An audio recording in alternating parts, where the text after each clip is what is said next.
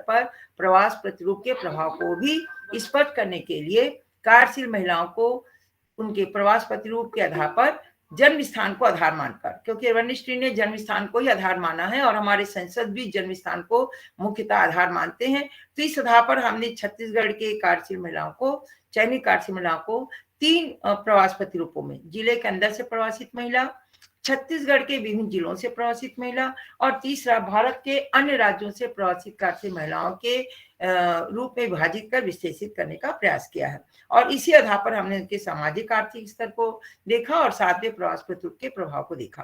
प्रवास प्रतिरूप को प्रभाव को देखने के लिए हमने जतराना और काक्स द्वारा प्रयुक्त बहुचर कारक विश्लेषण के बहुचर गुणपूर्ण सहसंबंध गुणा का प्रयोग किया। नेक्स्ट, अब यहाँ पर मैं आपको सबसे पहले महिलाओं के सामाजिक तथ्य को बताना चाहूंगी कि महिलाओं की जो सामाजिक स्थिति है वो महिलाओं के आर्थिक और उनके गुणात्मक स्वरूप को, जीवन की गुणवत्ता, हेल्थ को, सभी को बहुत अधिक रूप से प्रभावित करती है।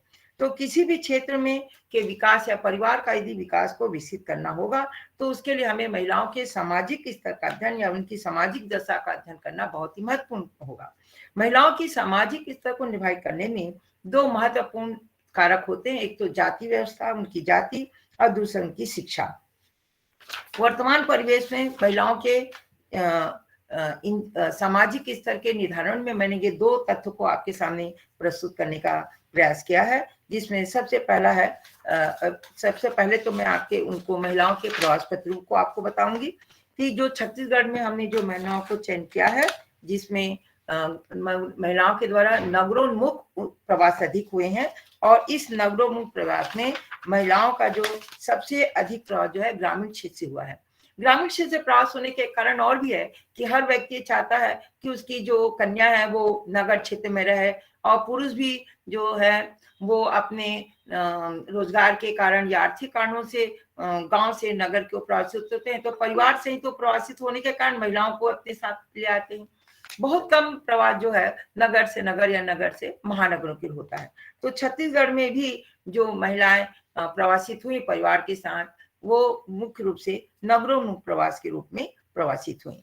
महिलाओं की जो चयनित महिलाएं, उनमें से 47.49% महिलाएं जो हैं वह जिले के अंदर से प्रवासित हुई, जबकि इसमें 35.07% महिलाएं छत्तीसगढ़ के विभिन्न जिलों से और 17.45% महिलाएं जो हैं वह आपके भारत के विभिन्न राज्यों से प्रवासित हुई। तो भारत के विभिन्न राज्यों से प्रवासित महिलाओं का प्रतिशत कम है और इस तरह से कम दूरी के प्रवास जो है वो हमारे क्षेत्र में नगरों में अधिक हुए, जिसमें जिला के अंदर से प्रवास और आपके छत्तीसगढ़ के विभिन्न जिलों से प्रवास महत्वपूर्ण है। इन क्षेत्रों में यदि हम देखें मानचित्र को, ये हम देखें तो इन मानचित्रों में आप देखें कि जगदलपुर और आपके अंबिकापुर नगर, जो अंबिकापुर नगर है वो ऊपर में है, उत्तर में है, जगदलपुर नगर जो है वह दक्षिण में। ये दोनों आदिवासी नगर हैं। इन दोनों आदिवासी नगरों में कम दूरी के प्रवास जो है अधिक हुए हैं, जबकि जो है रायपुर, दुर्ग, भिलाई, कोरबा जो कि औद्योगिक नगर है, पूर्ण रूप से औद्योगिक और प्रशासनिक व्यापारिक नगर है, विकसित नगर है, इन नगरों में जो है वह छत्तीसगढ़ के विभिन्न जिलों से और भारत के अन्य राज्यों से प्रवास जो है अधिक हुआ है। तो इस तरह से ये बात स्पष्ट हो जाती है कि महिलाओं में कम दूरी के प्रवास और दूरी बढ़ने के साथ साथ प्रवास प्रतिरूप में कमी आती है।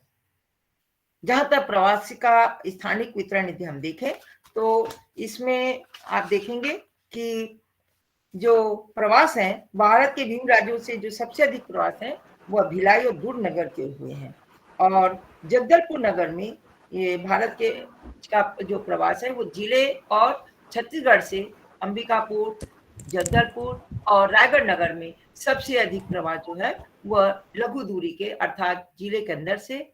और इसका कारण ये भी था कि आदिवासी नगर थे और कम विकसित नगर हैं छत्तीसगढ़ के, जहां आकर्षण बहुत ही कम रहा, तो निम्न आर्थिक स्तर के लोग जो है इन क्षेत्रों में ज्यादा प्रवासित हुए। तो इस तरह से प्रवास प्रतिरूप को हम देखें तो हमें अधिक स्थानिक भिन्नता देखने को मिलती है। अब यदि हम इनका जाति स्वरूप देखें प्रवास प्रतिरूप के आधार पर, तो जाति जो है वो निजी क्षेत्र के सामाजिक व्यवस्था को उन्नत करने में, समृद्ध करने में एक महत्वपूर्ण भूमिका निभाता है। तो जाति जो है स्तर के निर्धारण में भी महत्वपूर्ण भूमिका रखती है।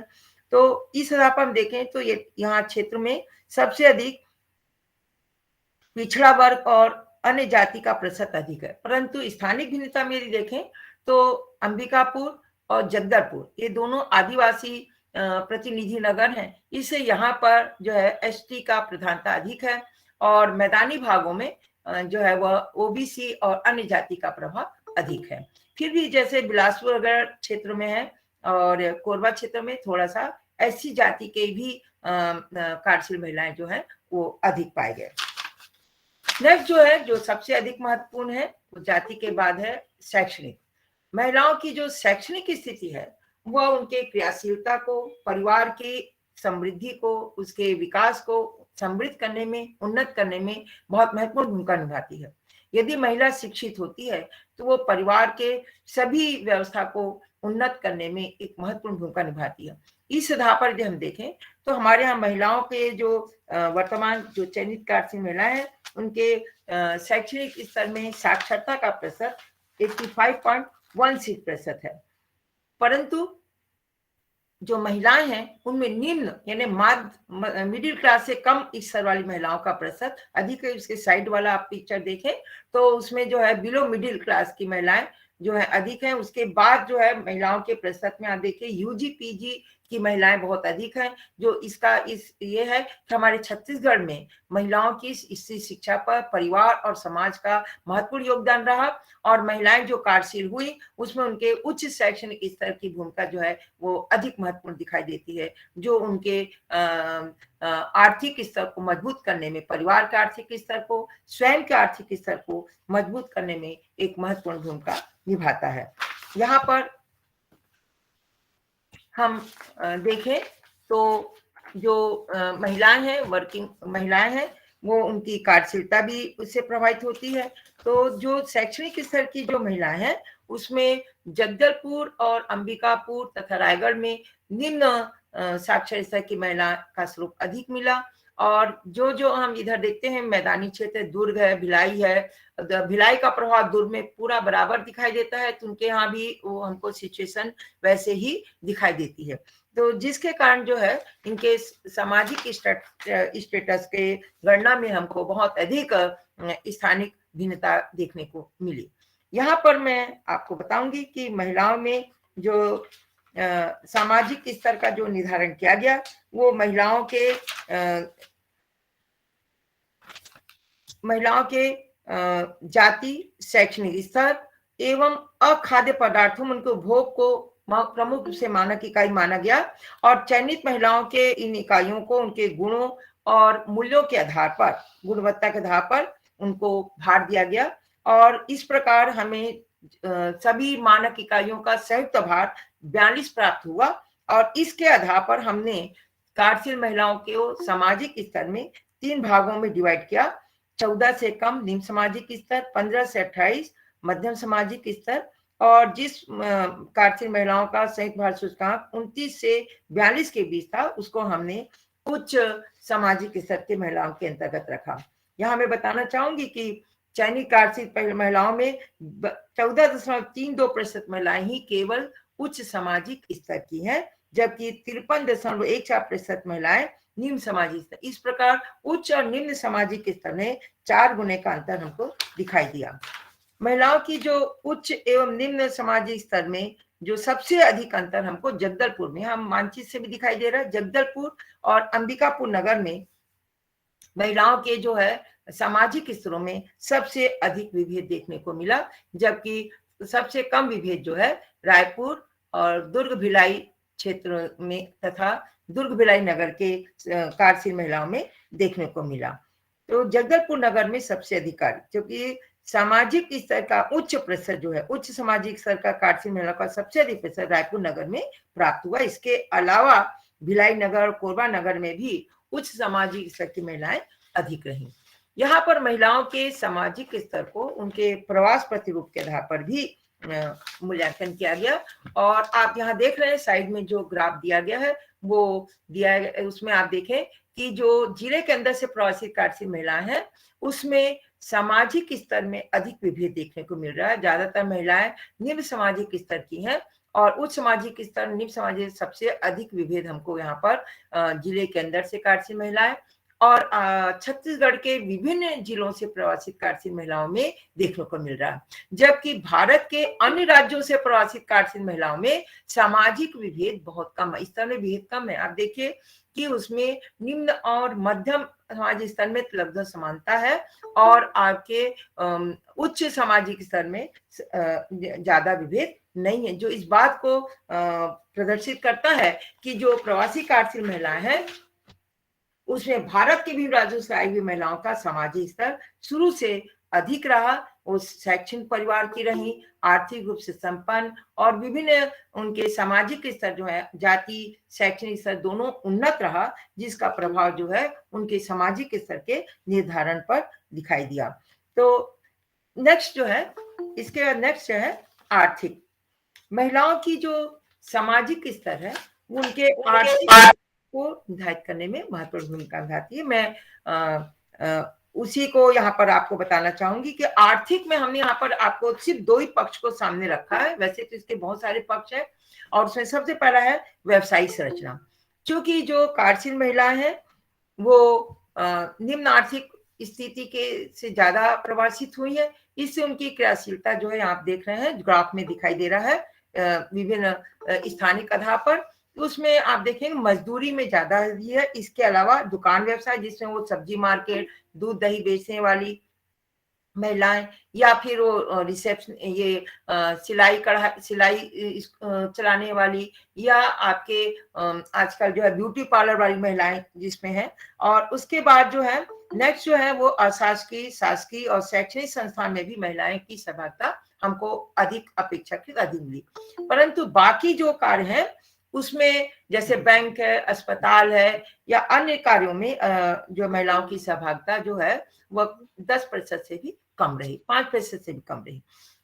तो यदि हम तुलनात्मक स्थानीय दृष्टि से देखें तो आप देखेंगे कि रायपुर दुर्ग भिलाई और कोरबा में महिलाओं के कार्य में बहुत अधिक विभेदीकरण है।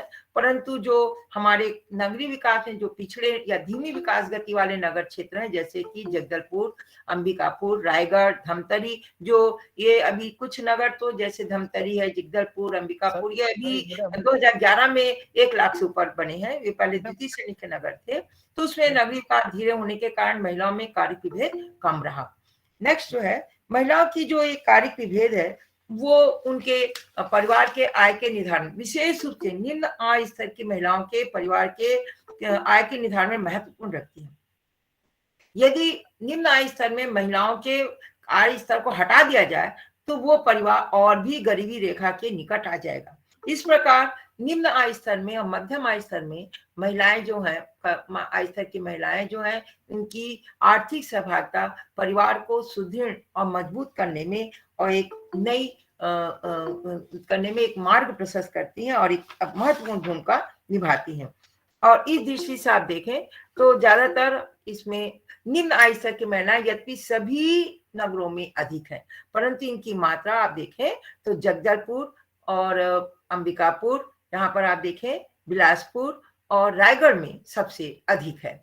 जबकि उच्च आय स्तर प्राप्त या उच्च आय प्राप्त महिलाएं जो हैं वह आपके भिलाई दुर्ग रायपुर में आपको अधिक दिखाई दे रहा है। इस प्रकार उच्च और निम्न आय स्तर में सबसे अधिक विभेद महिलाओं की क्रियाशीलता का जगदलपुर अंबिकापुर और रायगढ़ नगर में देखने को मिलता है। महिलाओं के इस नेक्स्ट महिलाओं के इस आर्थिक दशाओं का जो सबसे अधिक प्रभाव जो है उनकी आर्थिक स्तर के निर्धारण पर दिखाई देता है। महिलाओं के जो है आर्थिक परिवार की आर्थिक स्थिति महिलाओं को न केवल कार्य करने के लिए मजबूर या विवश करती है, वहीं उनकी उच्च शैक्षणिक स्थिति या उनकी व्यावसायिक शैक्षणिक स्थिति महिलाओं को कार्यशील होने में उनको एक महत्वपूर्ण प्रेरक तथ्य के रूप में उनको आगे करती है। और इसी दृष्टि से यहाँ पर हमने महिलाओं के आर्थिक स्तर का निर्धारण किया है। और आर्थिक स्तर के निर्धारण के लिए हमने व्यवसायिक संरचना, आय स्तर, ऊर्जा उपभोग एवं औद्योगिक उपयोग की वस्तुओं के उपभोग के प्रतिरूप को मानक इकाई माना है।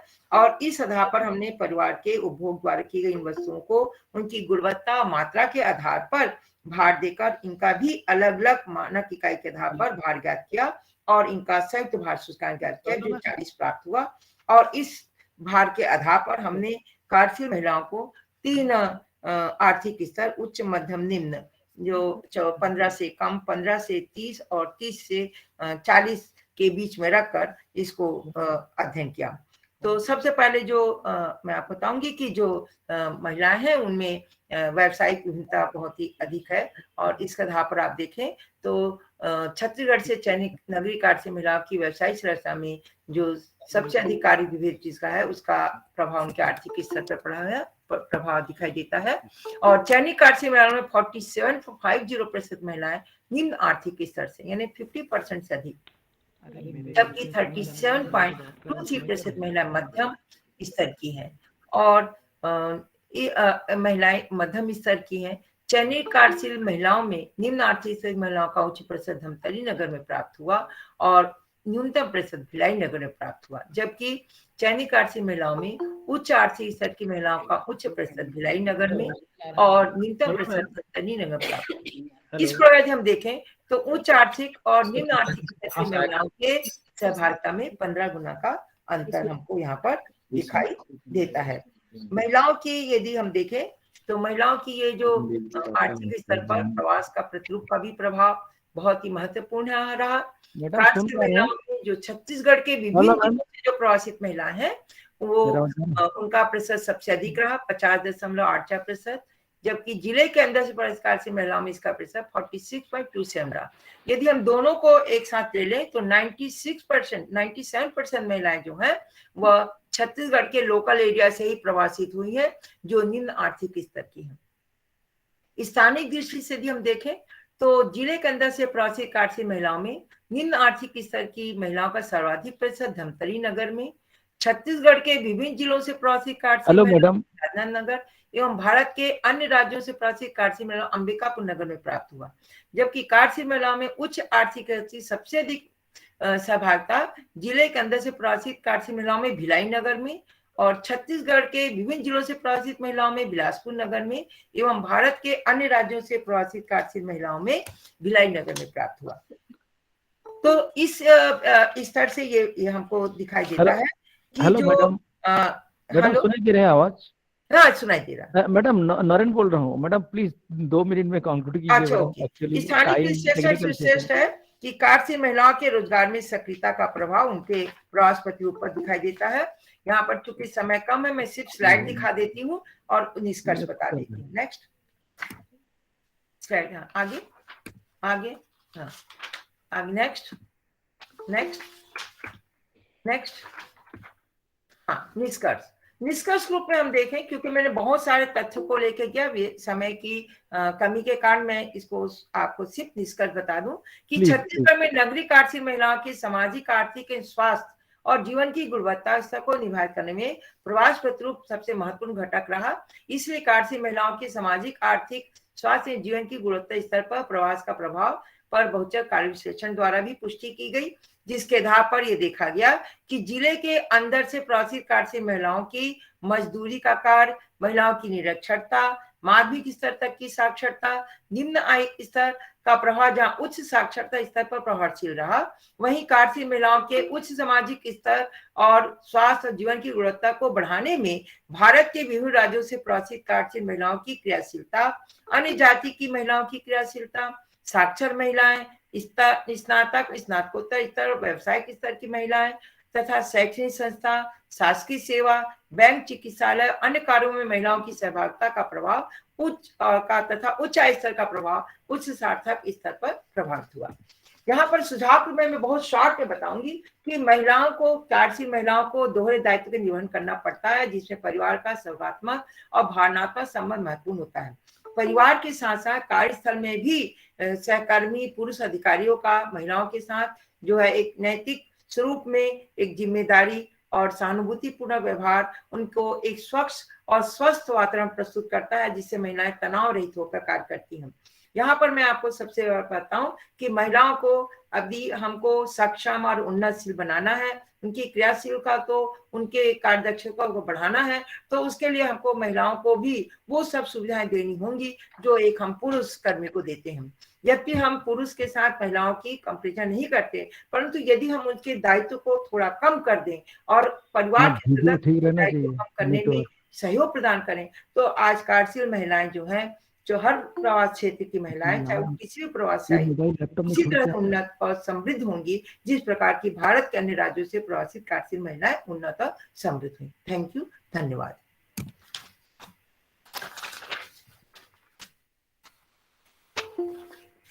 Thank you ma'am. I am doctor N Gudiya. Welcome madam. थोड़ा सा एक जानकारी मैडम ने आपने अच्छे से इलाबोरेटली एक्सप्लेन किया। This is very important issue.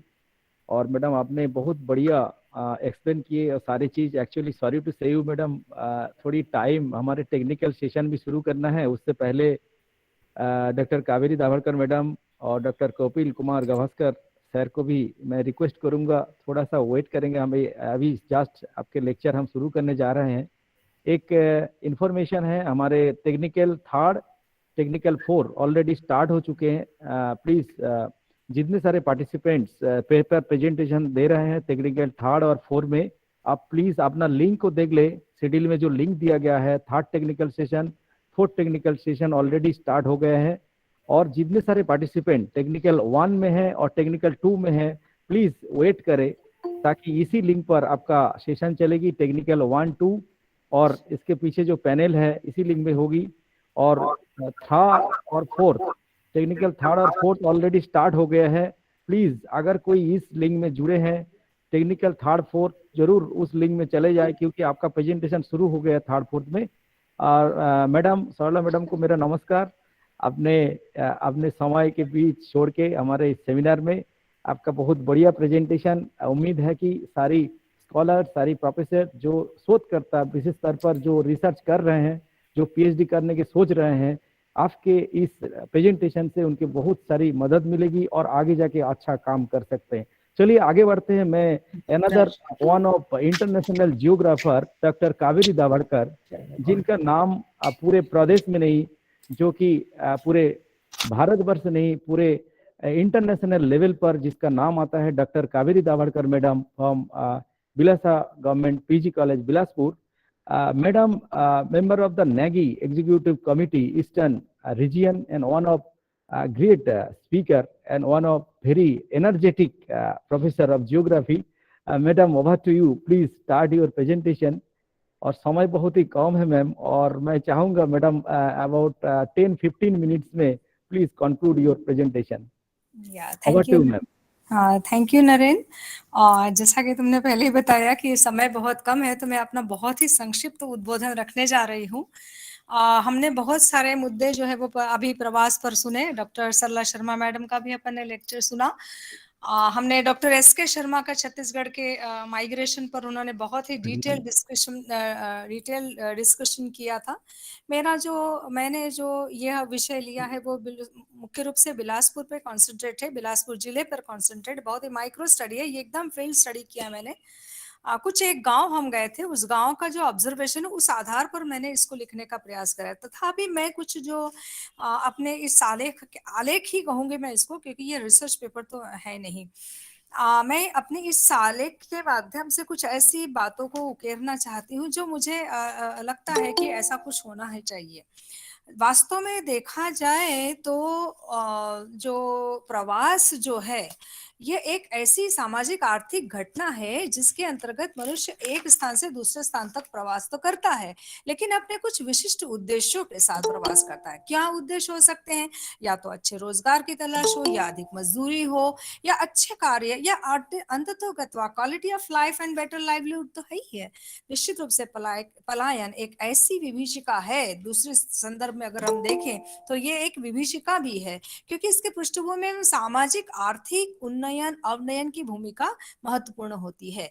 भौतिक तत्वों की उपलब्धता के साथ ही साथ विभिन्न आर्थिक गतिविधियों का सकारात्मक विन्यास किसी भी क्षेत्र के आर्थिक विकास का सूचक होता है। निश्चित रूप से अगर हम छत्तीसगढ़ की बात करते हैं तो छत्तीसगढ़ एक कृषि प्रधान देश है और कृषि प्रधान और ग्रामीण बहुल राज्य में मुख्यतः जो जनजीवन जो है वो कृषि पर आधारित ही होता है। और हम सभी जानते हैं कि हमारे राज्य में एक फसल ही हमारे बहुफसली जो कृषि पद्धति वह तो नहीं अपनाई जाती है। हालांकि कुछ कुछ पैचेस में अब हमको छत्तीसगढ़ में यह बदलाव परिलक्षित होता है, लेकिन अगर हम परंपरागत दृष्टि से कृषि पद्धति का अवलोकन करें तो यहाँ पर एक फसल पद्धति ही धान की कृषि मुख्य रूप से होती है। और हम यह सभी जानते हैं कि धान की कृषि भी वह भी वर्षा काल पर हमें ज्यादातर होती है। वर्षा अगर अगर अगर अगर वर्षा अगर प्रॉपर हुई तो कोई बात नहीं, अच्छी बात है, लेकिन अगर प्रॉपर वर्षा नहीं होती है तो रोजी रोटी का सवाल मुंह बाय खड़े हो जाता है। और यही से शुरू होती है विभीषिका पलायन की या प्रवास की। डॉक्टर शर्मा ने कहा था कि पलायन नहीं कहना चाहिए, लेकिन उनका ये संदर्भ था कि उन्होंने बहुत वृहद संदर्भ में इस शब्द को अवॉइड किया था। लेकिन मैं यहाँ पर चूंकि मैं कृषि मजदूरों के सापेक्ष में यह बात कह रही हूँ, इसलिए मैं ये कह सकती हूँ कि पलायन उनके लिए एक विभीषिका बन जाती है। हमारे अगर हम सोचें तो छत्तीसगढ़ प्रदेश में भारत के अगर हम छत्तीसगढ़ प्रदेश के माइग्रेशन के डेटास को लेते हैं तो हमने सभी जाना कि लगभग 9 लाख से भी ज्यादा लोग जो है वो माइग्रेट होते हैं। अगर हम कास्ट वाइज देखेंगे तो 9,65,278 एससीज जो है वो टोटल माइग्रेंट होते हैं, जिसमें से महिलाओं की संख्या ज्यादा और पुरुषों की संख्या कम है। इसी तरह से अगर हम बिलासपुर के डाटे को अगर हम ग्रामीण क्षेत्र के बिलासपुर के जो पॉपुलेशन को देखते हैं तो लगभग 1,54,945 जो है टोटल माइग्रेशन हुआ है। इस तरह से आंकड़ों की अगर हम बात करते हैं तो वो बहुत ही मतलब भयावह स्थिति उत्पन्न करते हैं। लेकिन अगर हम दूसरे संदर्भों में इसको आंकने का प्रयास करते हैं तो एक हमको समझ में आता है कि उसको हम इस तरह से कह सकते हैं कि यह एक नव आशावाद जैसा है। हाल में कुछ लोग ने जो श्रमिकों को जो लोग प्रवास करते हैं उनसे श्रमिकों को होने वाले फायदों पर जोर दिया है, खासकर ऐसे श्रमिकों को जो तुलनात्मक रूप से बहुत ही कमजोर और सामाजिक आर्थिक पृष्ठभूमि से आते हैं, जो बाहर विदेश जाते हैं या बाहर जाते हैं अपने क्षेत्र से अन्य क्षेत्र की ओर जाते हैं और अपने द्वारा अर्जित धन को मूल देश के आर्थिक विकास में खर्च करते हैं और इसे विकास के संभावित साधन के रूप में भी देखा जाता है। दूसरा यह है कि एक और वृद्धि की प्रक्रिया की प्रवृत्ति क्षेत्रीय असमता को बढ़ावा देने की होती है, वही प्रवास से पिछड़े इलाकों को मदद मिलने की उम्मीद की जाती है ताकि धीरे धीरे वे भी बराबरी से आ सके। कई ऐसे अध्ययन है उसमें सामने आया है कि मौसमी प्रवासी श्रमिक एक समय के बाद प्रवास के जरिए होने वाली कमाई पर न सिर्फ अपना जीवन यापन करते हैं बल्कि कुछ पैसा भी जोड़ लेते हैं। श्रमिकों का ये जो प्रवास है इसके बारे में यह जो नवा आशावाद है यह अल्पकालिक या वृत्ताकार या अंतर क्षेत्र पर सभी दृष्टि में अगर हम देखेंगे तो ये बहुत ही ज्यादा फायदा पहुंचाने वाला ऐसा दिखाई देता है। यद्यपि इसके नेपथ्य में अगर हम जाएंगे तो बहुत सारे तत्व आते हैं। ये होता है कि ज्यादातर जो प्रवासी होते हैं उसमें अधिकतर युवा होते हैं और मुश्किल परिस्थितियों में रहते हैं। कई लोग मिलकर कमरे का किराया और खाने की लागत भी साझा करते हैं। यहाँ तक इस तरह उत्पादन के लिए सस्ता श्रम दूसरे राज्यों को तो मिल जाता है और लागत भी घटती है। लेकिन क्या सवाल ये है कि क्या इस तरह का प्रवास कुछ परिवारों को गरीबी से बाहर निकालने में कामयाब रहा है? क्या यह गरीबी से बाहर निकलने का प्राथमिक तरीका होना चाहिए? दूसरी तरफ यह भी बात ध्यान देने योग्य है कि मूल स्थान के हालात में जरा भी सुधार अगर होता है, जैसे अच्छी फसल हो जाए, मनरेगा ठीक से लागू हो जाए या आसानी से छोटी कर्ज की उपलब्धता हो जाए तो ये प्रवासियों को बेहतर वेतन के लिए मोल भाव करने में मदद करता है। लेकिन अंततः गत्वा ये प्रवासी जो है अपने स्थान से बाहर की ओर जाना ही चाहते हैं। क्यों जाना चाहते हैं? क्योंकि उनके उन्हें उन्हें वह आधुनिक भौतिकतावादी या नगरवादी अर्बनाइजेशन का जो इम्पैक्ट है, अर्बनाइजेशन की जो चकाचौंध है, वह उनको आकर्षित करती है। साथ ही नगरीकरण, औद्योगिकरण और उत्तर आधुनिकतावाद और भौतिकतावादी जो प्रवृत्ति है, वह ग्रामीण क्षेत्रों से नगरीय क्षेत्रों की ओर इन कृषि मजदूरों को पलायन करने के लिए प्रोत्साहित करती है। निश्चित रूप से अगर हम आंकड़ों की बात करते हैं तो बिलासपुर छत्तीसगढ़ की अगर हम बात करते हैं तो हम देखेंगे कि युवा वर्ग में प्रवास का प्रतिशत छत्तीसगढ़ में ज्यादा है। उच्च स्किल वाली जनसंख्या कम स्किल वाले जनसंख्या की तुलना में अधिक प्रवासित है। छत्तीसगढ़ सरकार के आंकड़ों के अनुसार अगर हम कोरोना के डेटा को लेते हैं तो लगभग 7 लाख प्रवासी भारतीय वापस आए हैं। निश्चित रूप से छत्तीसगढ़ में 2011 जनगणना के अनुसार एक परिवार के पास में 0.27 हेक्टेयर खेती की जमीन है और एक फसली और वर्षा पर आधारित कृषि मुख्यतः कृषक करते हैं। अतः वर्षा आधारित कृषि में आय में घटबढ़ होती जाती है, और जब आय में घटबढ़ होती जाती है और इसी से प्रवास उनको आवश्यक होता है। क्योंकि निश्चित रूप से अगर हम दूसरा अगर डेटा देखेंगे तो छत्तीसगढ़ के अगर प्रवास का अगर हम डेटा सेंसस बेस्ड डेटा देखें, हम देखेंगे कि राजनांदगांव कवर्धा जिले में प्रवास ज्यादा है। हम ये जानते हैं कि ये जो एरिया है छत्तीसगढ़ का सर्वाधिक सीवियरली ड्रॉट प्रोन एरिया है, खासकर राजनांदगांव और राजनांदगांव एरिया। यद्यपि छत्तीसगढ़ शासन के द्वारा अब तो ड्रॉट प्रोन एरिया डिक्लेयर कर दिया गया, इस एरिया को रेनफेड एरिया घोषित कर दिया गया है और संबंधित क्षेत्र के सभी को आजीविका की सुरक्षा के अवसर प्रदान किए गए हैं। तथापि आज भी इन क्षेत्रों से प्रवास की जो प्रक्रिया है अनवरत जारी है। तो हम ये कह सकते हैं कि जलवायु या वर्षा की जो प्रवृत्ति है उसका सीधा सीधा माइग्रेशन से संबंध हम निकाल सकते हैं, या कृषि मजदूरों का पलायन का सीधा संबंध हम ये कह सकते हैं जलवायु पर से अंतर संबंधित है। लेकिन अगर हम बिलासपुर जिले की बात करते हैं तो बिलासपुर जिले में जो है उसका स्वरूप जो है प्रवास का जो स्वरूप है थोड़ा अलग हमको दिखाई देता है। हम सभी जानते हैं कि बिलासपुर का जो नॉर्दर्न एरिया है, जो मैं अविभाजित बिलासपुर डिस्ट्रिक्ट की बात कर रही हूँ, बिलासपुर जिले का जो नॉर्दर्न एरिया है वो मुख्य रूप से ट्राइबल प्रिडोमिनेंट एरिया है, जबकि साउदर्न रीजन में मुख्य रूप से शेड्यूल कास्ट जनजाति अनुसूचित जाति के लोगों की प्रधानता है। आंकड़े यह कहते हैं कि लगभग जो बिलासपुर जिले से लगभग 1,54,945 शेड्यूल कास्ट मतलब जाति अनुसूचित जाति के लोगों ने प्रवास किया है, जबकि शेड्यूल ट्राइब के में इनकी संख्या 1,38,877 है। लेकिन कॉमन बात, चाहे वो SC हो चाहे वो ST हो, इनके परिप्रेक्ष्य में एक बात बड़ी कॉमन है, वो है कि महिलाओं का जो प्रवास है उनकी संख्या, प्रवासित महिलाओं की संख्या अपेक्षाकृत अधिक है। निश्चित रूप से यह बात प्रमाणित होती है कि विवाह या अन्य सामाजिक कारणों से यह महिलाओं की बढ़ती हुई संख्या है, लेकिन अगर आर्थिक कार्यों की सहभागिता की हम बात करते हैं तो इसमें महिलाओं की संख्या में भिन्नता या कमी हमको आसानी से नजर आती है। क्योंकि अगर एम्प्लॉयमेंट की दृष्टि से अगर हम बिलासपुर क्षेत्र के SC महिलाओं का या SC पॉपुलेशन का अगर स्टेटस देखेंगे तो एम्प्लॉयमेंट के कारणों से जाने वाले जनसंख्या के आंकड़े ये बताते हैं कि टोटल 74,720 जो है वो एम्प्लॉयमेंट के कारण गए हुए, जिसमें से मात्र 17,241 जो थी वह महिलाएं थी। इस प्रकार अगर बिजनेस की दृष्टि से अगर अपन देखते हैं तो 1,554 कुल प्रवासी जो है बिजनेस के उद्देश्य से गए हैं, जिसमें कि 600 महिलाओं की संख्या जो है वो 601 है। तो स्पष्ट है कि महिलाओं का जो प्रवास का जो प्रतिशतता है मुख्यतः सामाजिक कारण है, जबकि पुरुषों का मुख्य रूप से कार्य की प्राप्ति के उद्देश्य से पुरुषों में प्रवास जो है बिलासपुर जिले में परिलक्षित होता है। जिले के उत्तरी विकास खंडों में जनजाति बहुल क्षेत्र है, जहां पर प्रवास की प्रतिशतता कम है, वही सर्वाधिक बिलार मस्तूरी विकास खंड में ज्यादा है।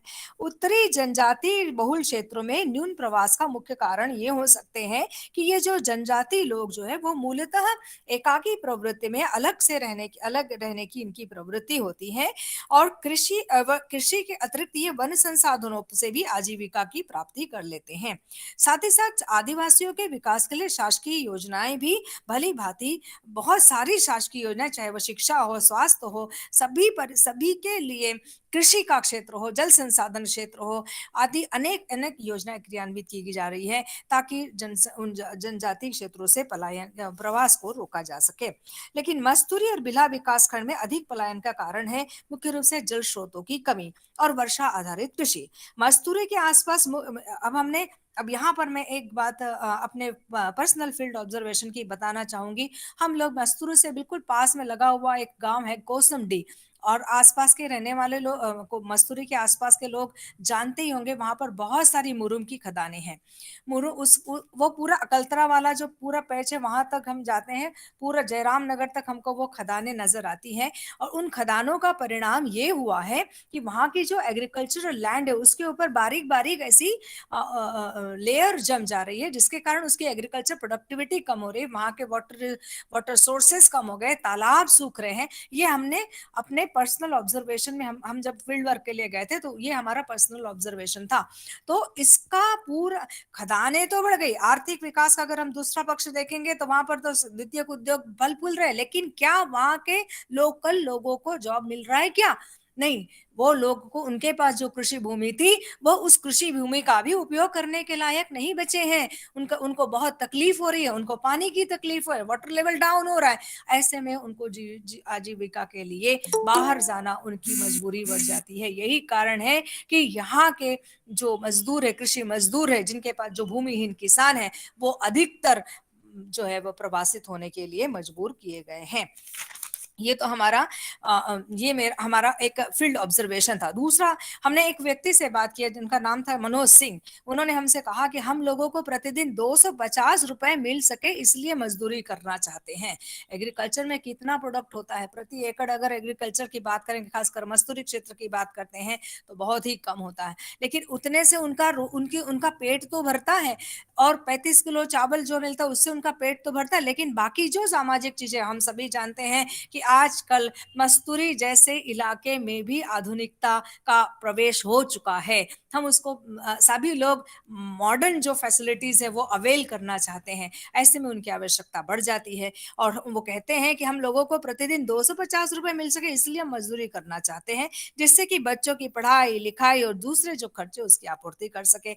गांव में काम मिलता नहीं है, और गांव में काम नहीं मिलने के कारण हमको पलायन आवश्यक हो जाता है। ग्राम में मनरेगा की तरह काम मिलता भी है, परंतु समय पर पैसे नहीं मिलते, और बैंकों के चक्कर हम काटते लगाते रहते हैं, और इससे पैसे की तंगी हमको हमेशा रहती है, और पढ़ाई लिखाई में मुश्किल हो जाती है। कई बार तो हम बच्चों को पढ़ाई को भी हम प्रोवोक नहीं कर सकते हैं, मुश्किल हो जाती है, बच्चों को पढ़ाई के बारे में सोचते भी नहीं है।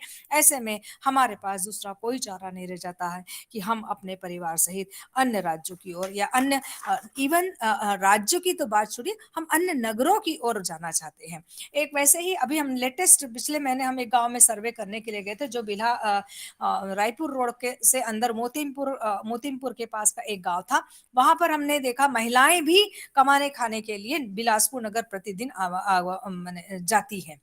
इसका कारण था कि भाई खेती, हमारे पास तो मात्र 1 एकड़ जमीन है, 1 एकड़ भी जमीन थी, और कुछ जो महिलाएं थी उनके पास तो जमीन ही नहीं थी, पति नहीं था। ऐसे में उनके पास में रोजी रोटी करने के सिवा कोई भी चारा नहीं था। यही कारण है कि ऐसी महिलाएं, जो भूमिहीन महिलाएं हैं, जो पति विहीन महिलाएं हैं, उनके लिए इस प्रकार की रोजगारी के लिए बाहर निकलना लाजमी हो जाता है। इसलिए प्रवास यहाँ पर विभीषिका बन जाता है। अगर अब हम इसका जो दूसरा पक्ष है उसको हम देखते हैं। अगर हम सीमांत कृषकों की संख्या, पारिवारिक उद्यम में संलग्न व्यक्तियों की संख्या, सिंचाई, गहनता, फर्टिलाइजर का उपयोग, कृषि मजदूरों की संख्या, इन तमाम जो आंकड़ों के जो संदर्भ है उसको लेते हुए अगर हम इसको प्रवास से जोड़ने का प्रयास करते तो हम देखेंगे कि बिलासपुर जिले में नेट जो सोन एरिया है उसकी प्रतिशतता के उसमें देखेंगे तो प्रवास और नेट सोन एरिया के बीच में प्लस माने धनात्मक सहसंबंध दिखाई देता है। साथ ही सिंचाई, गहनता, उर्वरकों का उपयोग और प्रवास के बीच में भी धनात्मक सहसंबंध दिखाई देता है। जिले में सिंचाई, उर्वरकों अर्थात कृषि आधुनिकीकरण जिन विकास खंडों में अधिक हुआ है वहां श्रमिकों का जो प्रवास है वह कम होना चाहिए। लेकिन अगर हम अध्ययन क्षेत्र के आंकड़ों का विश्लेषण करें तो यह स्पष्ट होता है कि इन विकास खंडों में सीमांत कृषकों एवं कृषि मजदूरों की संख्या अधिक है।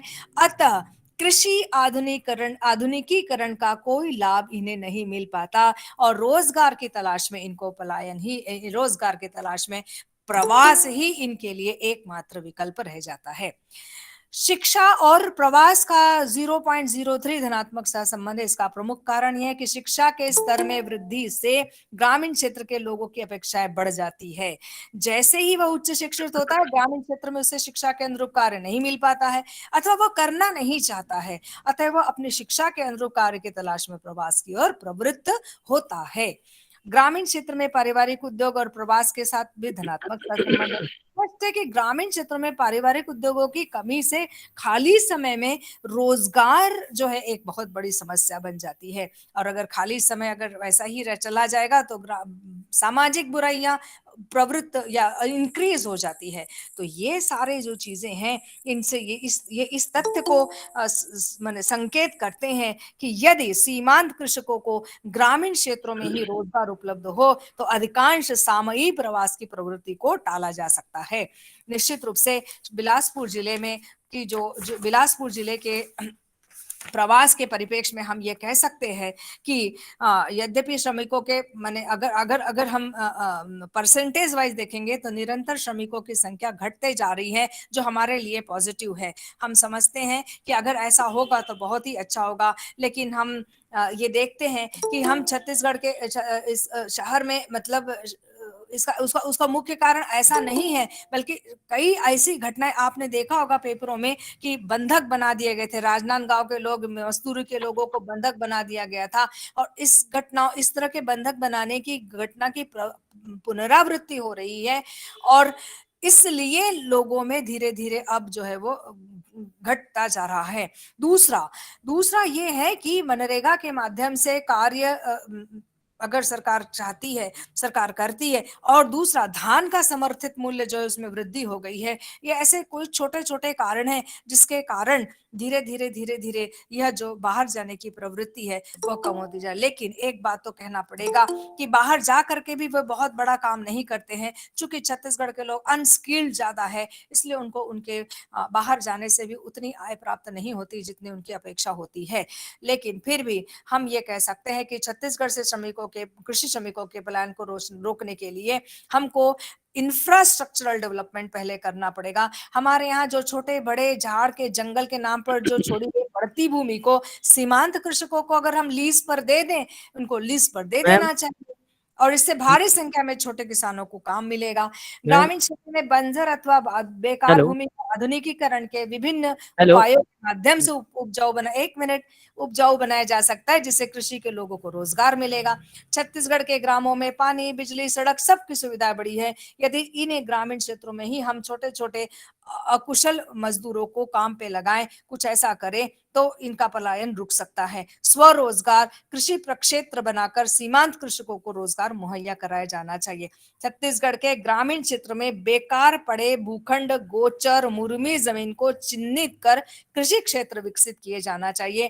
फेंसिंग मुक्त इन जमीनों पर ट्रांसफार्मर लगाकर सिंचाई की सुविधा युक्त इसे बनाना चाहिए। सरकारी तौर पर यह सर्व सुविधा संपन्न कृषि क्षेत्र सीमांत कृषकों को 1,000 रुपए वार्षिक किराए पर दिया जाएंगे या दिया जाए तो निश्चित रूप से छत्तीसगढ़ में छत्तीसगढ़ के किसानों का पलायन जो है वो रुक सकता है। छत्तीसगढ़ में 8 से 10 बोरा धान देकर छोटे किसान बड़े किसानों से जमीन कृषि किराए पर लेते हैं एवं सपरिवार कृषि कर लेते। इस तरह से 3-4 हजार रुपए प्रति वर्ष जमीन का प्रति एकड़ किसान किराया देता है। अब यदि सरकार उन्हें विकसित कर रहे, उसको साझा क्षेत्र के नाम से एक छोटी छोटी जमीन सरकार उनको दे दे तो सीमांत कृषकों को नया जीवन प्राप्त होगा, फसल बढ़ेगी और उन्हें रोजगार की तलाश में शहरों की ओर नहीं जाना पड़ेगा। समग्र रूपेण हम कह सकते हैं कि बिलासपुर जिले के आदिवासी अंचल को छोड़कर सभी क्षेत्रों में प्रवास की प्रवृत्ति परिलक्षित है। थोड़ी ही सही लेकिन उसमें घटोतरी हो रही है, लेकिन हमको इन बंजर जमीन का विकास कर हम इस पलायन को रोक सकते हैं। आपने मुझे बुलाया, आपने मुझे भाषण देने का मौका दिया। मैं आयोजकों को, मैं नरेंद्र गरिया को और महाविद्यालय के प्राध्यापक प्रिंसिपल डॉक्टर वी.के. गुप्ता और गरिमा तिवारी जी, आप सब के प्रति मैं आभार व्यक्त करती हूँ कि आपने मुझे प्रवास जैसे विषय पर बोलने के लिए आमंत्रित किया। बहुत बहुत धन्यवाद। बहुत बहुत धन्यवाद मैम। आपने अपने माइक्रो ऑब्जर्वेशंस को, अपने गहन अध्ययन को हमारे सामने रखा। निश्चित रूप से जो सुझाव आपने दिए हैं वह विचारणीय है और निश्चित रूप से इसका लाभ ये अगर सही चैनल के जरिए सही जगह पर हम पहुंचा पाएं तो उसका लाभ जरूर क्षेत्र को मिलने वाला है। मैं आपको पुनः बहुत बहुत धन्यवाद करता हूं सुंदर उद्बोधन के लिए। अब मैं अगले क्रम में department of geography Banaras Hindu विश्वविद्यालय के young energetic professor doctor Kapil Kumar Gavaskar sir को आमंत्रित करूंगा। सर के विषय में मैं बताना चाहूंगा कि सर, रिस्पेक्टेड सर ने 14 नेशनल और 13 इंटरनेशनल कॉन्फ्रेंसेस में अब पेपर प्रेजेंट किया है। वे यूजीसी नेट एग्जाम्स के ऑब्जर्वर के रूप में भी कार्य कर चुके हैं। सर ने एक बुक लिखा है भूगोल के लिए और उनके 16 रिसर्च पेपर्स पब्लिश अभी तक हो चुके हैं और बहुत ही कर्मठ प्रोफेसर हैं ये बनारस हिंदू विश्वविद्यालय के। अब मैं सर से रिक्वेस्ट करूंगा कि समय की सीमा को ध्यान में रखते हुए अपने विचार हम सबसे साझा करें। Respected sir.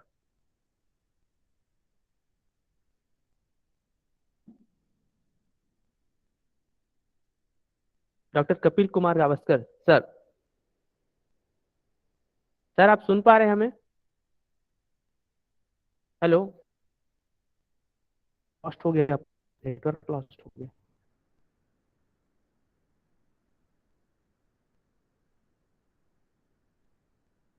नेटवर्क लॉस्ट हो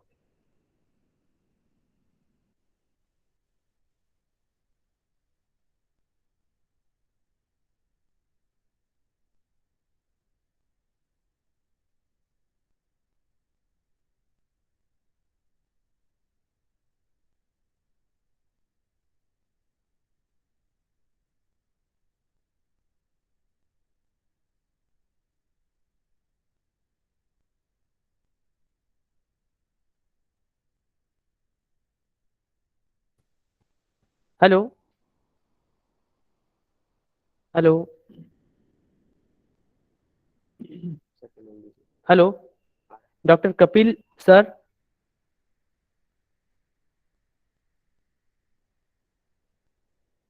हेलो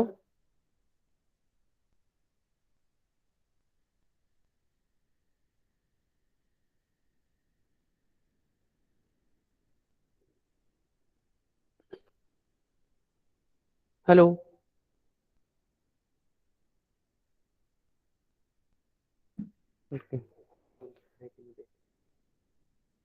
आ गए हैं।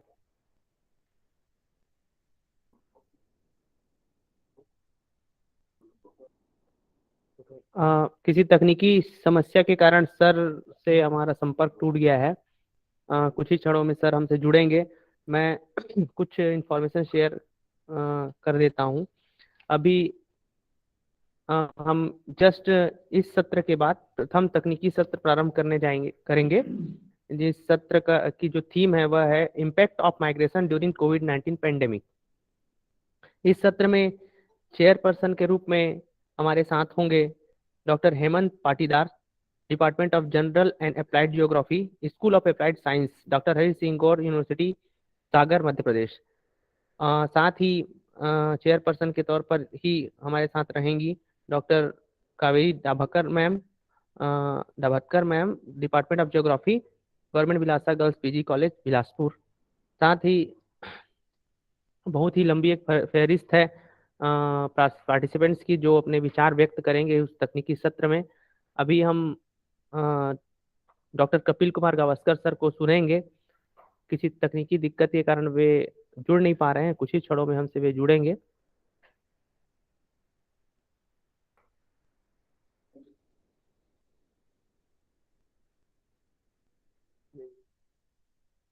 जैसे ही सर अगर जुड़ते हैं हमसे तो हम उनके उनके विचार सुनेंगे।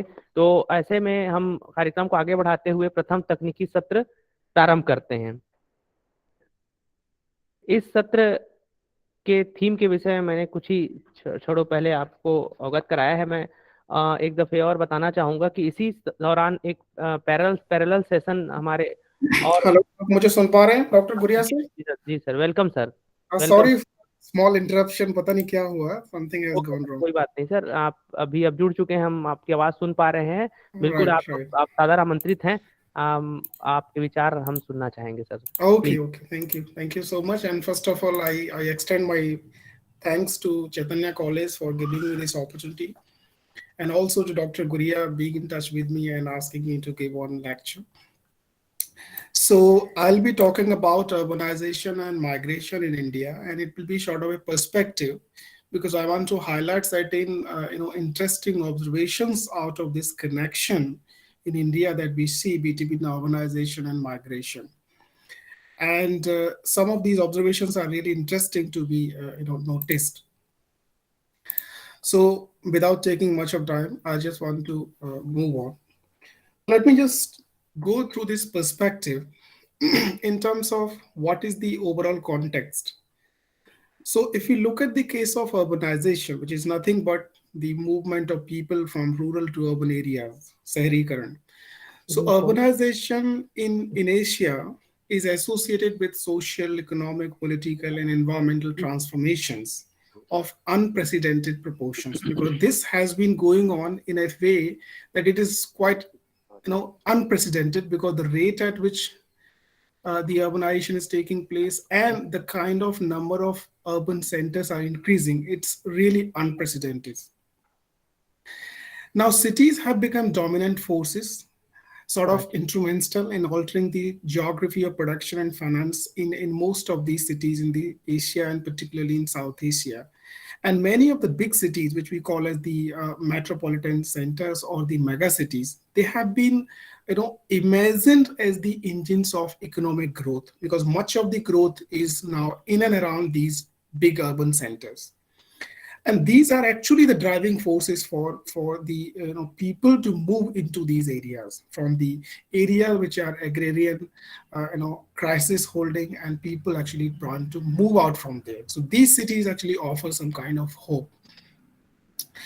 In addition to this, the globalization also need to be understood in the sense that the phenomena of globalization has renewed interest in thinking about the place and role of cities in international system, because this is the globalization which is very, very economic.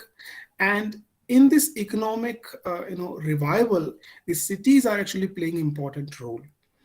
And if I say this, it will not be very out of box thinking, that now cities are more connected to the other of the nations than the nations are connected. This is how the globalization has brought a kind of change in the urban scenario.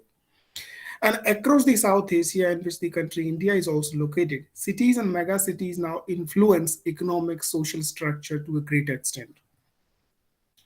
For this purpose, we have looked at the urbanization and the migration. The data has been taken from these government sources. As per the census of India 2011, about 31% of the country's population lives in the urban areas, which is in absolute numbers around 377 million. It's huge. And there are 53 million plus cities, a city which has population more than 1 million. 1 million means 10 lakh and more.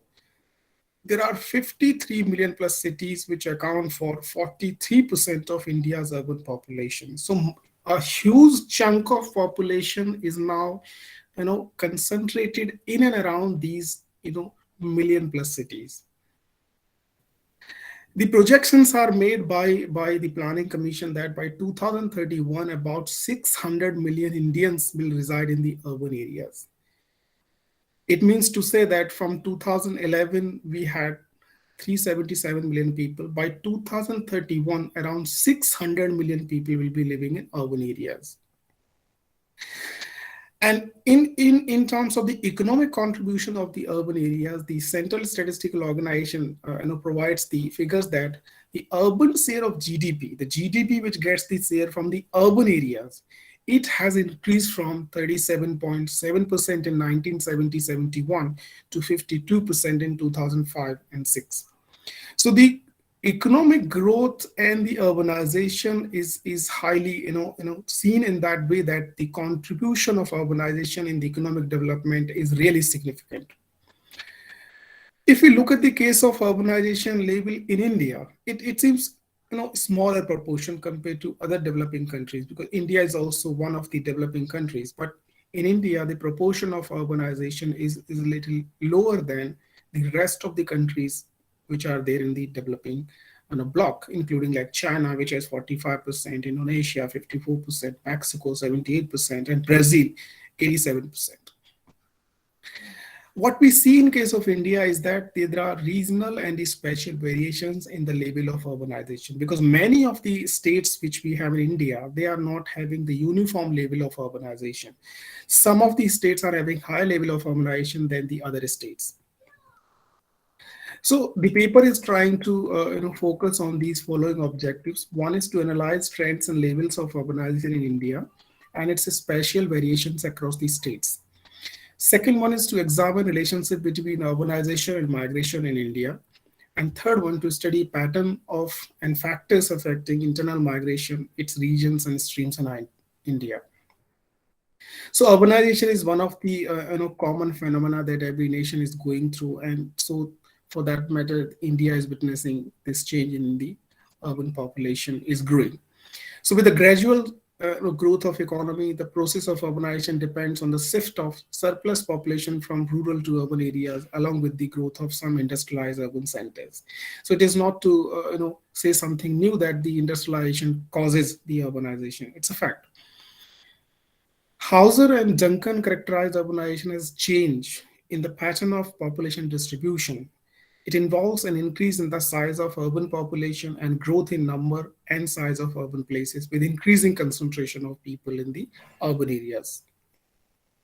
So in cases where the rate of increase in the urban population exceeds the regional rate of increase, total population, maybe in the context of a region or maybe in the context of a country, especially by a considerable margin, the condition emerges as urbanization.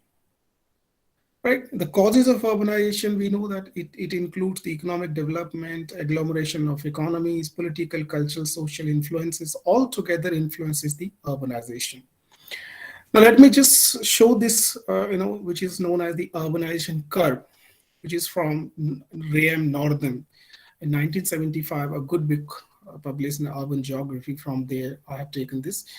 Northam provides this kind of urbanization curve. There are three stages in the level of urbanization, and one is the initial stage, second one is acceleration stage, and the third one is the terminal stage. So around 70% of population if lives in the urban areas. From there onwards, the terminal stage starts. Now, where do we stand as a country, India or India in the developing countries? We are actually in the initial stage. We are 31%, so we are still in the initial stage. And there are many countries which are in acceleration and the terminal stage. So in terms of absolute number of people, we are huge in urban areas, 377 million, but in terms of total population's proportion, it's roughly around 32%. Urbanization and urban growth of India, if you look at in terms of the decadal data from 1901 onwards, this table shows you the decadal data, in terms of the census years from 1901 to 2011. The urban population in terms of the absolute number is increasing. Number of towns and urban areas is also increasing. Now we have 7,935 urban centers. The level of urbanization is also gradually increasing over the decades. Now we have around 31.2% of level of urbanization, and the decadal growth rate. including the annual exponential growth rate. All this indicates that the level of urbanization is, growing, and it is growing at a rapid urban growth rate. So decadal growth rate was recorded in 2001 and 11, 31.80%, whereas the average annual exponential growth rate was around 2.76.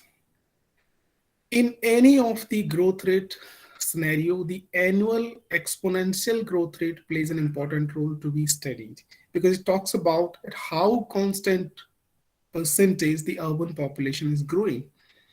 And we can see that in the post-independence scenario, we see the population is growing, in a way that the annual growth rate on average has been more than 2.5 on average. This is the trends in level of urbanization in India in terms of the percentage. So now we have seen the population in living urban area is around 31.2%. So each decade, the level of urbanization is increasing. If you look at the number of towns and urban agglomerations and outgrowths in India, this table shows how the different kind of urban centers we have. So in 2011, we have total urban centers 7,935, which were higher than in 2011, where we had 5,161. Out of the 7,935, statutory towns were 4,041, and the remaining were census towns. Census towns were 3,894. Within the overall urbanization, one of the emerging phenomena is that the number and the growth of census towns has been very, very remarkable in the last couple of decades. And these are the census towns which are, having, a population of more than 5,000 and a certain density which is identified in definition. So this number of census towns is increasing, and that plays a crucial role in the urbanization. In terms of the number of urban agglomerations, we have 475, and number of outgrowths, we have 981. This is the number of statutory and census towns and their population in India. So no need to go in that way, but roughly I'll try to reflect on that. The statutory towns which we had, including outgrowths, the number was 4,041. Population was around 319, and proportion of the total urban population was 86%. Whereas the census towns, their number was 3,894. Population was around 54 million, and their proportion of the total urban population was 14% in 2011, which is showing how the population in urban areas lives in different kind of urban centers.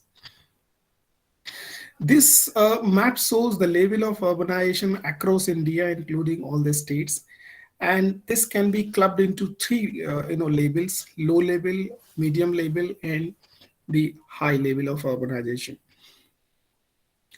A common observation is that much of India's population, in terms of the overall 31.2% of urban population, much of India's urban population is now in the middle level. Middle level, which starts from 20 to 50 percentage of urbanization across the states. And high level of urbanization, which we see, is found in the Mizoram, National Capital of Territory, Delhi, Tamil Nadu, Goa, Gujarat, and Kerala. So this is how the spatial pattern of urbanization is. Low level of urbanization is Himachal Pradesh, Bihar, Odisha, Assam, and in between we see the medium level of urbanization. This is showing how the scenario within the state at the district level is. If we see this figure in terms of where the higher concentration of urbanization level is found in many of the highly urbanized states, one, and second, in and around the capital cities of the each state. So if you look at this figure, the Punjab, Haryana, Delhi, Gujarat, Maharashtra, Tamil Nadu, Kerala, Maharashtra, parts of Andhra Pradesh, all this indicate the higher level of urbanization in these districts. And apart from this, if you move, then in and around the capital cities of the states. This shows a kind of perspective on that how the urbanization is growing in terms of the size classes. The very interesting observation is that we have 6 divisions of classes: first, second, third, fourth, fifth, and sixth. From 1901 onwards, sir, if you see, I'll finish within 2 and 3 sir, minutes. I'll sorry, sir. finish जी, within 2 and 3 minutes. I'll finish. No need to worry. okay, sir. Okay, sir. Okay. Within Sorry. census decade, if you see from 1901 onwards, what is observation interesting is that the share of class 1 cities is increasing, right? Whereas the share of second and class 3rd cities is not very increasing. On the other hand, we see the share of class 4th and 5th is gradually increasing, right? So now much of the growth is in the class 1 cities and also in the urban centers, which are just marked as the census towns, and many of these figure in 4th and 5th in that level. So this is how the share of size class towns and cities in 2011 year, in terms of where we do stand. These are the million plus cities in India. We had 53 cities in the overall, in the context of India. Now comes the migration. Migration is the geographic movement of people. We know all that. And specified in terms of how people are moving from which place to which place. So migration, along with the fertility and mortality, plays an important role in the overall change in the population. It is defined in different terms: in migration, out migration. Various terms are used in the context, the way they are used. But as per the population, census of India, migration is basically identified on the basis of 2 important aspects. One is the place of birth, and second one, place of last residence. So this data in the census provides you the migration scenario. Why this is linked with the urbanization? Because this is the move of people from rural to urban areas, which creates a kind of surge in the overall urban population. So factors at home in rural areas, they contribute to the movement of people. Broadly, we put them into push and pull factors, but if we look at the macro level scenario, then many other important dimensions also need to be looked at. This data is from the NSSO reports, reports in terms of how the urbanization and migration scenario has been. So this table, this figure is showing how the level of urbanization, and the contribution of migration has been. So this shows the streams of migration, and data is according to National Sample Survey Organization. Broadly, we can identify that many of these states, it is the rural to rural migration which is higher, and then after that, if we see, then we see a change in rural to urban migration, and the remaining migration pattern is actually very low. This figure I would like to indicate here, and I would like to show this figure because this actually shows you interesting perspective. This shows the interstate migration for work in 2011, how people move from one place to another place. And if we correlate this with the number of SEZ, special economic zones in India, in the last 10 years, which they have come in number, much of the population which is moving to is actually where these SEZs are located in India. So it is very interesting observation that we have to link in that way. And then this indicates here the scenario of male and female migration in India in terms of how the gender-wise portion is. This indicates how the state-wise proportion of the male and female migration scenario is.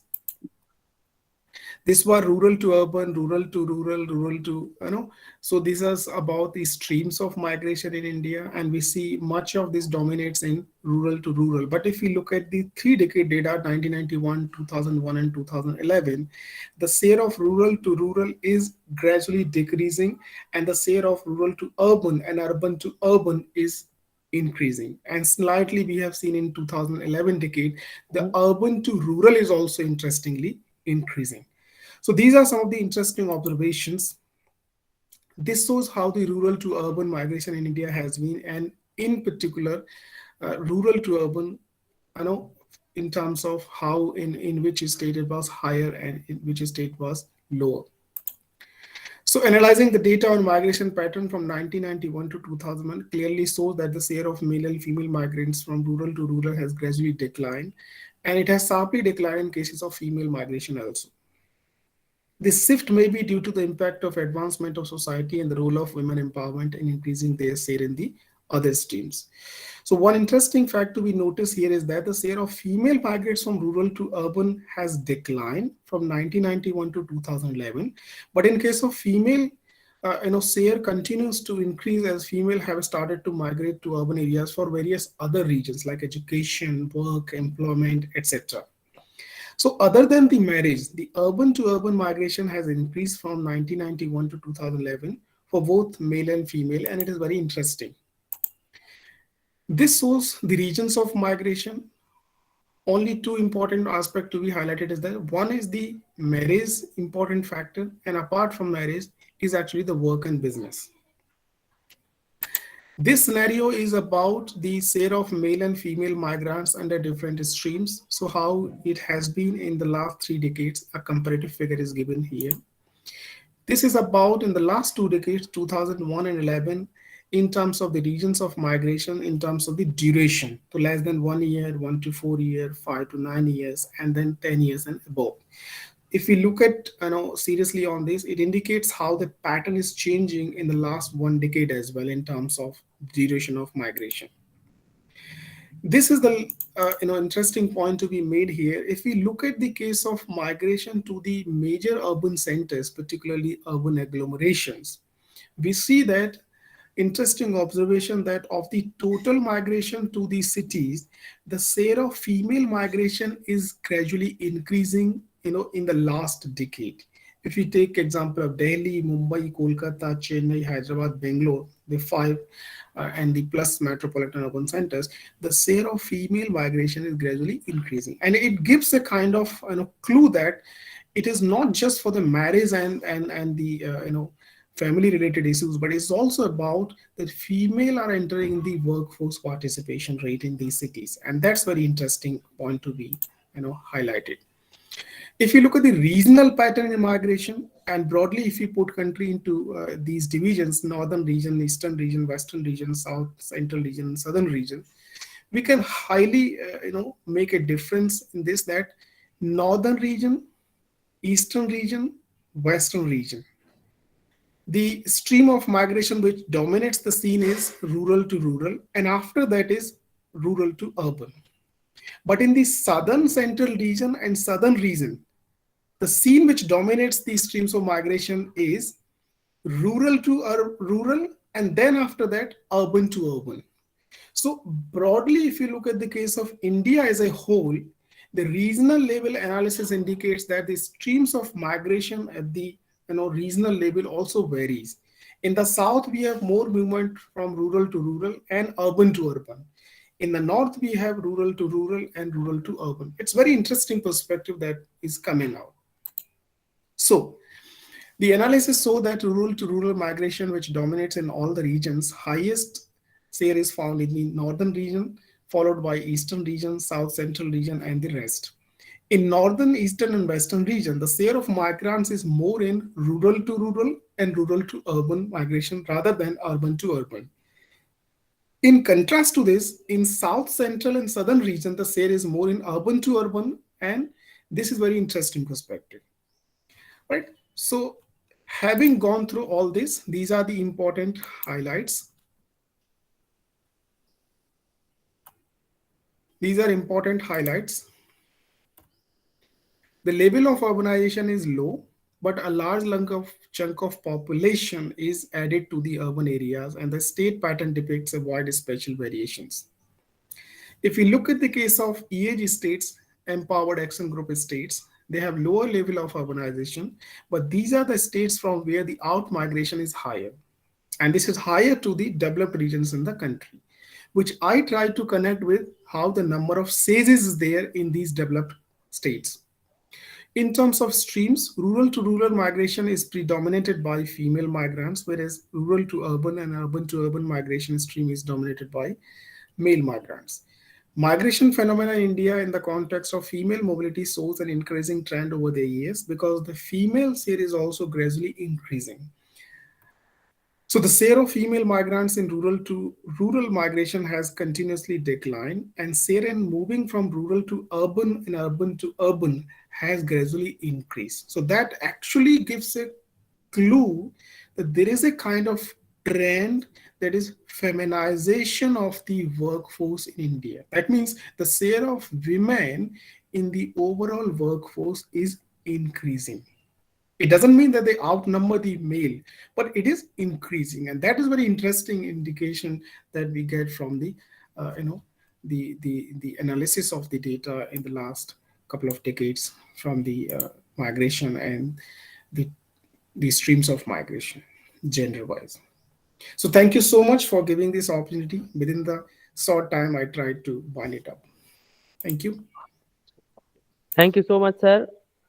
आपने urbanisation और migration के बीच का जो correlation है उसे बहुत ही बेहतर तरीके से हम सबके बीच रखा, और आपने जो फाइंडिंग्स हमारे सामने रखी हैं उसका लाभ निश्चित रूप से और दूसरे रिसर्चर्स और नए स्टूडेंट्स लेंगे, ऐसा हमें विश्वास है। और बहुत बहुत धन्यवाद आपको, बहुत ही कम समय में आपने बहुत ही बेहतर प्रेजेंटेशन दिया। Thank you so much sir.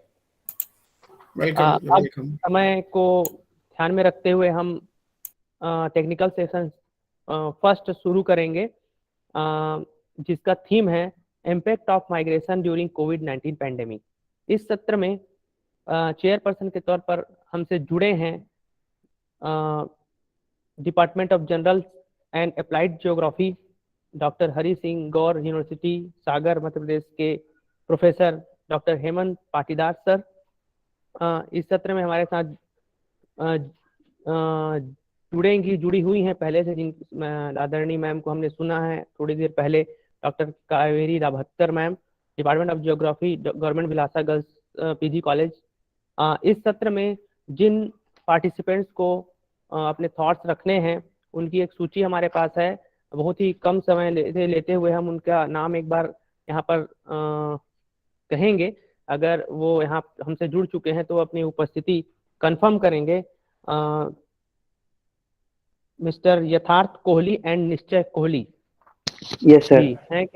Good afternoon sir. Good afternoon. Very good afternoon. Next है Rubinur Chaudhary ji. Present sir. Present. बहुत बहुत स्वागत है आप सभी का। Doctor Prachi Singh ma'am, doctor Prachi Singh ma'am, doctor Prabhu Dayal Yadav sir. हाँ सर, नमस्कार सर। हेलो। नमस्कार सर, स्वागत है सर आपका बहुत बहुत। ओके सर, धन्यवाद। Miss Mamtisha Kumari, miss Mamtisha Kumari, professor Ashok Kumar Sinha sir, doctor Abhay Kumar sir. Hello sir, नमस्कार। नमस्कार सर, नमस्कार, स्वागत है सर आपका बहुत बहुत।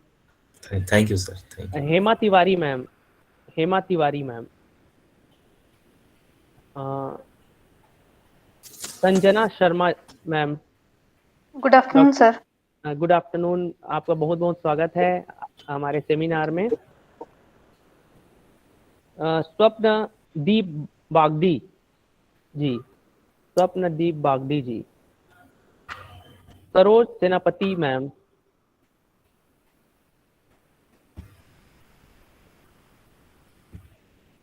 गरवंदला उदय साय, दिल्ली टेक्निकल यूनिवर्सिटी दिल्ली से। Good afternoon sir. Good afternoon, very very welcome. आप सभी का बहुत बहुत हार्दिक अभिनंदन है हमारे सेमिनार में। अब हम इस सत्र के chairperson doctor Hemant Patidar sir को कुछ देर सुनेंगे। सर, आपकी अनुमति से फिर इस सत्र को आगे बढ़ाया जाएगा और अन्य पार्टिसिपेंट्स को अपने विचार व्यक्त करने का मौका दिया जाएगा। आदरणीय पाटीदार सर। सर क्या आप हमें सुन पा रहे हैं? Doctor Hemant Patidar sir, hello hello hello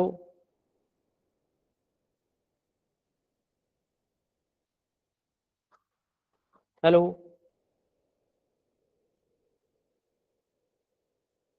शायद किसी तकनीकी समस्या के कारण सर से संपर्क नहीं हो पा रहा है। हाँ सर, हमसे जुड़ गए हैं सर।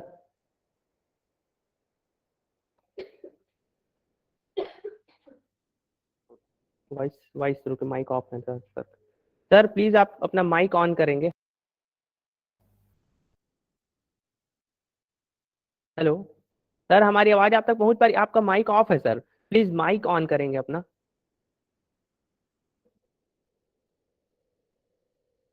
अभी भी माइक ऑन नहीं हो पाया सर, प्लीज।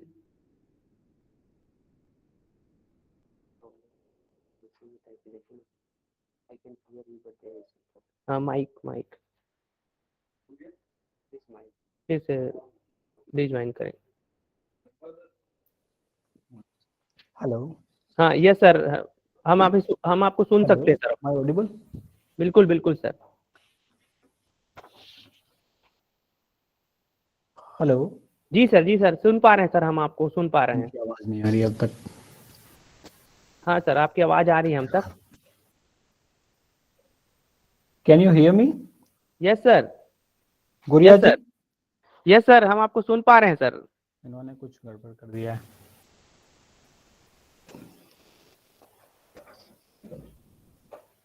हेलो। ये सब तो चालू है। Can you hear me? Yes sir.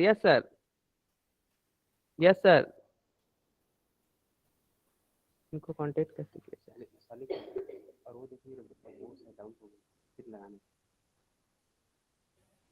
Sir को मैसेज कर सकते हैं क्या? इसमें माइक में तो प्रॉब्लम नहीं है।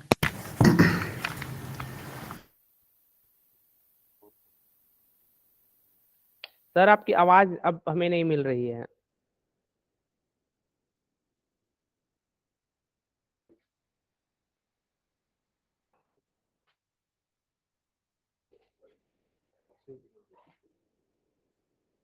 माइक आपका ऑफ हो गया सर, आपका माइक यहाँ से ऑफ दिखा रहा है। आप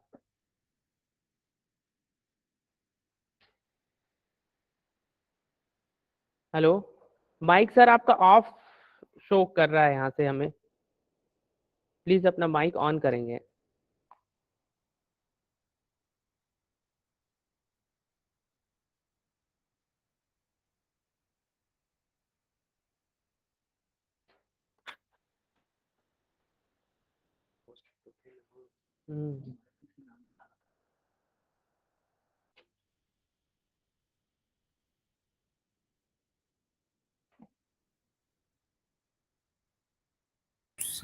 हेलो। जी सर। हेलो। हाँ, सुन पा रहे हैं मुझे? जी सर, हमारी आवाज आ रही है आप तक? हाँ बिल्कुल आ रही है। जी सर, आपका स्वागत है सर। बहुत आप को हम सुनना चाहेंगे और आपकी अनुमति से फिर इस सत्र को सर आगे बढ़ाएंगे। बिल्कुल बिल्कुल। इसके पहले कि मैं बात करूं, actually there was a technical problem, जो क्योंकि मैं माइक ऑन कर रहा हूं तो आपकी आवाज नहीं आ रही है, और आपकी आवाज जब आ रही थी तो मेरी आवाज आप तक नहीं आ रही। जी। So, first of all, I would like to thank the entire organizing team, including the principal, Dr. V.K. Gupta, Chaitanya College, Mr. Ashok Singh Yadav, Vice Principal, and the convener who was in touch with me, Dr. Narendranath Guriaji, and the entire organizing team. I also would like to put the greetings to the my senior and co-chair of this technical session, Dr.KaveriDabhadker, Madam, आपको नमस्कार करता हूँ, and the moderator and the reporter, Mr. Rishabdev and Dr. Harishankar. and everyone present over here. Actually, this technical session is already very late, and we have just heard three eminent speakers, Professor Sarla, Sharma, Dr.KaveriDabhadker, and Dr. Kapil Kumar Gavaskar. And they have talked about various aspects of migration uh, in the pre-COVID and COVID situations. So there is not much, left for me to talk more about that. It's better to have the speakers and the paper presenters to uh, present their work over here. So let me just make few, background statements regarding this technical session, since the title of this technical session is the impacts of migration during COVID-19 pandemic. As we all are aware, that during COVID-19 pandemic, the people who work as migrant laborers, particularly in large mega cities and small order cities, they were in huge trouble. The trouble was regarding their logistics, their residence, their food and all. But this problem was more pathetic in terms of their livelihood, because they, at that time, they hurried back to their villages, sometime by their foot and whatever source they got. But after that, in the last 2 years, it has been 2 years that this COVID pandemic has been with us. So people who were migrated, who were working in these cities as their livelihood, they are still in trouble because they are not adequately getting their job backs. The people who were working in the villages or nearby small towns, they are still in troubles. So, we have large scale problems for the livelihood in cities as well as in the villages as well. But it's better because I think many of the speakers, paper presenters, they are waiting for the last 1.5 hours.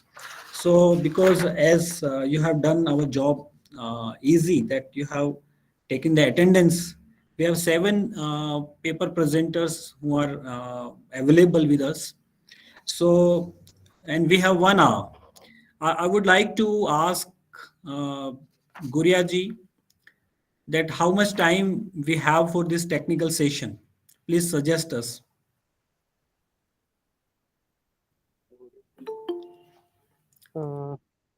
Sir गुड़िया sir अभी हमारे साथ में यहाँ available नहीं है. Okay. जैसा आपको बेहतर लगे सर, क्योंकि हम लोग तो डिले चल रहे हैं.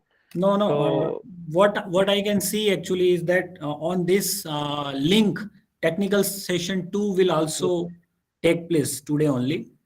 So because we are getting late, so I will try to complete, me and Madam Dabhadker will try to complete in 1 hour, okay?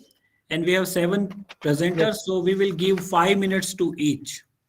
And in this 5 minutes, they will present their papers, and any doubt, any discussion on that paper will be made afterwards.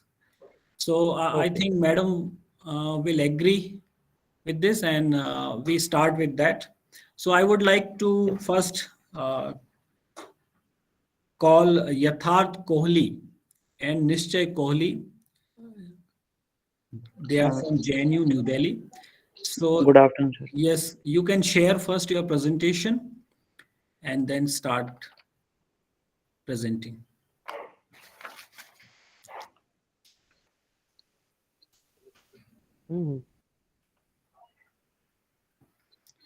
Yes. So good afternoon, professor and the fellow my fellow friends. So as we all know that in the first technical session we are talking about impacts of COVID-19 on internal migrant workers in India. So I, Yatharth Kohli, a student from Jawaharlal Nehru University, Special Center for Disaster Research, and with me is Mr. Kohli, a bachelor student from Department of Applied Psychology, Delhi University, and we are here to present our paper on psychological impacts of COVID-19 on internal migrant workers of India. So, starting with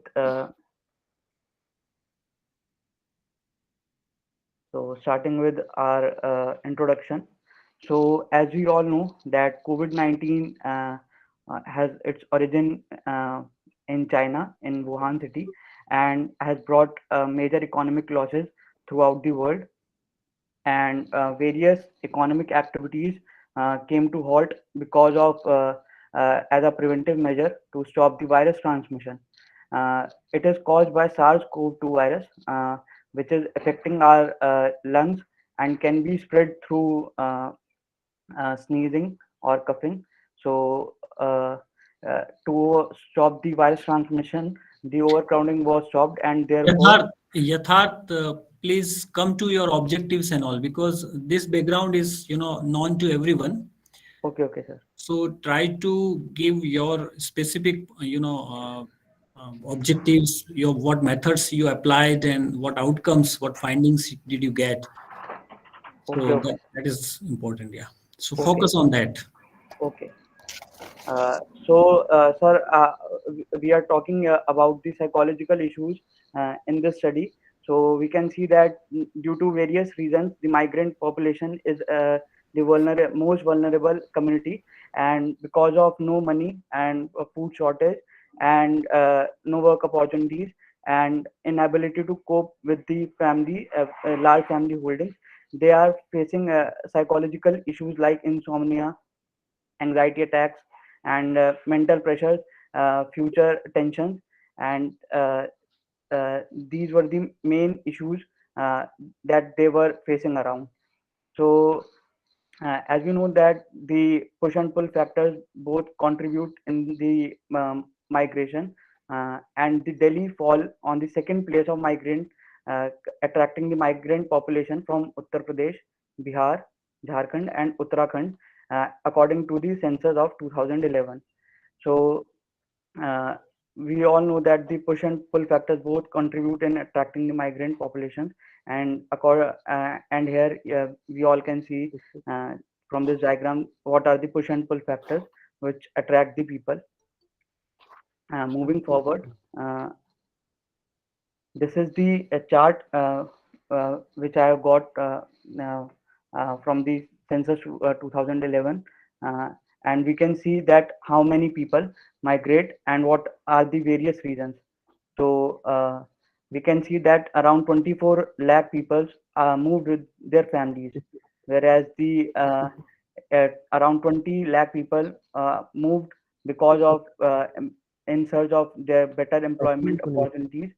12 lakh people came here because of marriage purpose, and around 1 to 2 lakh people came in search of better education facilities.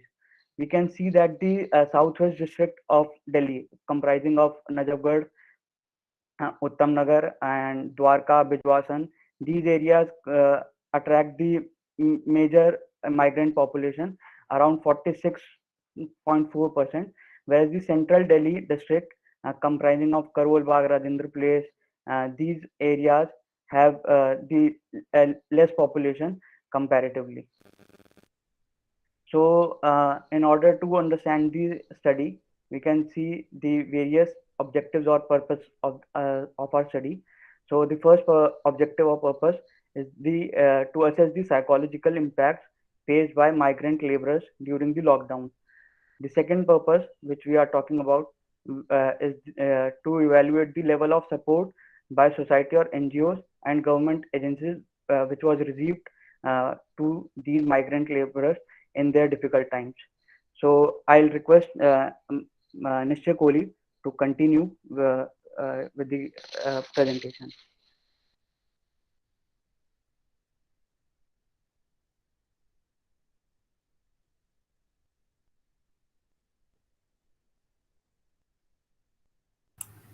यथार्थ जी आप mute हो जाइए.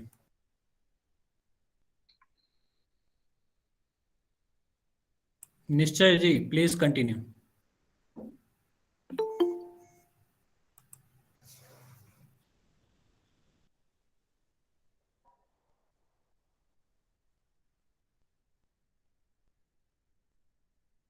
Sir, Nischay is unable to mute.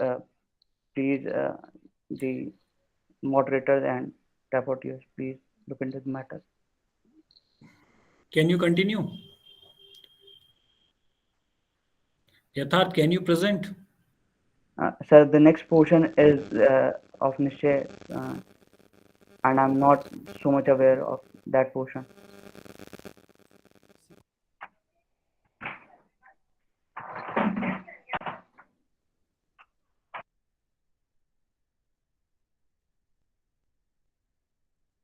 Sir, any problem? Sir, any problem? Yes. Nischay, what problem do you have? Sir, he is unable to mute himself. Actually, the organizers Mute करने का number request you to just unmute him. हो गया sir. Now we can Okay, able. Nischay ji. You can enable that. Hello, good afternoon, everyone. Yes. Hello, good afternoon, my thank you. Good afternoon, my professors and fellow researchers. So I'll be continuing with the rest of the portion. Thank you, Earth. So regarding the methodology of our research, we have used purposive sampling to include participants in the research, and the total number of participants in the research are 30. We used a semi-structured interview schedule to collect data about the psychological after effects faced by the internal migrants during the lockdown period. And after the data was collected using the semi-structured interview, we used a technique, the qualitative technique of analysis, which is known as the thematic analysis. So using the thematic analysis technique, we analyzed the data collected using the semi-structured interview schedule. And uh, along with the use of the interview schedule, we also use some secondary data, that is some information from newspapers, census, and other resources. After collecting the data, we analyzed it using thematic analysis, and the analysis revealed that the migrants, they suffered from a lot of psychological turmoil during the lockdown period. They had to go through a lot of issues which were kind of unnoticed, because most of us, we notice the physical impact of anything, but the lesser known fact is that psychological disorders and the prevalence of psychological disorders was very much at large, not even in the rich or the so-called high class or the middle class, but also in the lower class, the people who are migrants. So this is a kind of a fact which is very much ignored. So our analysis revealed that the psychological disorders, they are not just the disorders of the rich, but these disorders affect everyone. Another thing which our analysis revealed is that the workers, they face some immediate concerns, like concerns about their family, the anxiety, the health anxiety basically, and along with that, they had no access to fundamental needs, and along with that, they had to face some negative reactions from the local community. They had to even when they migrated to their hometowns, their villages, they were not like they were not welcomed.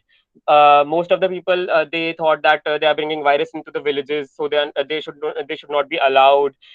So this added upon to their mental stress, the stress they were already facing due to the lockdown, due to the financial concerns. This unwelcoming attitude of their family members, of the villagers, the fellow community members, this unwelcoming attitude basically added upon to the stress levels. Along with that, our another purpose was to analyze the support from the NGOs. So we also studied about that, and the our analysis revealed that there were some NGOs like Seva Bharti, like Khalsa Aid, like Diversified Intervention for Youth Awareness. There were some NGOs who were looking into the matter of how to help these migrant workers, so that they don't have to travel to their native towns, and so that they can be given the fundamental needs like free food and medicines without any problems. So some organizations which I just named, like Seva Bharti, Khalsa Aid, they were working and they were providing cooked food. They were issuing tickets for Shramik trains so that they can travel, and they were distributing medicines, masks, and sanitizers. Another thing which I want to focus upon is that we use thematic analysis, and through this technique of analyzing the data. Please conclude because we have other speakers. Okay. Yeah, so sorry, I'll just take 2 minutes and I'll wind up. Yeah. So focusing upon the themes that were revealed, you can see them on the screen, like loss of employment, stress, conflicts with family, role of social support, coping strategies, and others. I would like to conclude with the psychological impacts that the internal migrants worker faced. So the basically the lockdown stress, all of these things that they were facing, like financial concerns and other things, the increasing debts. So they basically increased the proneness of the migrant workers to acquire some of the psychological disorders, like generalized anxiety disorder, panic disorders, uh, stress disorders, unipolar depression, and sleep disorders like insomnia. And these are some of the disorders which are reported, but there are a lot of disorders which the psychologists they anticipate, and they think that a lot of psychological disorders, they are underreported, like most of the people haven't reported what they face.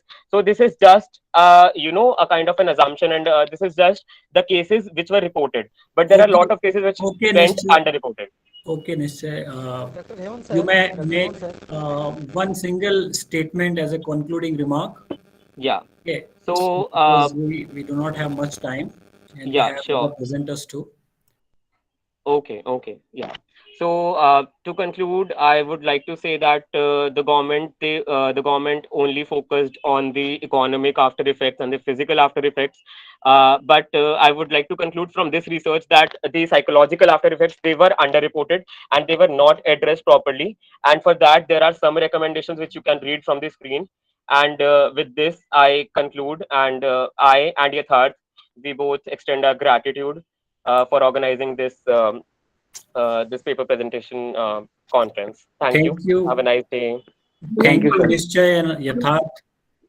Thank you. Have done a very nice work. If there is any comment on that, Madam Dabhadker, would you like to make any comment on this young researchers? Yes, I want to say something on this matter. The pandemic is a pandemic, है ना? By nature, विभीषिका जिसको हम बोलते हैं, विभीषिका ही होती है. विभीषिका में इस तरह की बातें होते रहती है. और जहाँ तक सामाजिक, as far as the social structure is concerned, the samaj is always be cruel. Specially in the pandemic period. जैसा किसी के घर में आग लग जाती है तो हम अपना दरवाजा पहले बंद कर देते हैं. तो जब हम ही नहीं रहते हैं तो हम सरकार से क्या अपेक्षा करें? First of all change ourself. True, ma'am. Very true. I want to say. Thank you. Not, the recommendation, what he recommended, the government should take some steps towards this, that psychological problems of the migrants. But what government do? It's our duty. Exactly. As we are part of society and we all have families, so we should start from our family itself. Exactly. Yes, of course. For every solution, we just saw the government. No, there is no government. We the people of India, solve our problems in our own way. True, and it is a simple social problem, actually. Psychological problem is a social problem. Exactly. Okay. Thank you for the remarks.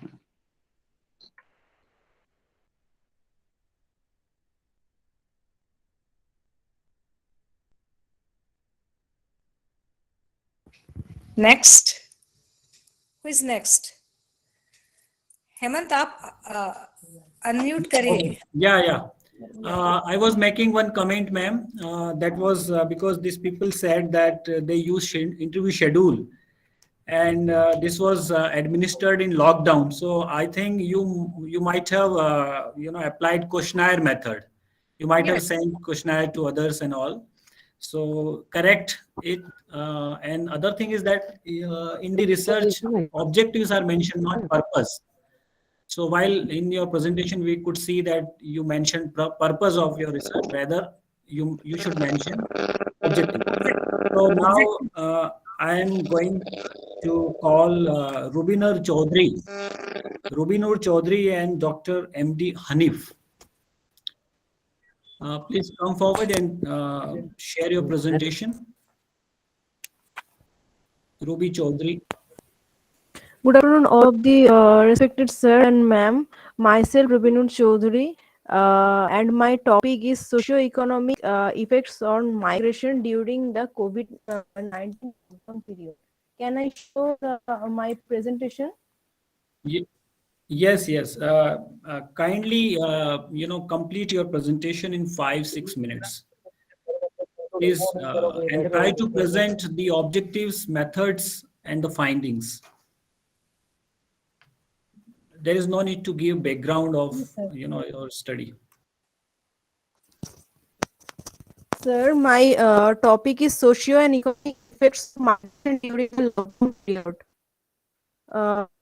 Firstly, the COVID-19 pandemic is a global concern, and the virus continues to generate the extraordinary impact on global health, lives and livelihood, disrupting economics, market, and social relations. As its effects evolve, the pandemic leaves in its wake a devastating level of human suffering, with a global health total suppressing 2.1 million individuals.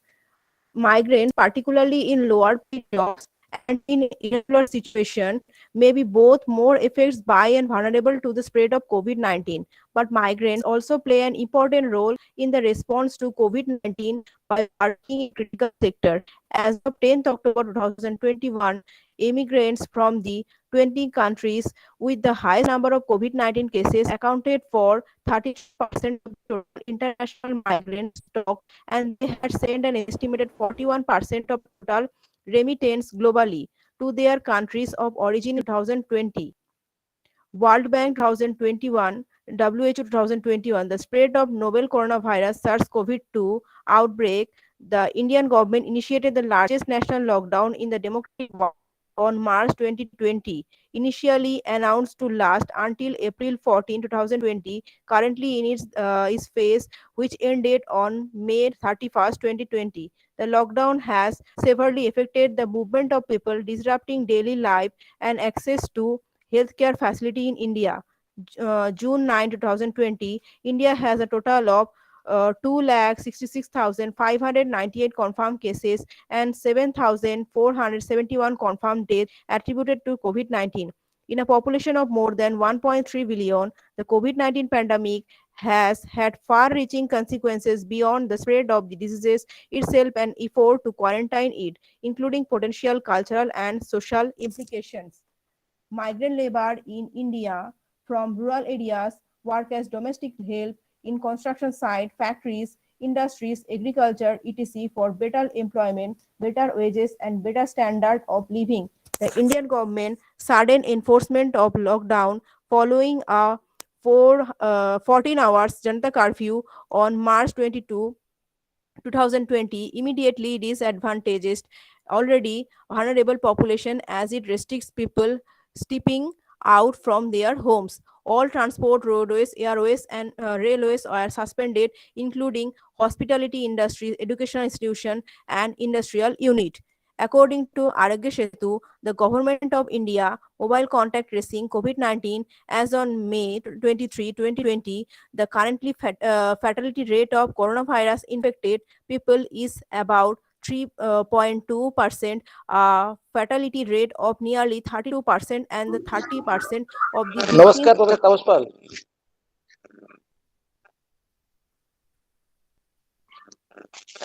Dr. Hemant sir. Yes. One intimation, please, Dr. N. Guria. Yes. Basically, Sir, can I continue? Please. Just wait, Ruby Chaudhary. Actually, sorry to say, all participants, actually 1 hour late their session. I request to both chairperson KaveriDabhadker madam, chairperson Hemant Patidar sir, participate only 5 minutes present, क्योंकि हमारे panel discussion के सारी professor आ रही हैं, तो हमारे 2 technical session. Hemant sir, request to you, every presenter, please 5 minutes only you present and find out in your objects basically. Exactly. Finally, what is your thought, what is your needs? जो आप क्या बोलना चाहते हैं, सोशल Guria इफेक्ट्स ji, क्या है आपका Guria ji, objective? we are mentioning to the paper presenters already. Okay, And sir. Okay. our Continue. paper Continue, presenters. sir. So, Ruby Chaudhary, please make the conclusion. You know, because you do not have any data to show here. So your Yes, sir, I research is have a very data. qualitative. No, your research is entirely qualitative. So, because we do not have time, so please conclude it. Because we have other, presenters as well. Continue. Ruby Chaudhary, please continue and conclude. Ramesh sir, Prasad sir, namaskar.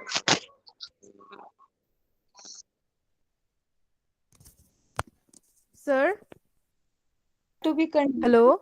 You have to be continued. Yes, Ruby, yes, continue. go ahead. Sir, my objective is to start. Sir, my objective is to study the socio-economic condition of the migrant labor before and after the migration in COVID-19 pandemic, to study the reason for migration in pandemic situation, to understand in migration, out-migration, and in-migration level of all state in India, to understand the impact of social migration flow of the consequences, to understand the economic condition of migrant people during lockdown period, and to impact of socio-cultural determine on demographic value in India. So the database and methodology was the socio-economic variables used the secondary data of various sources including publication of journal, article, daily newspaper, CMIE and Reserve Bank of India, Central Statistical Organization and Planning Commission of India, World Bank, ILO and other. Analysis and social and economic effects on migration has continues to have major effects on human society. This is, ma'am. Ruby, you have already taken much time in just mentioning the introduction and all. Please make your conclusion in few sentences, please, because we have other presenters and other technical session also.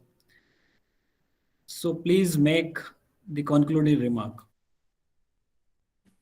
Okay, sir. COVID-19 pandemic had affected many people's lives and livelihood in our country and around the world. While all sectors of the economy and the working population have been adversely affected, those already at a disadvantage on the labor market are at great risk because of factors such as their status as migration people, lower wages, lower educational achievements. The government launches several initiatives for the welfare of migrants. One of them is the Atmanirbhar Bharat Abhiyan, through which they distributed free food grains for migrants people without ration card for a period of 2 months. Many initiatives by government, most of them were poorly implemented and therefore they become non-functional and fail to reach the entire migrant population. The economy of the country is based on agriculture. As a result, rural and rural stream dominates in the migration process. As far as reason of migration are concerned, employment among males and marriage among female in the main reason of migration in the country. So to conclude Thank that, you, Ruby. Thank you, Ruby.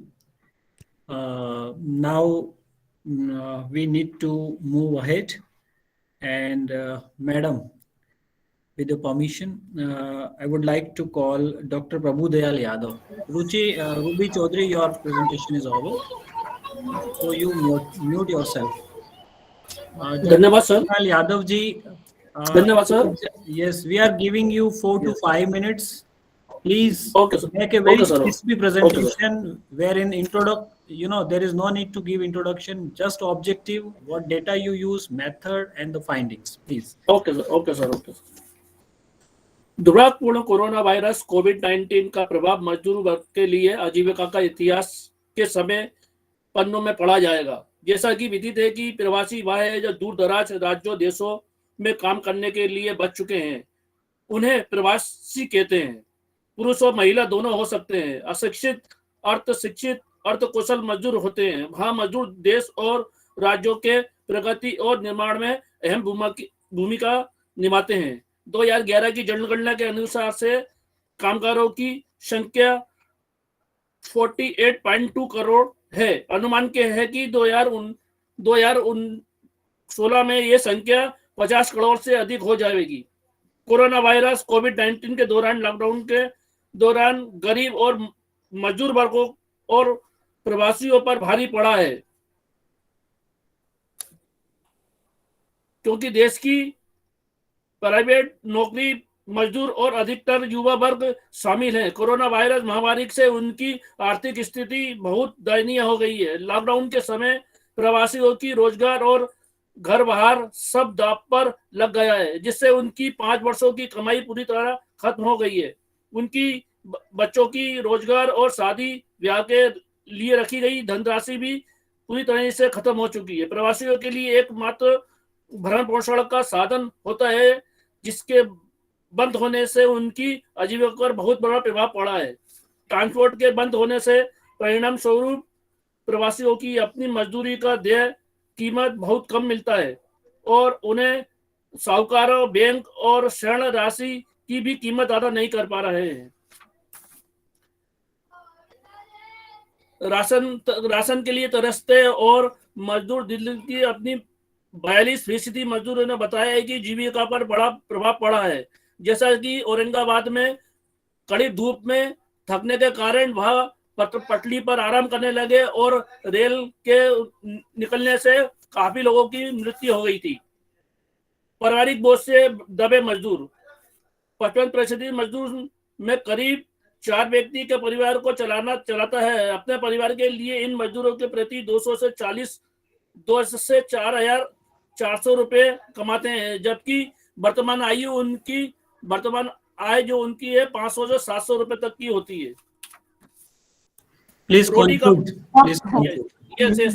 निष्कर्ष, अंतर्राष्ट्रीय मंच पर हमारे भारत जैसे विकासशील देशों को इस समस्या को सही रूप में समझने तथा उसमें अनुकूल संशोधनों की सुगति करने के लिए निरंतर प्रयास करना होगा। राष्ट्रीय स्तर पर मजदूरों के उत्पादित साधनों और व्यवसाय को पूरी तरह समझना पड़ेगा, जिससे प्रवासियों के निवासरत स्थानों पर आजीविका के साधनों में बढ़ोतरी करने की पहल करनी होगी।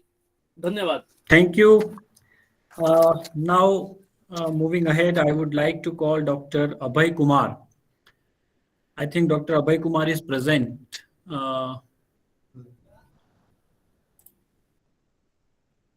Dr. Abhay Kumar, are you in the meeting or not? Sir, next name, please. So, as and when Dr. Abhay Kumar will rejoin us, we will call him. So now I would like to call Miss Sanjana Sharma, Dr. H. Singh and Vinit Kumar. Are you there? Sanjana Sharma, please continue. Please. Yes. Good day, sir. Namaskar. Good day, sir. Session में please greetings ना दें, session में जो presenter होता है उन्हें दिक्कत होगी। तो हाँ संजना जी, आप शुरू करिए जी। ज्यादा आपको 5 मिनट में खत्म करना है। जी sir. Sir, my research topic is on the psychological and assessment of psychological health of COVID-19 migrants in the Jammu district. The main objectives of my study are as under: firstly, to make an assessment of the impact of COVID-19 on the psychological health of the migrants, especially labor migrants, and second, to check whether there is any relationship between the wages during the COVID period and the depression level. Then the data methodology I adopted. For the data collection, I make use of the questionnaire method through personal interview method. About 100 respondents are participated in that, in which 63% are male respondents and 43% are the construction workers. For the assessment of psychological health, I make use of 2 parameters. These are patient health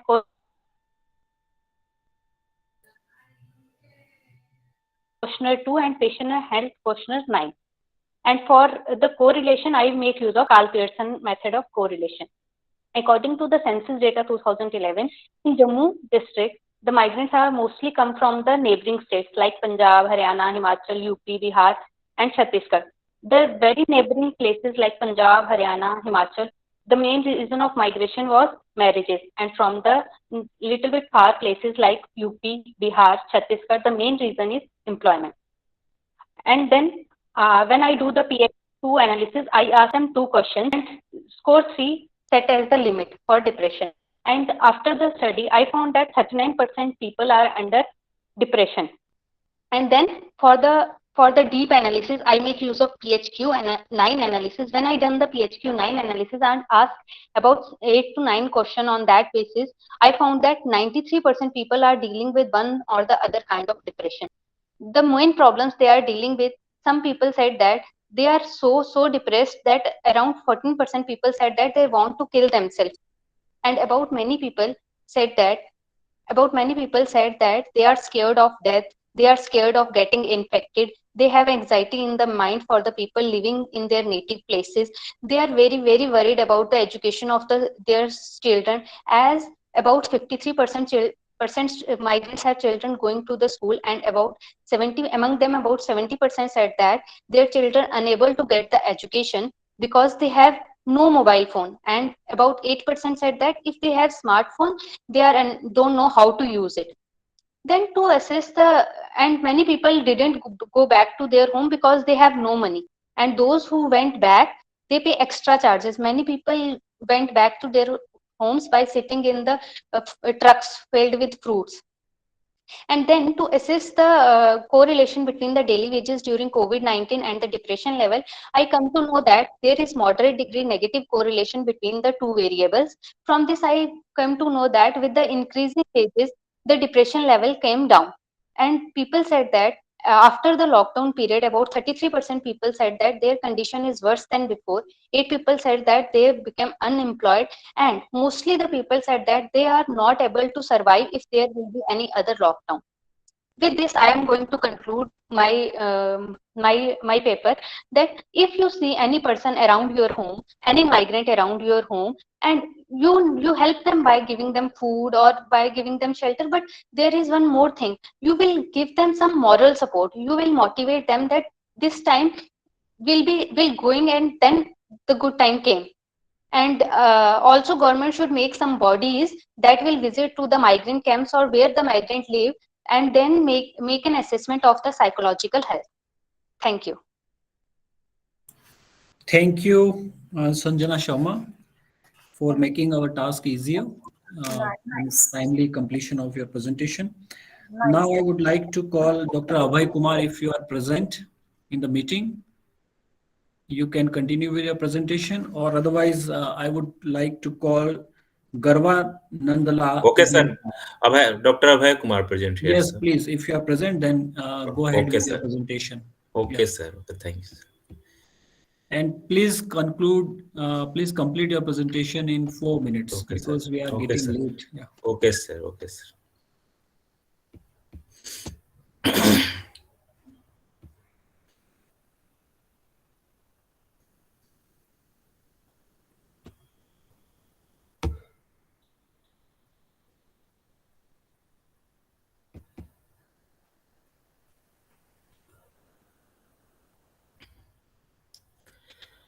Is it visible, sir? No, your PPT is not visible. Your screen is visible. Okay, but sir. Still your PPT is not, opened. Yes, sir.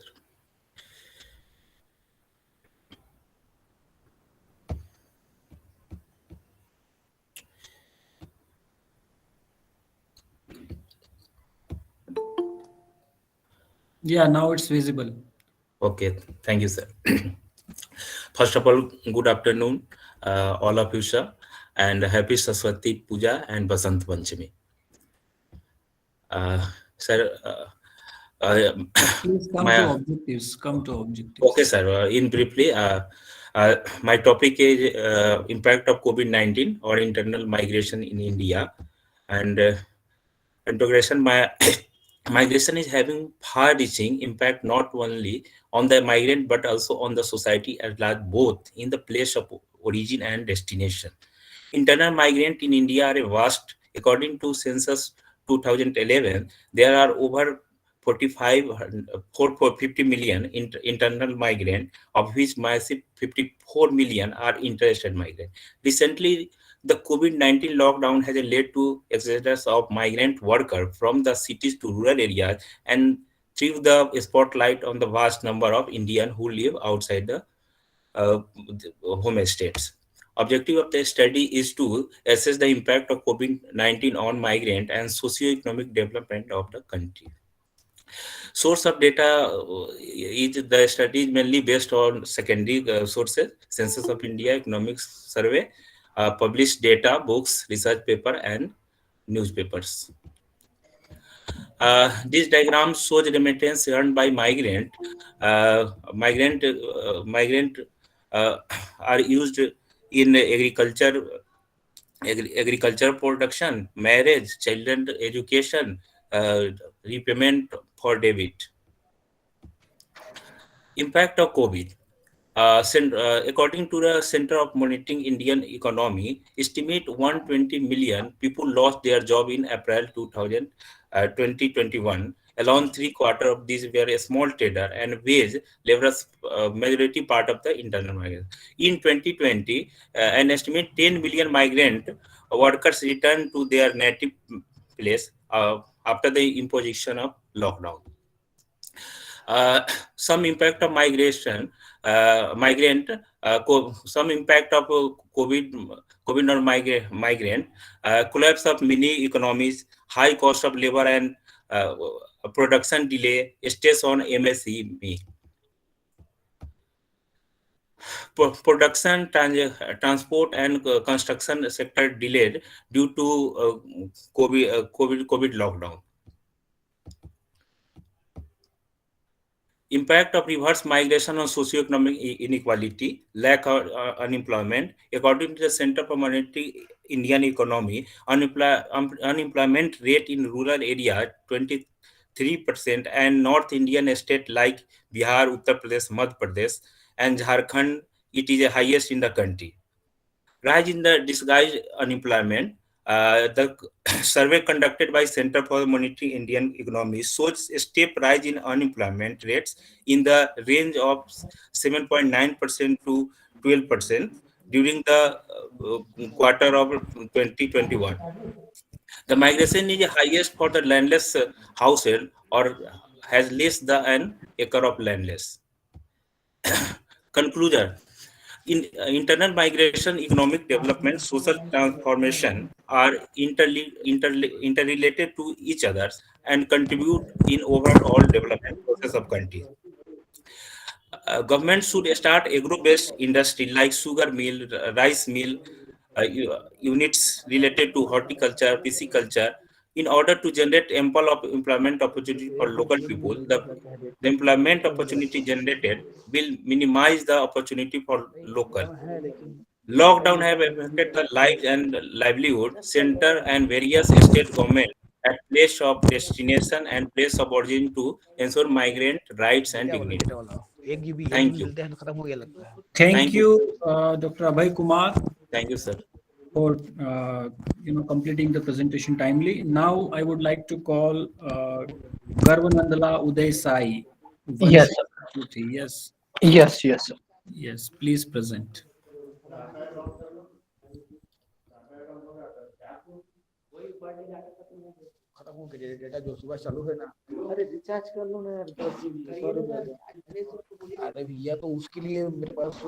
Sir, can you unmute someone who's speaking? It's Organizer unmute करिए. Okay.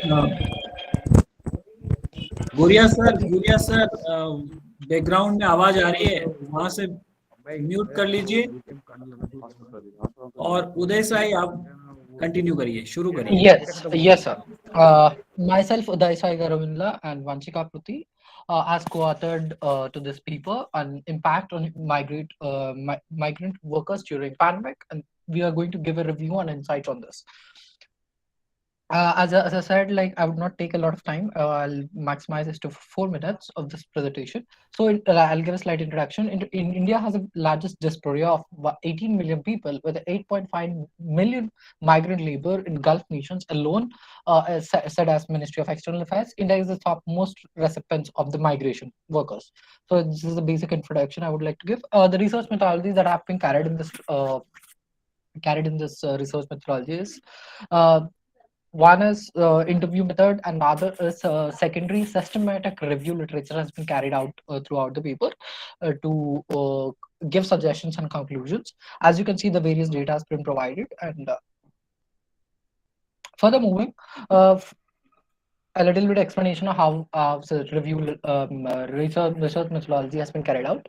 You can see on screen, and the findings of the study, the selected content, the key results which are organized topically that emphasize the numerous obstacles that a kind of migrant workers encountered during reverse migration, reputation, and integration. So the objective of this paper. Sir, can someone unmute mic? It's आप really जिस व्यक्ति को disturbing. Call कर रही है वह उत्तर नहीं दे रही है, कृपया कुछ समय पश्चात प्रयास करें। Dr. Abhay, mute yourself. I request everyone to mute themselves. Yes. The objectives of the study are divided in three parts, as analysis of the findings says. Migrants are forced to move owing to the lack of protection from companies and the government, as detailed below.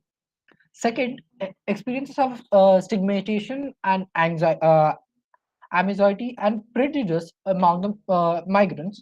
And the third, inadequate database as well as lack of comprehensive legal and social protection for the migrants, as described below. Coming to conclusion, due to unexpected lockout, I would not say lockdown, I would say lockout, because we're talking about migrants. The lockout, the government lack of readiness and planning, employs reckless behavior and social empathy towards migrants. The research underlined the involuntary and coherent characters of reverse migration. Because of lack of migrants data and registration as assistance programs, the majority of them were unable to benefit the relief packages which are provided by the government. The COVID-19 situation has exacerbated a number of migrant groups' pre-existing issues, causing them to suffer inexorably in various phases of the reverse movement as a migrant. As a result, the crisis should be exploited as a chance to introduce good policies which will take tremendous political will to put into place. Effective reintegration of migrants into the post-COVID economy is critical policy issue that will necessitate the collective of current data and the creation of jobs that will match the skill set, inclusion in welfare schemes, and the probability of social security benefits that and while taking it into account the mobile nature of the migrant communities. For effective policy making, the government must collaborate the civic societies and has strong grassroots presence among the migrants. So as chairperson and the co-chairperson said initial comments in the presentation, as the society, we have to contribute in the policies with collaboration with government. This would be my conclusion. Thank you. I would like to thank organizing committee and the chairperson and the co-chairperson of this technical session for giving this opportunity. Thank you. Thank you, Uday Sai and Vanshika Pruthi, for your nice presentation. Your conclusions are really very nice, and you people are very young. You are MBA students, so you have done very nice work. So I congratulate you, and I congratulate everyone who have presented in this session. I think in this session we do not have any more, paper presenter. There were 6 presenters, so everyone has presented. We just congratulate them. So without wasting much time, now we hand over the session to the organizers, and we have almost finished the session in 45-50 minutes, ma'am. So would you like to make any comment, ma'am? Thank you, sir. Sir, I would like to invite Dr.KaveriDabhadker, one of chairperson in this session. Madam, Chhattisgarh में हम देखते हैं जब हम dam है, पानी है, सिंचाई की व्यवस्था है, फिर भी कहीं ना कहीं एग्रीकल्चर छोड़ के फिर दूर देश में काम करने चले जा रहे हैं। कहीं ना कहीं हम उसको रोक नहीं पा रहे हैं या हम अपॉर्चुनिटी दे रहे हैं वो करना नहीं चाह रहे हैं। प्लीज मैडम इस पर थोड़ा फोकस डालें कि how to manage rural urban migration. हमें लगता है there is one solution हमें लगता है कि छत्तीसगढ़ के लोग अगर स्किल्ड हो जाए ना तो वो अपनी जमीन को बचा पाएंगे। दरअसल बाहर के लोग आकर के पूरा कैप्चर कर रहे हैं because of they are very skilled. The lack of skill is a basic drawback of Chhattisgarh people life. सबसे ज्यादा महत्वपूर्ण है कि हमारे लोग जो है वो स्किल्ड नहीं है, और हमारे यहाँ के लोगों की जो, मैं तो छत्तीसगढ़िया हूँ लेकिन मैं जानती हूँ अपने लोगों की प्रवृत्ति, they do not want to work hard. If they receive 35 kg चावल, that's enough for them. दूसरा सोशल इशू है हमारे यहाँ, तो most of the population specially rural क्या अर्बन क्या they are addict, drug addict. ये जो एबिल है हमारे सोशल स्ट्रक्चर को, सोशल इसको इकोनॉमिक स्टेबिलिटी को बहुत ज्यादा इन्फ्लुएंस कर रहा है। I'm not say wordly only. When I visited to one of the places named Karangara, it is a formal place. When I visited that place, almost all the households are drunk. This is the situation of Chhattisgarh. If Chhattisgarh people want to develop themselves, they have to be skilled themselves. They have to come out of their bad habits, and after all, government support is necessary. Government should take all the steps ईमानदारी से, honestly. Okay, madam. Thank you. बारी वाला जो योजना कागज में बहुत अच्छी है, लेकिन उसका इम्प्लीमेंटेशन वास्तव में तो हो। Yes, thank you, ma'am. Very nice, ma'am.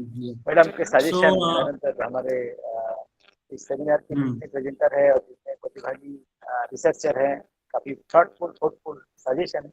I want to again invite Dr. Hemant Patil sir, chairman. Sir, please conclude and finally, what is your sir? मैं directly आपको थोड़ा सा मैं पूछना चाहता हूँ, सेशन को conclude करेंगे. Basically, this session में impact of migration during COVID-19 pandemic, क्या हम COVID-19 पीरियड में एक एक्सोस माइग्रेशन जो हुआ है, माइग्रेंट पॉपुलेशन के जो मूव हुई है, जहाँ पे जॉब करता था वो छोड़ के फिर आ गया अपने घर में, अपने स्टेट में, और कई अपॉर्चुनिटी उनके सामने दिख रहा है, या हम कैसे एक बेटर बेस्ट लाइफस्टाइल के लिए क्या माइग्रेशन को हम स्टॉप नहीं कर सकते, क्योंकि अगर आप अर्बन के डेवलपमेंट को देखें तो माइग्रेशन का बहुत बड़ा योगदान है, इसमें बेनिफिट काफ़ी ज़्यादातर देखने को मिलती है। अगर हम कोविड-19 की बात करें, जहाँ पे बहुत सारे माइग्रेंट वर्कर जहाँ पे काम करता था, साझा गुजरात, साझा मुंबई, मेट्रोपॉलिटन सिटीज, एंड वहाँ पे जॉबलेस हुए, फिर आपने गांव में रिटर्न आए हैं, तो what is the opportunity in this worker? Sir please thank you गुरिया जी. We have completed the session timely with the help of the very disciplined way of presentation of the presenters, and we made few comments in the early presenters, but because of the time we couldn't make particular comment to each of the party, presenter, but they presented well, and their topics they selected, they were very nice. What I actually felt lacking was that many of the works were qualitative in nature. They were not based on data. So if they would be based on data, then it would be far better. So this is just a very general comment to all. And as far as in regard with the methodology, they can improve the methodology as well. But after all, the works were very nice. Regarding the theme of this technical session, Madam has already mentioned a lot. I would like to make few observations about the migration during COVID-19 pandemic. We all are aware that migration happens because of inequality. The inequality between different regions, inequality between urban and rural areas. What people want, basically, they want to have basic necessities of life. And if the basic necessities are available in their areas, all around rural areas or nearby areas, they would never like to migrate, but they migrate in order to access basic facilities. That may be the availability of food, quality education for their kids, the basic earning, the basic mean of everyone's livelihood is the earning, which they are not getting in the rural areas. In the rural areas, people do not have adequate agricultural land as well. There is huge inequality in terms of agricultural land also, because there are people who are particularly in the upper caste, they are accessing more agricultural land than the SCs and ST in Indian case. This is one lacuna. Other thing is that the kind of work they do, they are either wage laborers, agriculture laborers. They are not getting adequate, wages out of that labor they are providing. So that income, what they are getting, is inadequate to survive a large family. Other thing, very rightly, Madam has pointed out that they do not have aspirations to escape out from that poverty. Aspiration in the sense that if even they are fed, even they are given adequate, food and other means of, income and all. After all, they are not doing hard work. This is one case. I would say this is not generalized, but there are in few cases we can say they are slight, lazy in order to work, make hard work and all. But it's because of the less expiration level. If they know that if I am getting 3,000, 5,000 a month, what I will do with that, where to invest, what kind of asset I can buy. जैसे उसको मैं कहूं, अगर कोई salaried व्यक्ति है जिसको 50,000 60,000 रुपए मिलते हैं, तो he can purchase a big asset for the family. जमीन खरीद सकता है, उसको कहीं इन्वेस्ट कर सकता है. लेकिन जो 3-4 हजार रुपए, वो भी फ्रेगमेंटेड, आज 200 रुपए, कल 300 रुपए, आज 150 रुपए, आज काम नहीं किया, कल 400 रुपए. तो इस तरह से जो रेगुलर इनकम नहीं है, तो उन लोगों की इनकम फिर बहुत सारे केसेस में हम कहते हैं कि they go for alcohol and all in the evening. तो इस तरह से जो मनी जो है उनको अगर रेगुलर मिलती है एट द मंथली बेसिस, तो they can have assets for the family, and that assets can in time being वो उनके परिवार को एक नई इनकम का सोर्स बना सकती है. दूसरा, छोटे छोटे जो कह सकते हैं हैंडीक्राफ्ट्स हो या छोटे छोटे इस तरह के काम, उसमें भी इनिशियली कुछ लागत लगती है, कॉस्ट लगती है, जो उनके पास नहीं होती है. तो यहाँ पर सरकार के हेल्प से, एनजीओस की हेल्प से, बहुत सारे इस तरह के ग्रुप्स हैं जिसकी सहायता से हम ये इनिशिएटिव ले सकते हैं, खास करके गांवों में. हमारे फॉर्मर प्रेसिडेंट, उन्होंने कलाम जी ने कहा था कि अगर अर्बन फैसिलिटीज को गांवों में पहुंचा दिया जाए तो बहुत हद तक हम उस पलायन को रोक सकते हैं.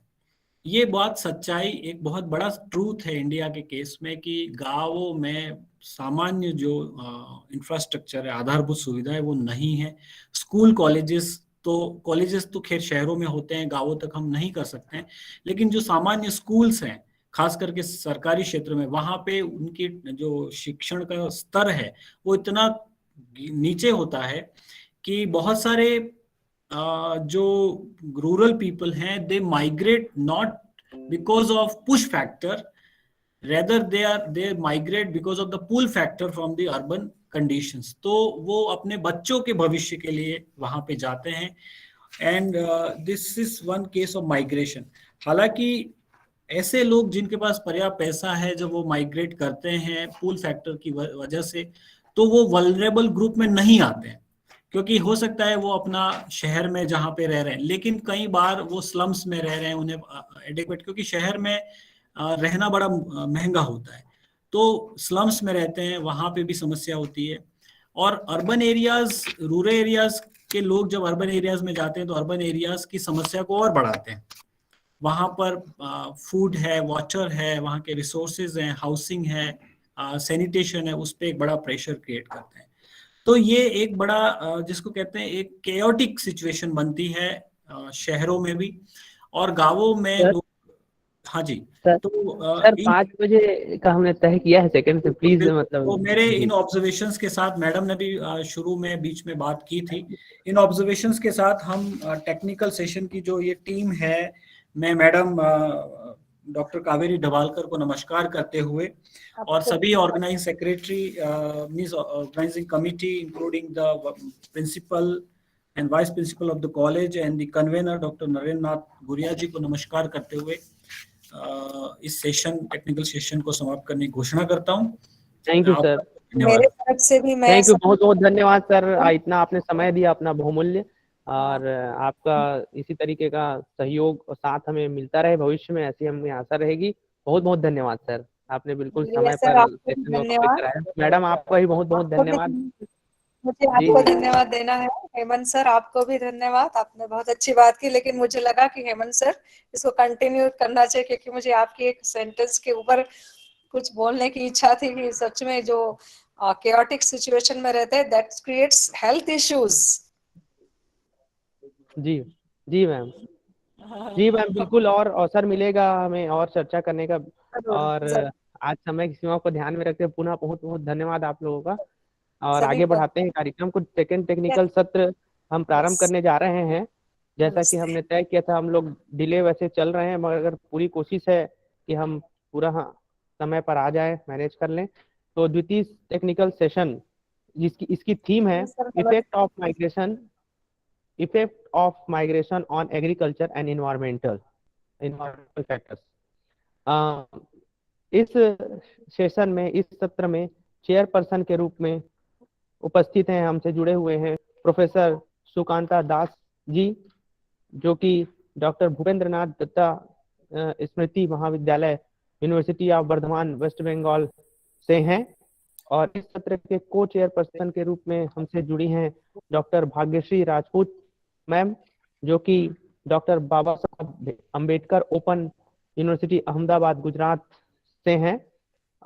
इस सत्र में जितने प्रतिभागी हम हमारे बीच अपने विचार साझा करने जा रहे हैं, उनकी एक सूची हमारे पास है, उसे हम एक दफे दोहराएंगे ताकि तय हो पाए कि कितने पार्टिसिपेंट अभी वर्तमान में हमसे जुड़े हुए हैं, हमसे बात करने के लिए उपलब्ध हैं।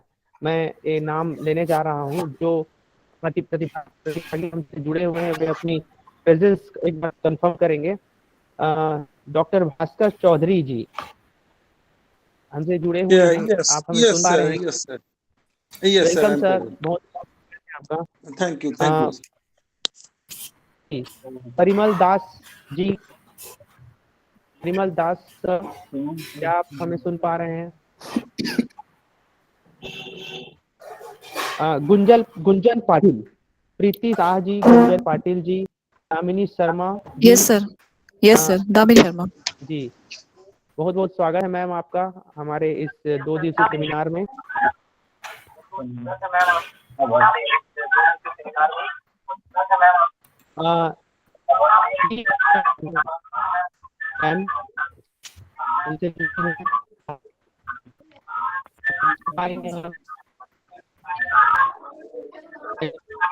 Bharti women's college Chennai, Sareen P. Good morning sir. Yes sir, good morning जी, good morning. Good morning sir, this is Parikshit Vishwas. जी जी, गुड मॉर्निंग। आपका हार्दिक अभिनंदन है सर हमारे इस सेमिनार में।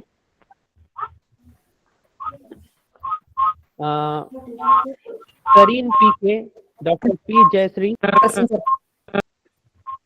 हमारी आवाज आपको पहुंच रही है क्या? Sir, Sarina is here present. जी, वेलकम आपका, welcome to our 2 days national seminar ma'am. Present sir, Bharathi women's college. Okay, welcome thank you to you. Doctor Shan Bhagya Priya, doctor D Shan Bhagya Priya, Bharathi women's college Chennai. Yes sir, आपका हार्दिक अभिनंदन है। मिस रूबी, रिसर्च स्कॉलर, गुरु Ghasidas university कोनी बिलासपुर, क्या हमसे जुड़ी हैं आप? Yes sir. रूबी है क्या? Yes sir. ओके। रचना करदीहा महाविद्यालय करदीहा गाजीपुर उत्तर प्रदेश, क्या आप जुड़ी है हमसे? रचना प्रशांत कुमार जी, डॉक्टर प्रशांत कुमार जी, तिलका मांझी यूनिवर्सिटी भागलपुर, क्या आप इस सेमिनार में उपस्थित हैं? Yes sir.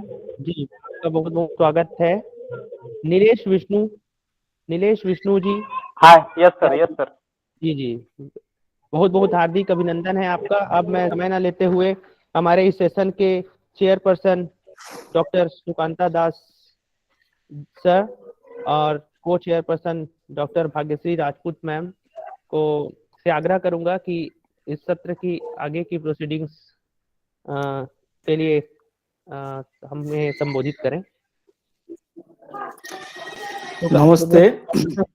सर जी सर आपका हार्दिक स्वागत है इस द्वितीय टेक्निकल सेशन में, सेकंड टेक्निकल सेशन में आपका हार्दिक अभिनंदन है।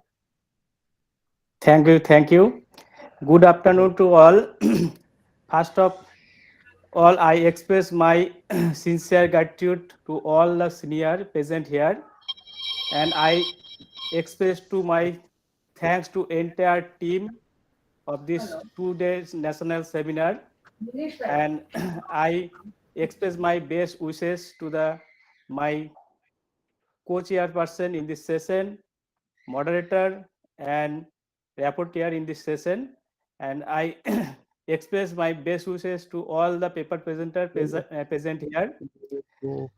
I request all the paper presenters that time is very late, so request you all to present your paper within 5 minutes. So can I start, Madam Bhagosi, Madam? Yeah, definitely. Sure, sir.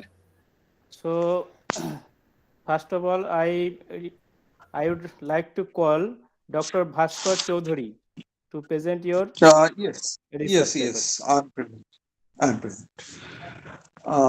Thank you to all the organizers and Dr. N. Guria sir, who has given me this opportunity to present a paper here. I am actually sharing a slide. Is it visible? Yes. Okay. It is visible. So I'm presenting on climate change and labor migration. So let me discuss the objective of the paper. So objective of the paper is to discuss about the migration issues, because climate change is actually threatening the very existence of this ecologically vulnerable region. We know that Sundarban is the world's largest contiguous mangrove forest region. It's a heritage site also. So people living here are actually facing a lot of trouble nowadays because of climate change. We have seen that cyclone has become frequent, and there are several threats like sea level rise and their deforestation, then pollution, salinity is increasing, impacting agriculture. So migration has become a serious problem here. So we are actually going to discuss. I'm going to discuss about the migration issue and actually mitigation issue also. So migration has become really a serious problem, and it's a policy issue also. So when we are discussing about migration of people of Sundarban, we are actually discussing how to tackle the problem of migration. So it's not a new phenomenon that people are migrating from Sundarban region. But after we have seen that successive cyclones like Ayala and many cyclones we have witnessed in last few years, that migration has become serious problem. But how to address the issue? That is the crux of the problem. So we are actually the Sundarban forest region is actually controlled by actually under the policy jurisdiction of central government, and the inhabited region of Sundarban region is under West Bengal government, and that has created a problem of policy implementation. But we have to think about the people who are living here. So we are actually discussing, this is Lohachara Island, and there are islands, many islands facing the threat of submergence. So this picture, and I have some photographs also that I am not sharing due to time. So regarding policy issues, we have to, first of all, it is important to make zoning Sundarban according to vulnerability, because some regions are more vulnerable because of rising sea level, and people should be relocated because Sundarban is going to be under seawater in one decade, and it is inevitable. So it is a very serious issue, and regional planning, rehabilitation, relocation issue is very important. Creating opportunities for people is important that don't depend on nature. And efficient disaster management system is implementation is important. And saline, regarding short-term goal, I can say that saline-resistant food grain cultivation should be implemented there because of increased salinity due to frequent flooding and cyclone. And there are some long-term strategies also. Long-term strategies means we have to strengthen existing livelihood pattern, because people are migrating because of poverty. There is a livelihood issue, lack of income, poverty, and then disaster-resistant homes should be constructed there. So people should be made aware about climate change. That climate is really changing. And tourism. The government is actually emphasizing on tourism in Sundarban in order to promote tourism and in order to strengthen economy of Sundarban. But the problem is that there is a difference between tourism and ecotourism, and that should be that government should take care of. And embankment. There is one embankment in Sundarban, the 3,500 kilometer length. That embankment was destroyed in last cyclone also. But the problem is that the embankment across Sundarban has created a problem of trapped silt and shallow channels. Water is stagnated there. And the government needs to strategize new embankment engineering there. Resources should be channelized towards the in-depth research. So these are the issues I have noticed, and there are other issues also, like afforestation programs that government is already doing. Mangrove plantation is doing. Mangrove is being destroyed. At the same time, government is aggressively planting mangrove trees there.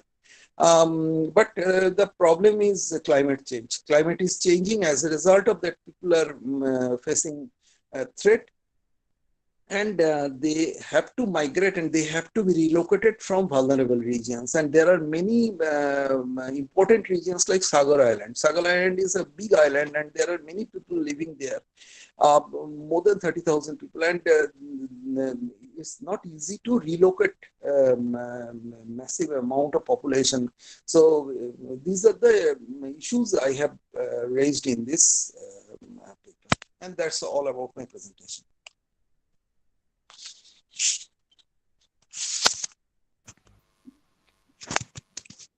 Okay. Sukanta sir, my presentation is over. Any questions, sir? Anybody can 1 minute only.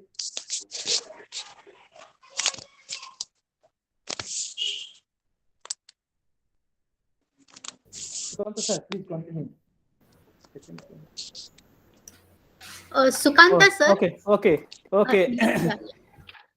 Thank you, Dr. Bhaskar Chaudhary, for your valuable and nice presentation. Have you any question from Bhagosi madam or other participant? Participants से question नहीं है. So we move on. I would like to call the next paper presenter, Porimal Das from LN Mohila University, Darbhanga, Bihar. Sir, he's absent now at present. Gunjan Okay. Patel. So now I would like to call Gunjan Patil, Preeti Singh, Pitu Saho, Damini Sharma, and Ramesh. Yes, sir. to Damini present Sharma their here. paper. Okay. So carry on your research work. Yes, sir. Sir, is it visible? No, Sir? no, not visible. Okay.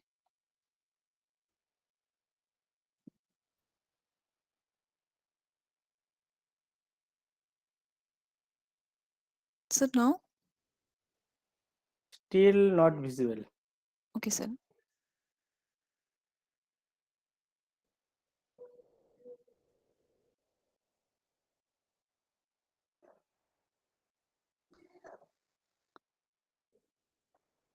Sir, now? Hello, sir? Now it is visible. Okay, sir.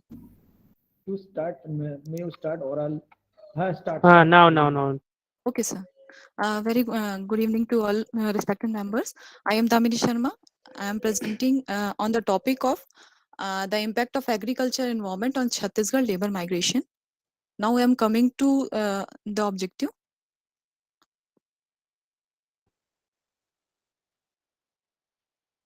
The objective of the our study is to determine the impact of the agriculture environment of the people's life. The study is focused on Chhattisgarh, and second one to find out the alternatives to the migration from Chhattisgarh. So for this study, we have adopted methodology mainly on the secondary data, and very small portion we have talked with for primary data. Very few people of the villages we have talked, and in that we find that the major portion for migration that people go. Sorry. People migrate generally because of the agriculture. So here we can see that the cultivated land account for the almost 43% of the total area, and the 80% population depend on the agriculture. And we know that in Chhattisgarh, majority of the people adopt paddy crop because and we know that the soil is moderately fertile soil, and people generally adopt the single cropping. They don't go for the two seasonal crop. Very few percentage of the people adopt the seasonal crops, and they totally depend on the rainfall for the agriculture. So we have seen that the rain-fed agriculture pattern, just because of rain-fed agriculture pattern, they generally go to the other places for the employment in the next 6 months. We have talked to the villagers of near forest area also. Then they do not do any work during the next 6 months of the winter season, and they generally go to the other state or other places. So as earlier I have listened to the Kaveri ma'am that she was saying that we have a lack of skill. So I also agree. I have seen in the people, they do not want to work in the next 6 months. So, and so many things also there, lack of water harvesting techniques, and lack of livelihood support system, unequal wage pattern. So these are also the problem of that migration. So there are some possible solution we have seen for to stop the migration from Chhattisgarh. So some alternative earning sources should be there, and compulsory adoption of rainwater harvesting for every houses, and in agroforestry system. This is the one of the big thing we can see. We can say because in agriculture field they can. And we also see that Beauty monosperma pallas tree, we know, Parsa in local language we can say.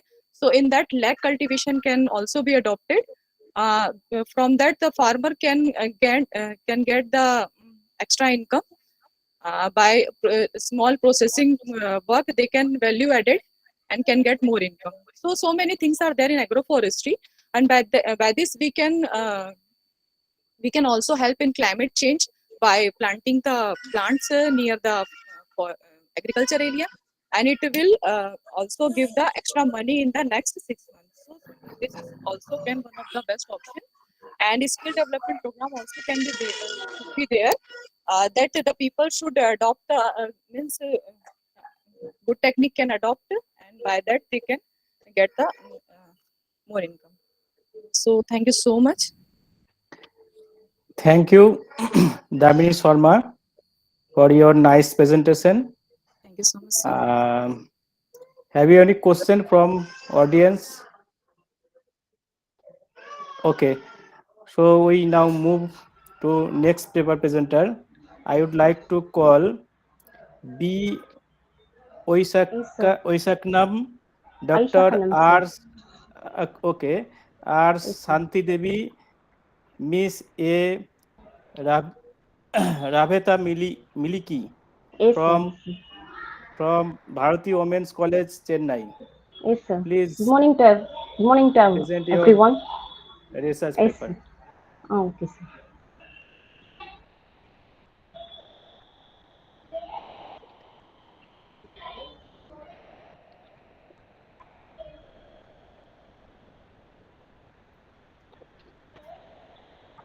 I'm Aisha Khanam, Research Scholar, Department of Geography. So it is visible? Yes, Sir, yes, it is yes, sir, yes, sir. it is My visible and audible also. Oh, okay, sir. My topic is impact on environment due to overpopulation in Chennai city of Tamil Nadu in India. Abstract, the keywords will be environment, degradation, and human population, Chennai city. Next, introduction is in the study impact on environment due to overpopulation in Chennai city of Tamil Nadu in India. Geography is a relation between population and natural resources have an important part of the significance. Here, aim and objective of the study is to analyze mainly two components of population and environment. The three objectives are to analyze the impacts and current scenario of population in Chennai, to understand how rapid population growth affects on environment, to suggest suitable measures to control the population growth in Chennai city.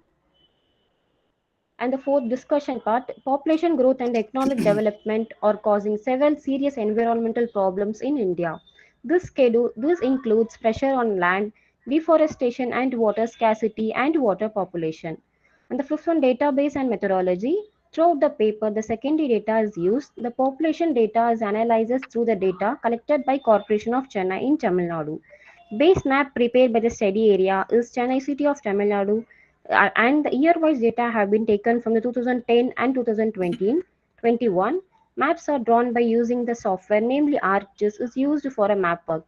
The main base is the study area is the Chennai city of Tamil Nadu is located on the Coromandel coast. It is the fourth largest metropolis in India, leads severe environmental problems due overpopulation. It is the most populous city in Tamil Nadu. It is the largest cultural, economic, and educational center of South India. The study is to analyze the impact on environment due to overpopulation in Chennai city.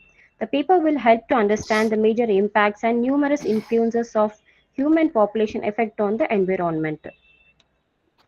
This is physiography of study area, Chennai city. This Chennai population data where 2010 to 2021 source will be Corporation of Chennai, and 2010 to 2021 the population will be where increases and the growth rate also increases. Factors influencing population growth which affects various parts, the 10 environmental impact on population and the causes of overpopulation, that is a falling mortality rate, underutilized contraception, lack of female education and ecological degradation, increased conflicts, higher risk of disaster and pandemics. And the 12 effects on the overpopulation, environmental degradation, depletion of natural resources, conflicts, mortality, loss in biodiversity, and increasing cost of living and housing, rise in unemployment.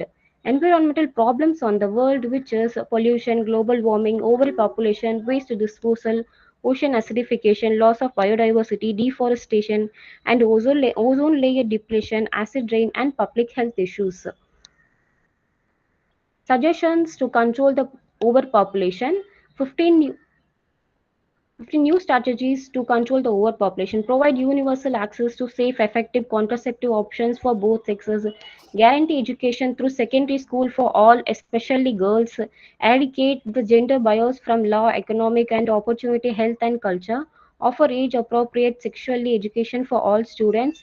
End all policies that reward parents financially based on the number of children they have.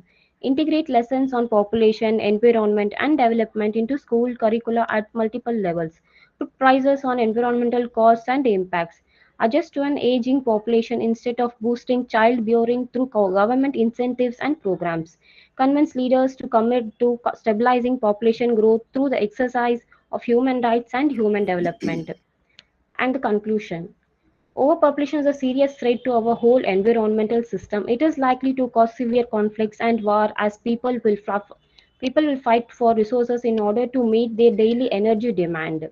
In this paper, we have tried to explain how increasing population growth, poverty, and environment relationships to climate. The paper suggests to control impacts on the environmental due to overpopulation in Chennai city. Plan your family and protect the planet, which lost one reference, and thank you so much, sir. Thank you for your Thank you, nice sir. and valuable presentation. Thank you so much, sir. Have you any question from audience? Okay. Now Continue, sir, continue. we move to next presentation. I would like to call Sarina P.K. and Dr. P. Joyasri from University of Mysore. Please. Thank you, sir. Serena is here. Okay. Please present. Good afternoon, professors and scholars and research persons. I would like to thank organizers for giving me opportunity. My topic is about impact of internal migration on land use and land cover changes in Kozhikode city and its suburb, Kerala.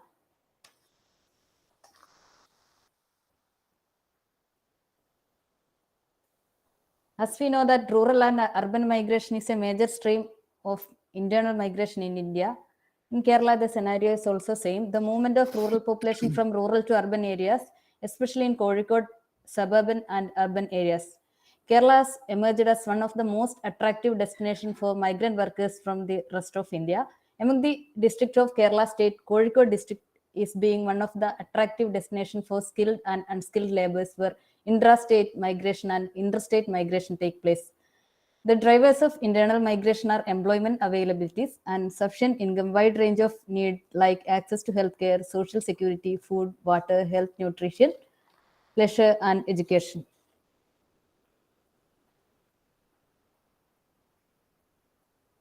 My study area comprises Kozhikode Corporation and peripheral outgrowth and rural areas, namely its surrounding rural areas. Actually, the district is coastal district, which is the population of the district is about 30.8 lakh as per 2011 census. This is my study area. My objective of the study to understand the internal migration in Kozhikode city and its suburb, to analyze urban-induced internal migration and land use land cover change as a result of boom of constructional activities within the city and its suburb. I adopted the methodology. The study is based on secondary data, which includes migration data obtained from Census of India, National Sample Survey Organization, and the Economic Census 2012 and 13. And I used Landsat 8 images of the study area were downloaded from a USGS Explorer, and supervised classification is performed using ER.R imaging software to understand the urban growth and land use and land cover changes in Kozhikode. And trend of migration were analyzed and urban growth induced land use and land cover changes were studied. My findings. Actually, urban growth and boom of constructional activities, commercial ventures are the drivers of internal migration in Kozhikode urban area. Out of the total population, 67.15% lives in urban regions of district. Kozhikode is the fastest growing city in India. Internal migration from rural to urban area triggered fastest city outgrowth. The role of migration in the urbanization process is very crucial, but its analysis is extremely limited due to the data constraints. As per 2011 census, there were 17.3 lakh intrastate migrants, which constitute 96.5% of the total migrants of the Kozhikode district. This is the share of domestic migrants in 2011, where we can see the domestic migration in terms of intrastate migrants and interstate migrants. Intrastate migrants shares 17.3 lakh persons, and out of this, urban migrants 10.94 lakh, where in interstate migrants, which is about 62,000. This is the comparison of migration as per 2001 and 2011 census. Here, intrastate migrants and interstate migrants has increased in 2011. This is the trend analysis. And this is the number of migrant workers by their duration of migration.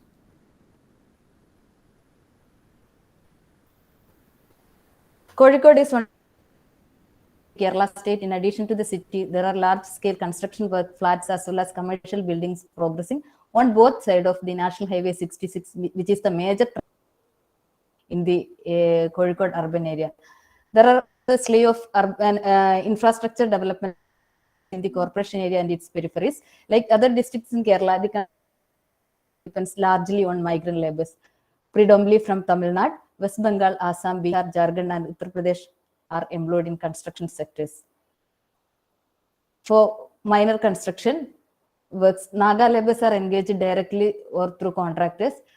Within the city, a place, Minjanda Bypass Junction, Cherambalam, Pottamel, Kovur, and Vellimad Kun are some of the labor Nagas in Kozhikode city. Actually, these are the residential pockets of migrant workers, and there are heavily construction activities are going on, and major natural land is converted into built-up area. Madam, excuse me. Land use and land cover change. Conclude 2 minutes, madam. Maximum 7 minute limit time. Please conclude. Okay. Please.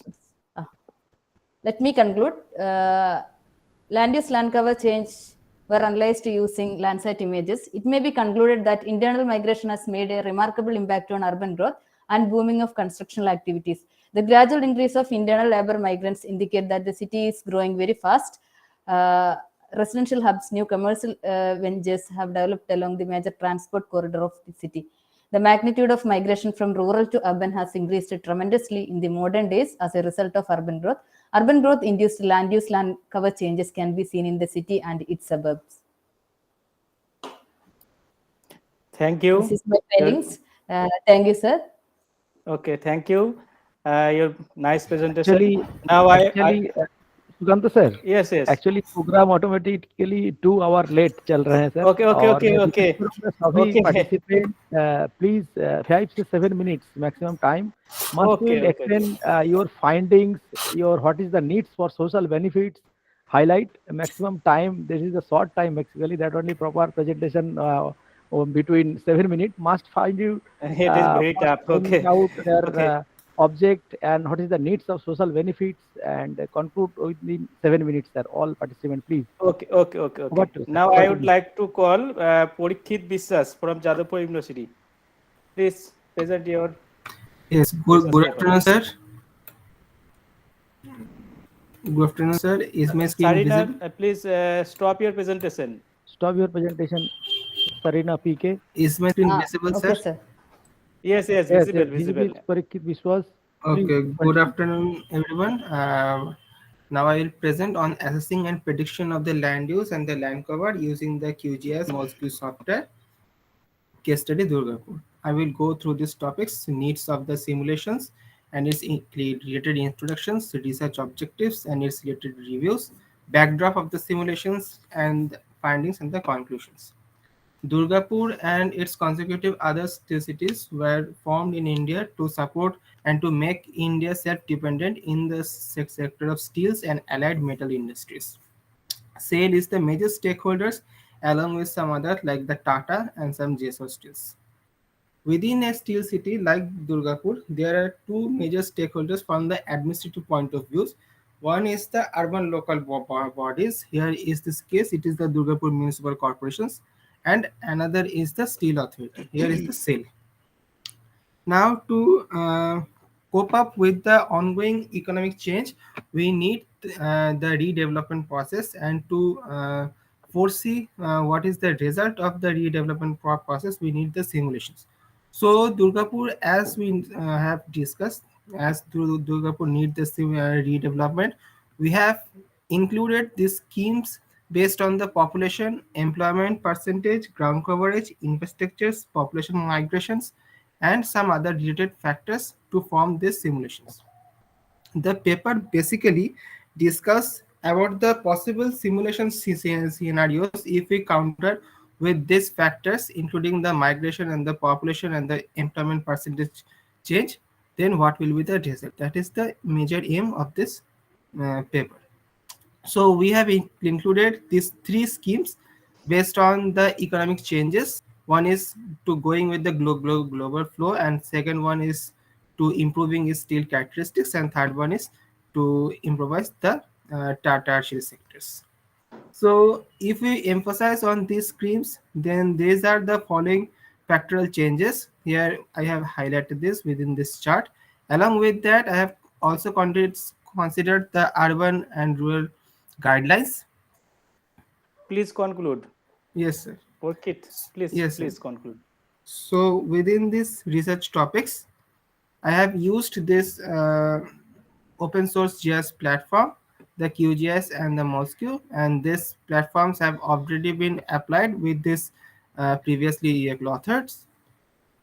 So these are the steps, basic steps. Within the first step, we acquire the data. On the second step, we apply this within our regional classified land use, and in the third phase, we simulate the maps. Then these are the steps from I have shown here. I have shown here in my detailed paper also. With this, if we proceed with the simulations as we have already discussed with the scheme 1, scheme 2, and scheme 3, these are the three simulated scenarios, land use based scenarios, and these are the three schemes and their related land use divisions based on the built up, backend, green, and the water bodies. So my findings are that yes, the QGIS and its related MOSQ model can be applied for the simulation programs, but also along with that, we need to cope up with the different kinds of revitalization strategies, as the city does not only depend on the proposal skills, but also the factors that controls its effectiveness, because its equations and the image processing do not cater each and every aspects of the simulation scenarios. That's all Thank from you. my side, sir. Thank you, Porkit. Now, next paper presenter, D. San Bagapriya and Dr. R. Santi Devi. Please present your paper. Yes, sir. Good evening to all. First of all, I'm like to thank to give a valuable opportunity for me to present here.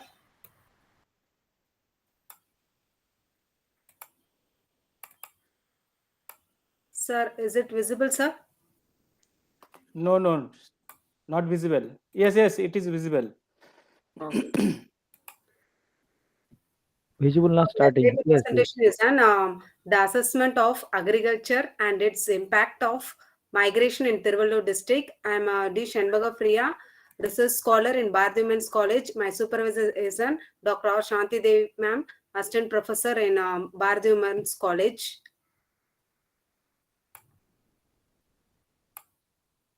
Once again.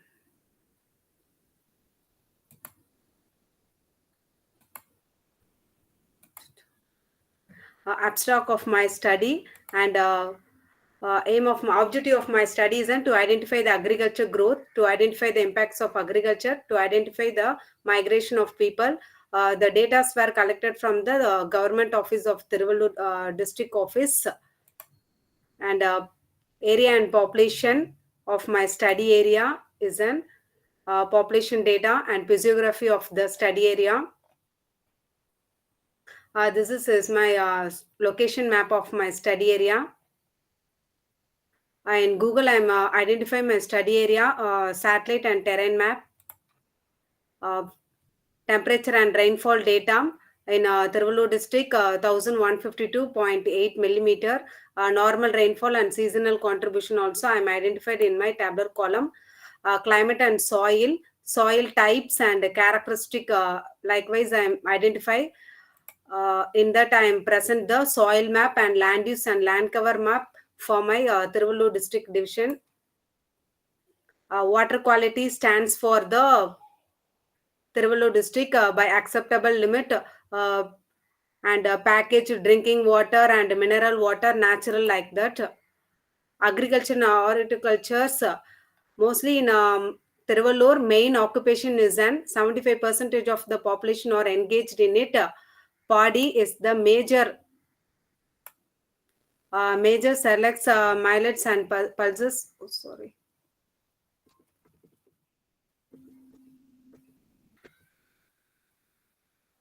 Details of crop cultivated in this study area is in paddy, millets and pulses, oil seeds, sugar cans, and agriculture department also Tamil Nadu University were declared in this for specially for agriculture in Tiruvallur district.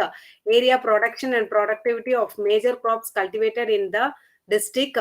I am presented in this those details in flow charts with diagrams, paddy and millets and pulses, oil seeds.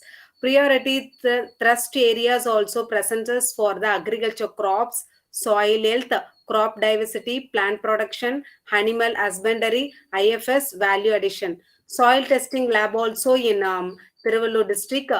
Micro irrigation is an useful management for the agriculture, for the crops and cropping system, and by supporting the farmers with efficient after sales agronomic and technical support.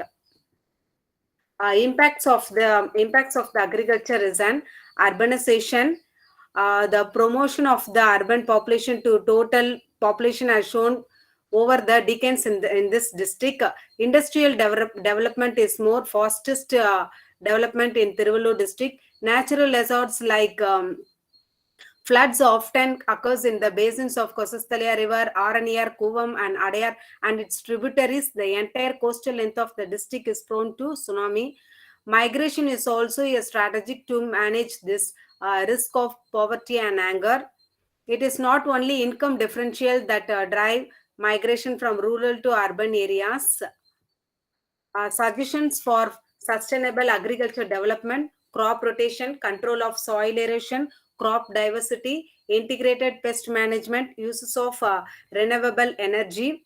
And some of the suggestions also I'm given. Summary and conclusion of my study area: the main occupation of people in this district is agriculture and allied activities. Nearly 47% of the total workforce is engaged, and the government declared that Oliver Dittam in this SMS voice message, short videos and radios also for awareness for the farmers. Agriculture farmer or the linchpin of the whole world as they feed even those not in the field. Tirukural 1032. Thank you, sir. Thank you. Thank you for your nice presentation.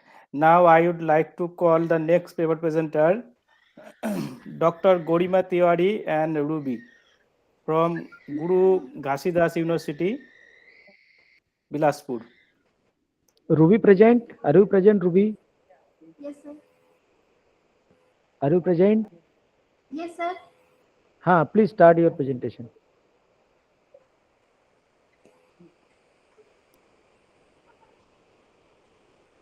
Please start your presentation, Ruby, please. Yes, sir. Sir, is it visible? No, not visible. Just wait 30 seconds, then start visible.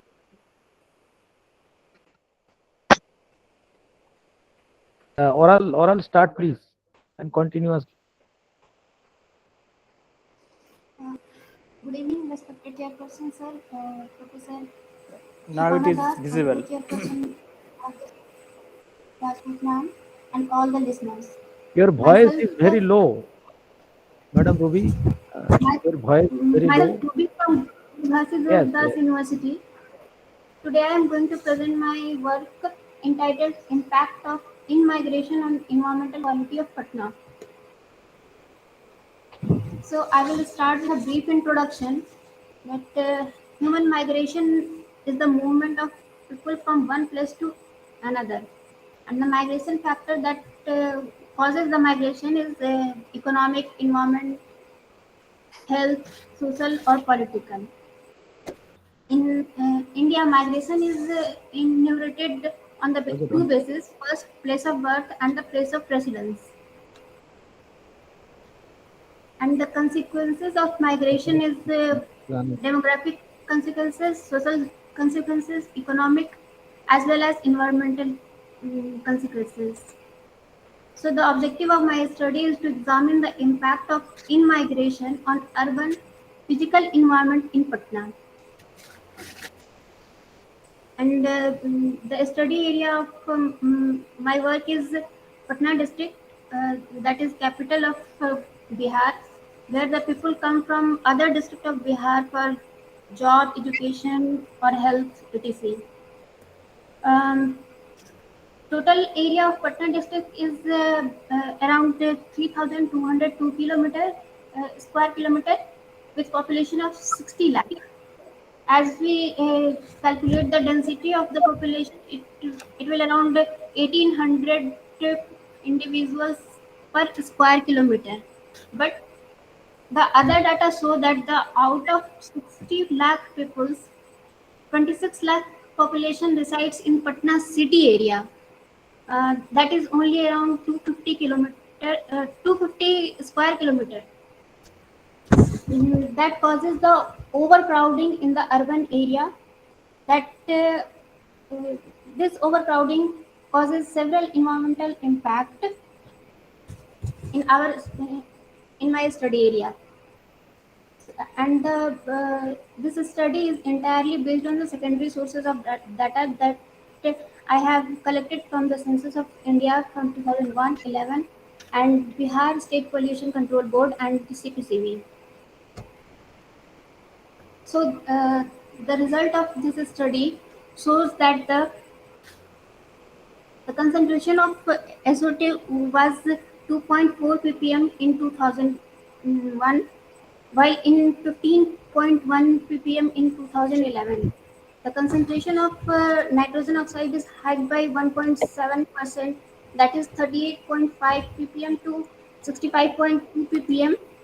Similarly, the concentration of uh, carbon monoxide is increased from 3,312 ppm to 4,187 ppm. Also, the significant increase is shown in suspended particulate matter and respiratory suspended particulate matter. When we come to this municipal solid waste, we also uh, we also seeing that the increase of the production of MSW is at an alarming rate. That is, Please conclude. okay, sir. So in 2001, it was around 3,842 ton per day. That is now around 6,211 ton per day. So the conclusion of my study is uh, the air quality index in 2011, the level of Patna's air is very unhealthy, leading to respiratory illness on prolonged inhale, and the amount of solid waste per day is still increasing at an alarming rate due to huge consumption. Okay, thank you, thank you. And now I would like to call the next pair presenter, Rachna. Are you present here? Rachna, are you present here? Sir मेरे ख्याल से नहीं है. So now I would like to the next paper presenter, Prashant Kumar, present here. Yes, sir. Please start your presentation.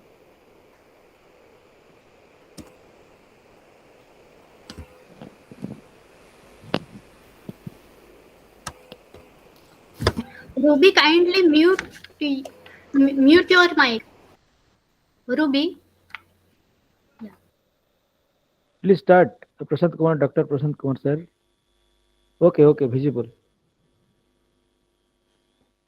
Visible, sir. Just Sukanda sir, just one intimation. After complete this technical session, panel discussion, just within 30 minutes we will start. Sorry to all resource person, Dr. Tapas Pal, Okay. Sir Kamlesh sir, Professor Devendra P. Singh sir, Professor Okay, Tarun okay. Diwan sir, Sukanto Das sir, Dr. Kana Goda sir, Professor D.D. Kasab sir, please wait and just after 30 minutes we will decide that discuss panel discussion. Okay, sir. Continue, Sukant sir. Okay, sure. Okay. Okay, please start. Prashant Kumar.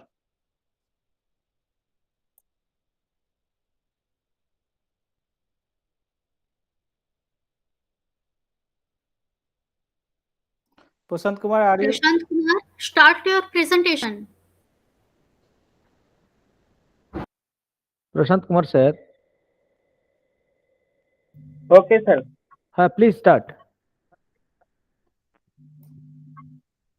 Bharat एक कृषि प्रधान देश है। इसमें लगभग 139.44 करोड़ जनसंख्या निवास करती है। इसमें से लगभग 65% जनसंख्या कृषि करती है और 139.44 करोड़ जनसंख्या को खाद्यान्न उपलब्ध कराती है।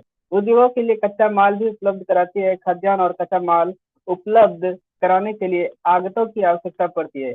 कृषि में प्रयुक्त होने वाले साधनों जैसे उर्वरक, श्रम, भूमि, ट्रैक्टर, पशु, सिंचाई, दवाइयां, बीज और परिवहन आदि सभी की आवश्यकता पड़ती है, जिन्हें हम कृषि आगत कहते हैं। इन्हें खरीदने के लिए जिस धन की आवश्यकता पड़ती है उसे हम कृषि लागत कहते हैं। अध्ययन के क्षेत्र जिला भागलपुर के किसान खेती छोड़ने को मजबूर हो रहे हैं क्योंकि कृषिगत साधनों की लागत इतनी ज्यादा हो गई है कि किसानों को बचत नहीं हो रही है और न ही अपने बच्चों को अच्छी शिक्षा दिला पा रहे हैं, क्योंकि उन्हें खेतों में प्रयोग होने वाले साधन जुटाने पड़ते हैं। उन्हें खरीदने के लिए धन की आवश्यकता पड़ती है और यह धन अगर नहीं आए तो किसान बैंक या साहूकार से ऋण लेता है।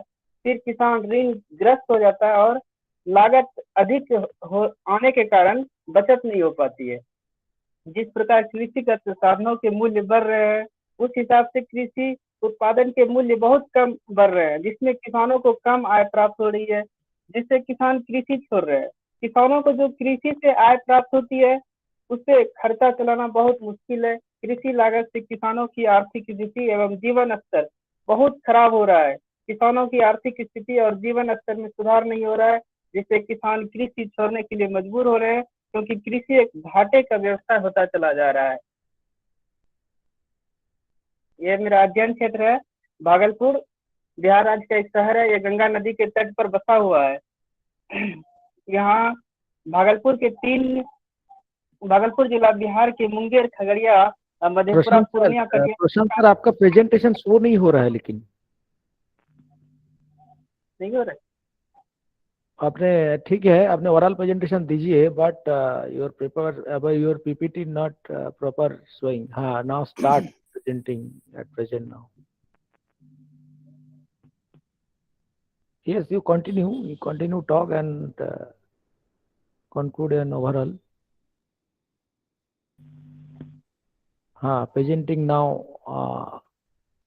but some problem here, sir. Please, overall present, please continue. Okay, sir.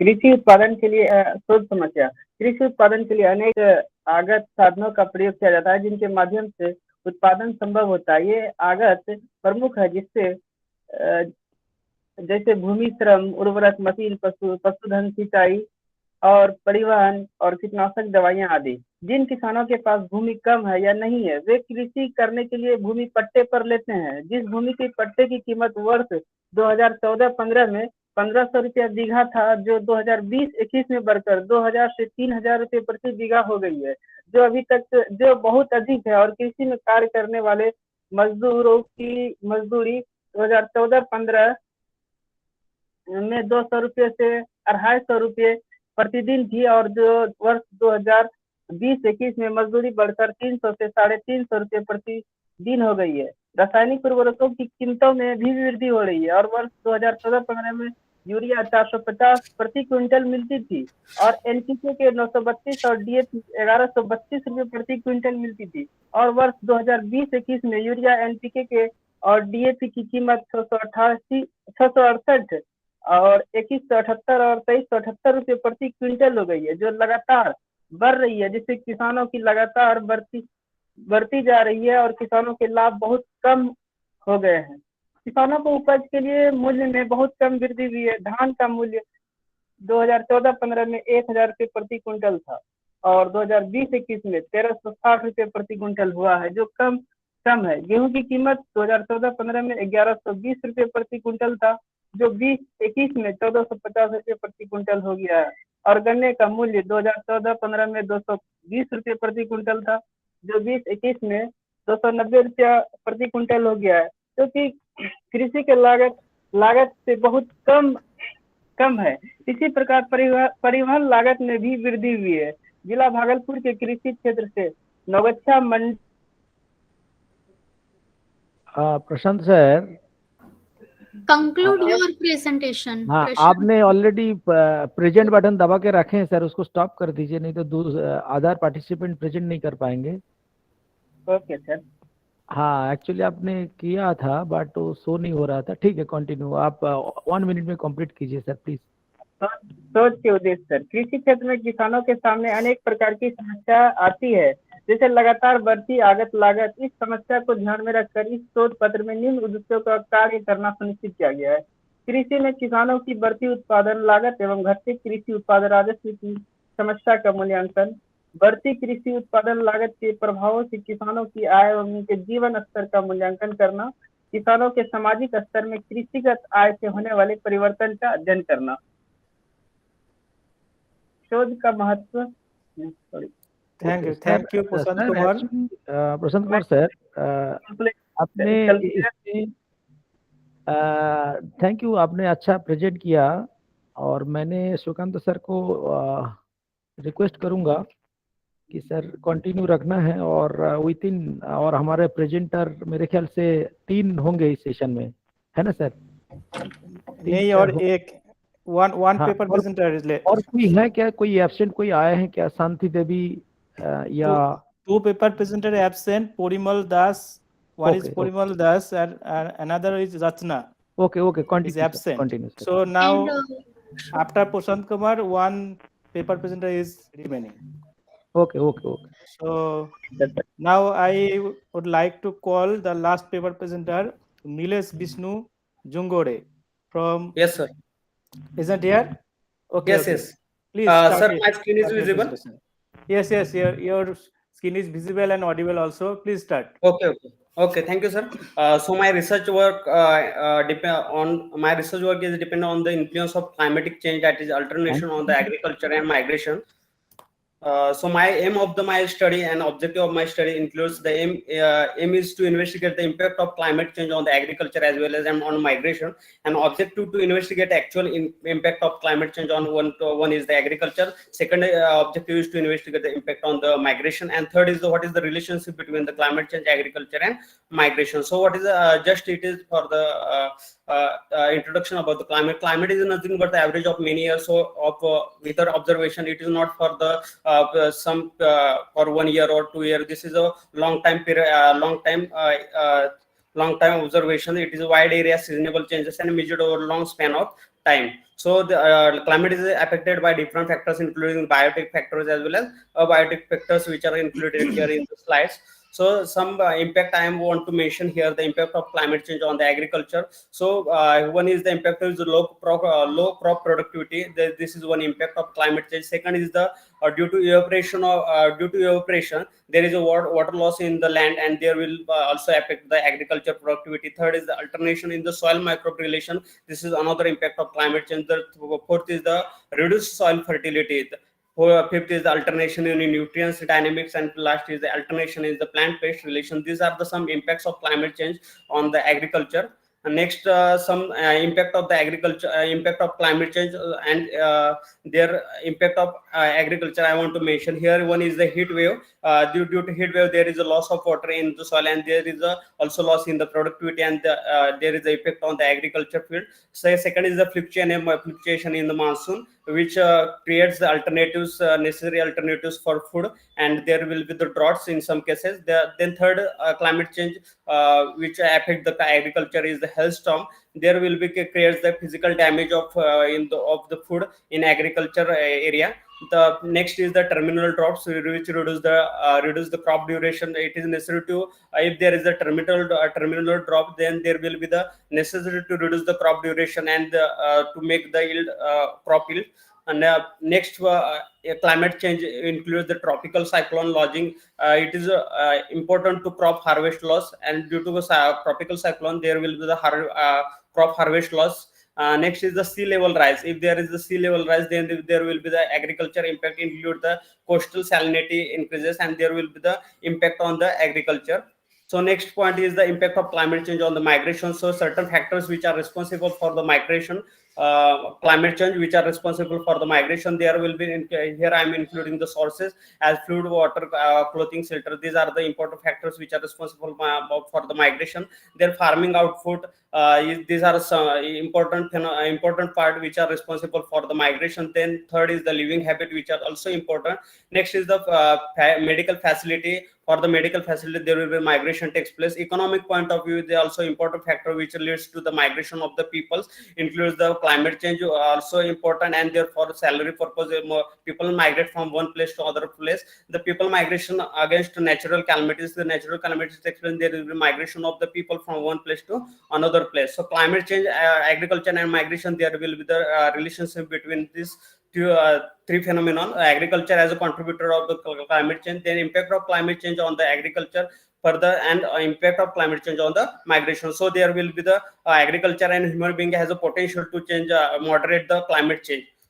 So here is some findings of a survey we are carried out. So based on the survey, we can here conclude some monsoon fluctuation affects the agriculture of near about 46%, hailstorm affects near about 60%, and tropical cyclone 9%, and heat wave on 29%.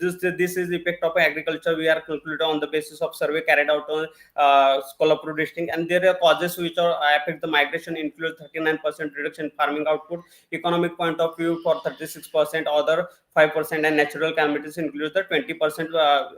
These are the points which are responsible for the migration. And here I want to conclude some points.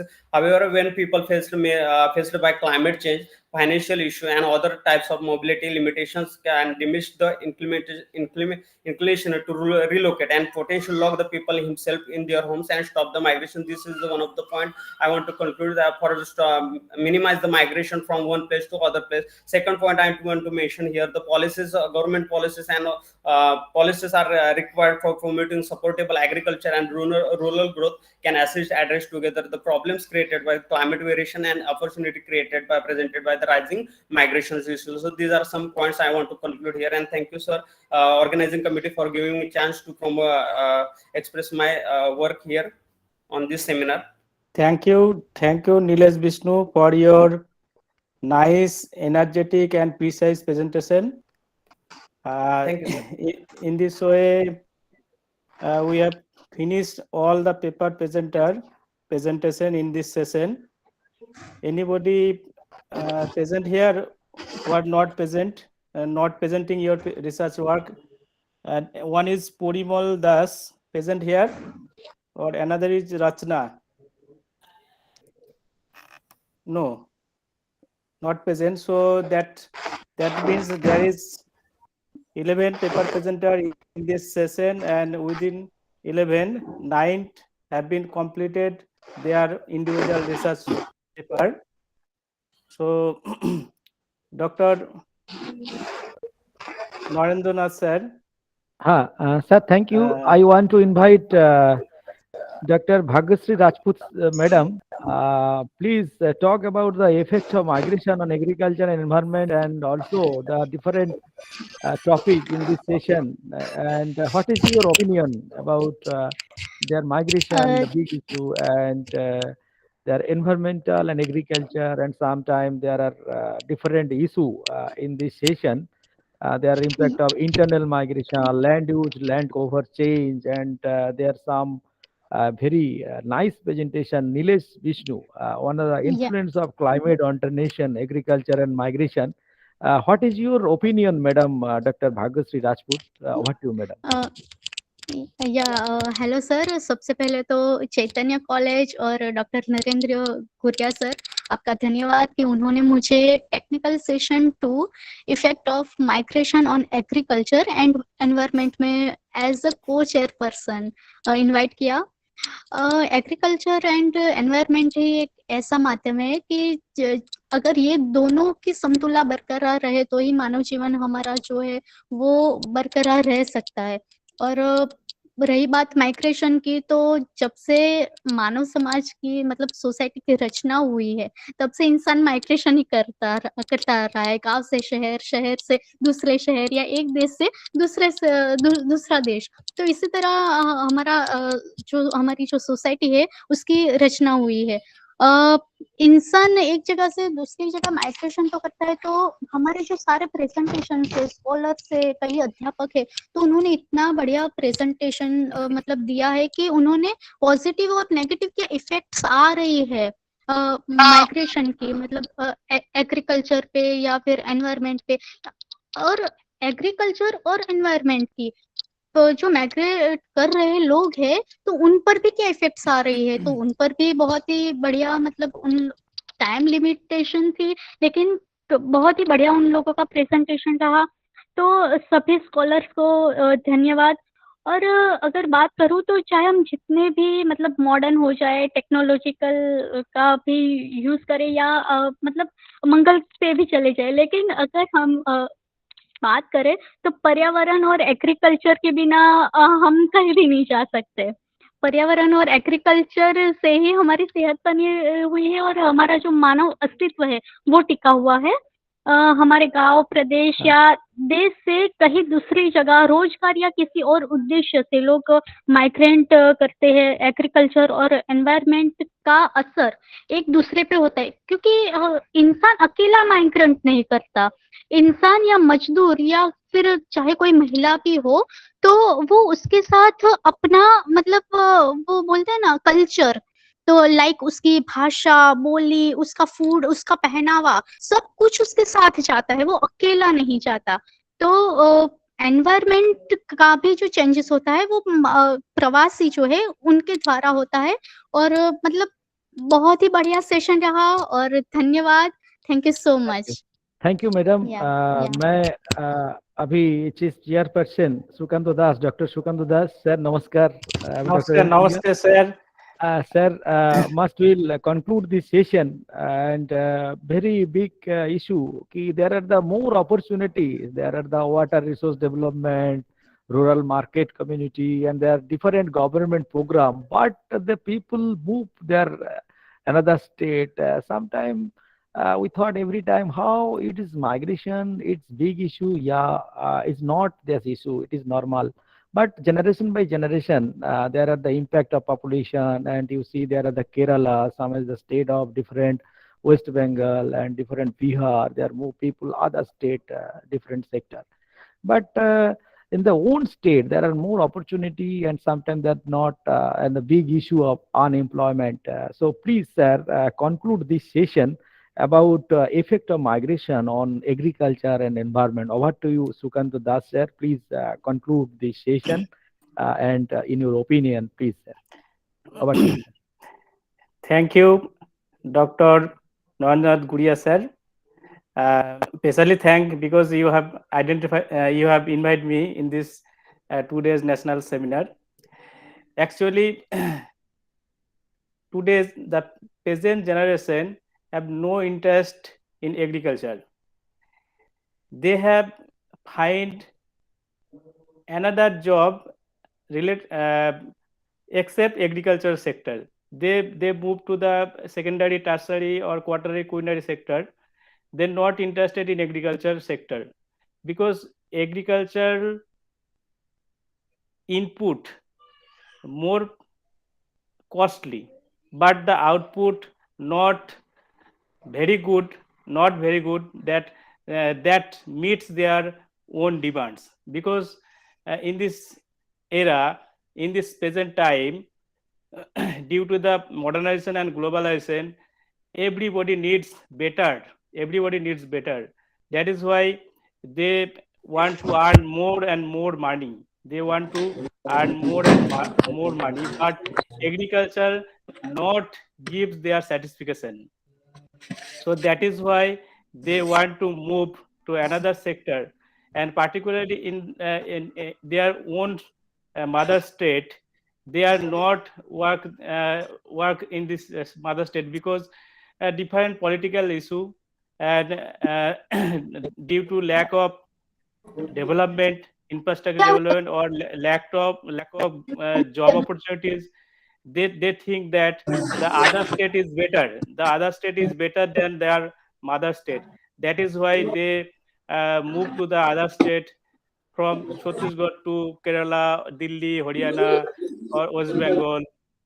So that is why people in present generation, they are not satisfied their own motherland to work, and Bhagyashree madam आपका mic they're please. not satisfied their own needs from agriculture field. That is why they want to move the other places, because effect are taking place in two areas. That is, one is source areas and other is the destination areas. Maximum migration is coming from rural to the urban areas, because the rural areas development are unequal. There is not equal development in everywhere. There is not the lack of benefit or lack of opportunities for uh, present generation that satisfy their own needs. That is why they move from a rural area to the urban areas. And when they Thank you. move to the urban areas, the population in urban areas are much more and more, and that is why the land price is uh, giving rise day to day. There is not good place for their habitation.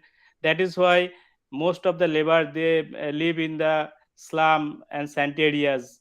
That is why they create their different kinds of pollution through their own economic activities.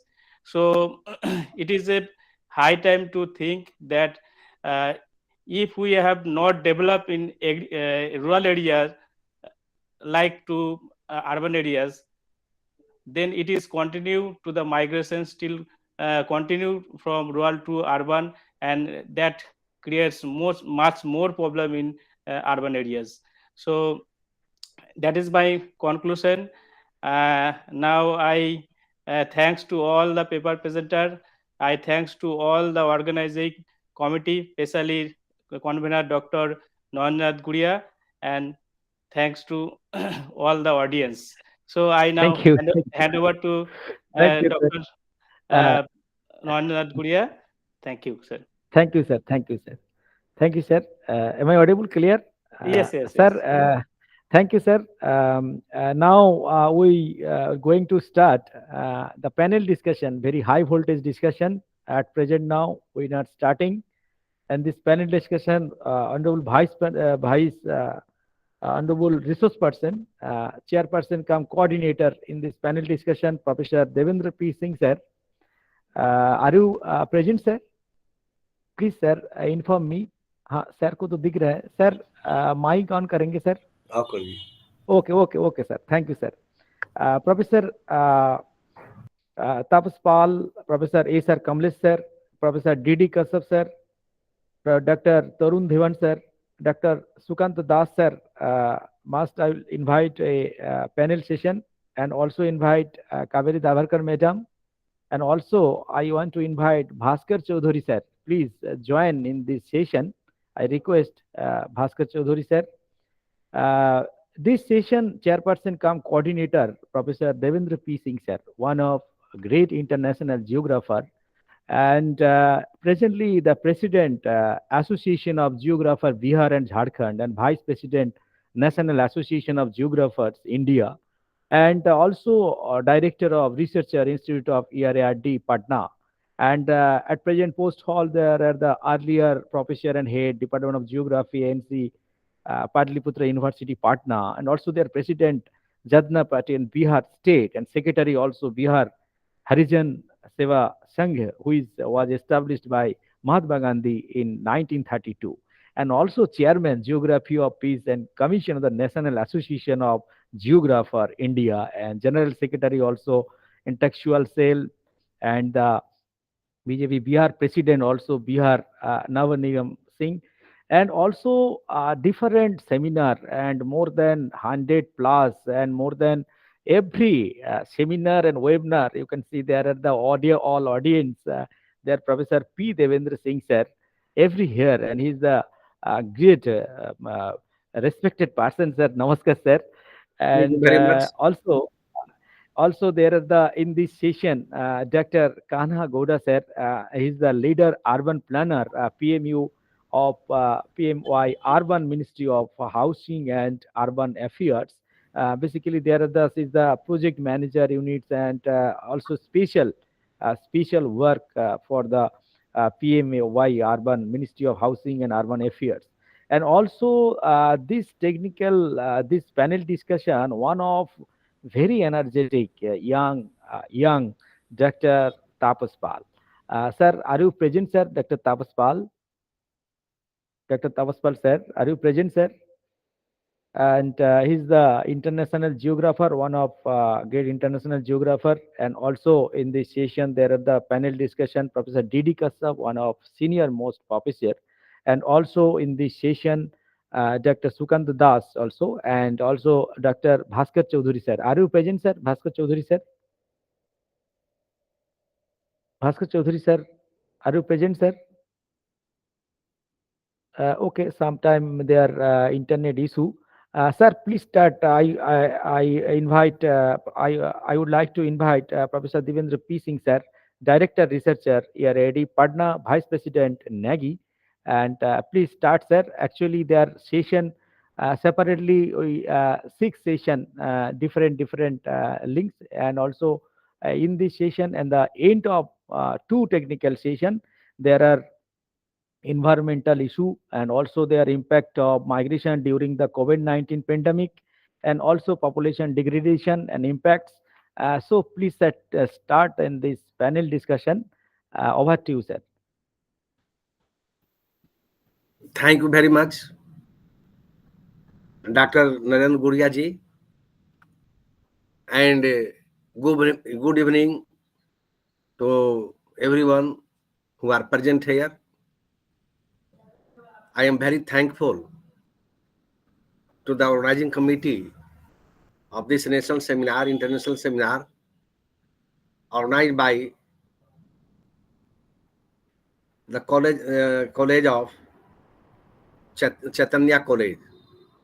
And I am especially grateful to Dr. Narendra Guria, who has asked me and contacted several times and reminded all the time that I should be here. And he has given me the opportunity to conduct and chair this technical session. Actually, I have been present in the inaugural session also, and also in several technical sessions. And I have seen that people from all over the country have joined this webinar, because Dr. Guria has taken a lot of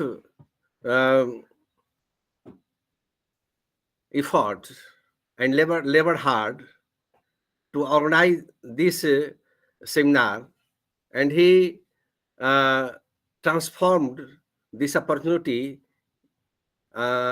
into a national one, because I have seen that almost every part of the country has been represented in this webinar.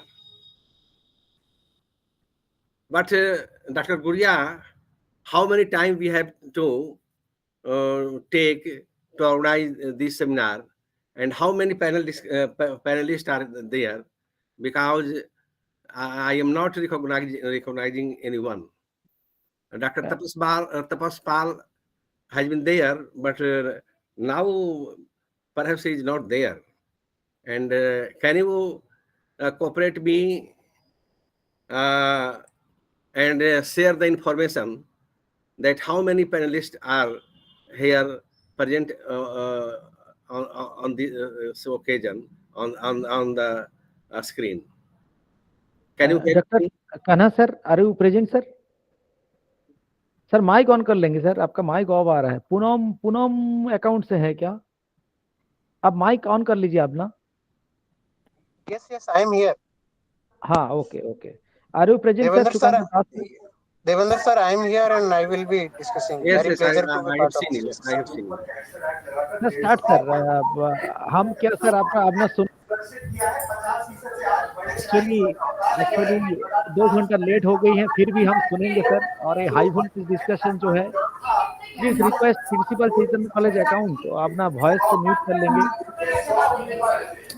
We request all the participants in the panel discussion to kindly on their camera, so that Honorable D.N. Singh sir, he can be aware. Sir नमस्कार, camera में है sir, सभी sir लोग हैं। Okay, nice, very okay nice. Sir, okay sir. Devendra Prasad Singh sir, I request you sir, हम सुनना चाहते हैं। एक्चुअली हम 2 घंटा लेट हो गए सेशन, फिर भी हम इस हाई वोल्टेज सेशन को हम जारी रखेंगे sir.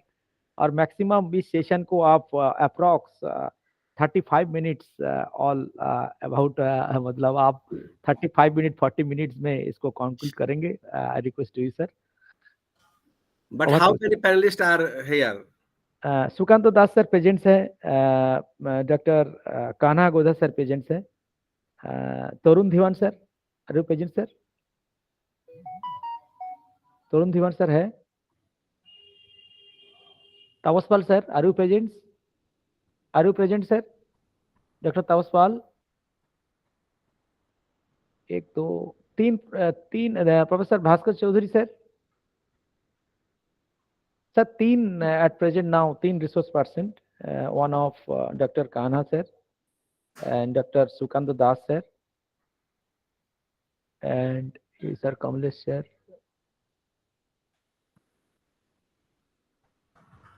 So first of all, may I call Honorable Poonam Godha to present his view. Poonam Godha. Actually, sir, Kanha Godha sir. Actually, there are different names showing sir. Present sir, Godha sir. But here it is seen Poonam Godha. Sir आपका mic बंद है। गोड़ा sir आपका mic on कर लीजिए। Now it's like, I think it's audible now. Okay, Yes, okay. So actually I am traveling, so if it's like, I'm sure there will be no network problem in between, but if anything else, then kindly excuse me. And first of all, thank you, Professor Gudia and whole team. Like, they have invited me, they reached me, they contact me many times. Please, sir, to be here and please share your views. Thank you for that. So, like, as what I'm hearing this discussion from last 1.5 hours, and like many in discussion, what our different scholars, professors from the various colleges, what they have discussed, like, yes, migration happened, but just it's not only migration, okay, but after migration, what like government has to do, like no one has discussed. Okay, everyone says there's a problem, okay, but like after that migration, like government is also doing many things. Okay, so let's I think our research or everything has to be focused on the what area which is like nowadays more relevant to the us, then it would be more fruitful for us and everyone. So what today I'm discussing, just not covering everything, but I'm discussing one is like specific focus areas, like due to COVID, like what happened, lots of reverse migration happened, and one of the major reason is, yes, employment, they lost their employment, but yes, after employment, why they are migrated? Because they do not have their secure home or ease of living within the cities. So what they have done, what they have feel, okay, after 1 month, 2 months, okay, they are not having employment or they are not having work. So what they have thought, okay, they are staying at the rental accommodation and they are not able to pay their rent, and what they have thought, okay, they will back to their home and they will be like, they can easily survive there. So it's like lots of reverse migration happen across the countries. We have seen many videos, we have seen many news and everything, everyone criticize government and everyone, but like criticizing government is the one part, okay, but what government has done after that? Because this pandemic is, no one had thought it means, like I'm 35 years old, I never thought this kind of situation may happen where whole country can be locked down. Maybe Professor Devendra and all, like our senior colleague, okay, they even their whole life they never thought, okay, situation like this can come in their life. And yes, we have seen it, how this pandemic locked us within the 300 square meter areas or whatever that living means space what we have. But what government has done, so I think I'm just focusing on the what government has done, and I'm just thinking, I'm just focusing on the areas where like what government had done to provide housing to the all those workers, where they can have ease of living, while if anything in future something like that happened. So when the lots of river migration happened, then Ministry of Housing Affairs at the so we have come with the policies where we are providing affordable rental housing to the all those migrants near to the workplace. And like before that, there is no such kind of facilities are there, or if it's there, then it's not like all those labor, especially it's not there for the labor. So Government of India come with the policy, affordable rental housing complexes policy, where what we have done. So I will be focused, I will be discussing the what Government of India's initiative or Ministry of Housing's initiative to provide ease of living through rental accommodation on affordable rent to all those workers and within their working place. So if any situation happen in the near future, so no one can migrate, or if they will migrate, then the situation like what happened 2 years back, that cannot be happened again. So to address, Atmanirbhar Bharat vision and to provide, dignified living to the all those urban migrants, poor, labor. So Government of India come with a policy called affordable rental housing, and that rental housing can be developed with, and they can provide to the all those workers. So here we come with the two models, where first model is what we have already, Government of India already have their vacant stock, and we have converted all those vacant stock in the rental housing. And it's like maybe like we all are, majority of them, we are migrated from rural to urban areas, okay, either for higher education, either for job or whatever. But we all find, whenever we all be here, then we search for the rental accommodation, and what we are paying around 10,000, 5,000, or somewhere else. But what Government of India's objective is, let's have ease of living or good rental accommodation at least 1,000 to 2,000 rupees per month maximum, and so they can have, like, any worker who's earning 10 to 15,000, so he can pay at least 10,000 to 2,000 rupees per month at least. So we have and this can be vary from the city to city.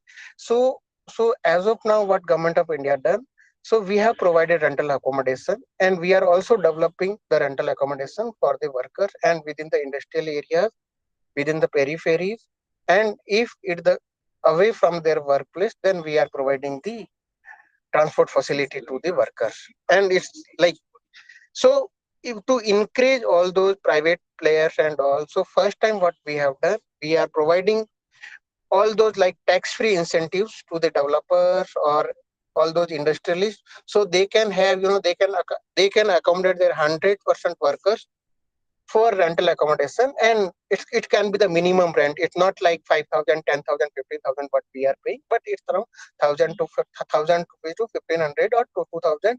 And whatever, if they have the negative premium, means the project is not financially viable, and if they are, financially lost, then Government of India will accommodate whatever their loss. So the situation can means, so these workers cannot be, means no, like cannot be the unsecure with the house. So this is what we have done, and as of now, what the success of this scheme. So we have like across the country, around 1 lakh plus unit already construction happened.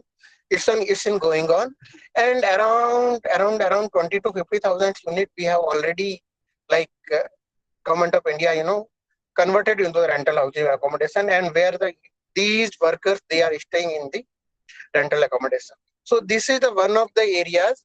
I think here our research is required, like how, because we geographers, yes, we are doing many things, but what I have found, because I am also geographer, then I have done my planning, but after what I have as professional, what I have found, like we are doing many things, but we are not focusing on the professional things, because so that will be that our research is not, converting in the into the areas where, that all those young professionals, young researchers can earn or can have their, bread and butter. So let's, our focus should be on the more on the professional side research. Our research can be more than a professional research. So these, all those young researchers can have, like, yes, academic for geographer, two things. Either we all are going for the higher education, or second, we are going for the civil service. But like we are doing environment planning, but our seat will go to the environment science student. We are doing climate geography, but again that will go to the environment. We are doing physical geography, we are reading physical geography, we are expertise in physical geography, but that will go to the geology or geology. So where we are, only GIS is with us. So let's our focus, our research focus has to be more on a professionalism.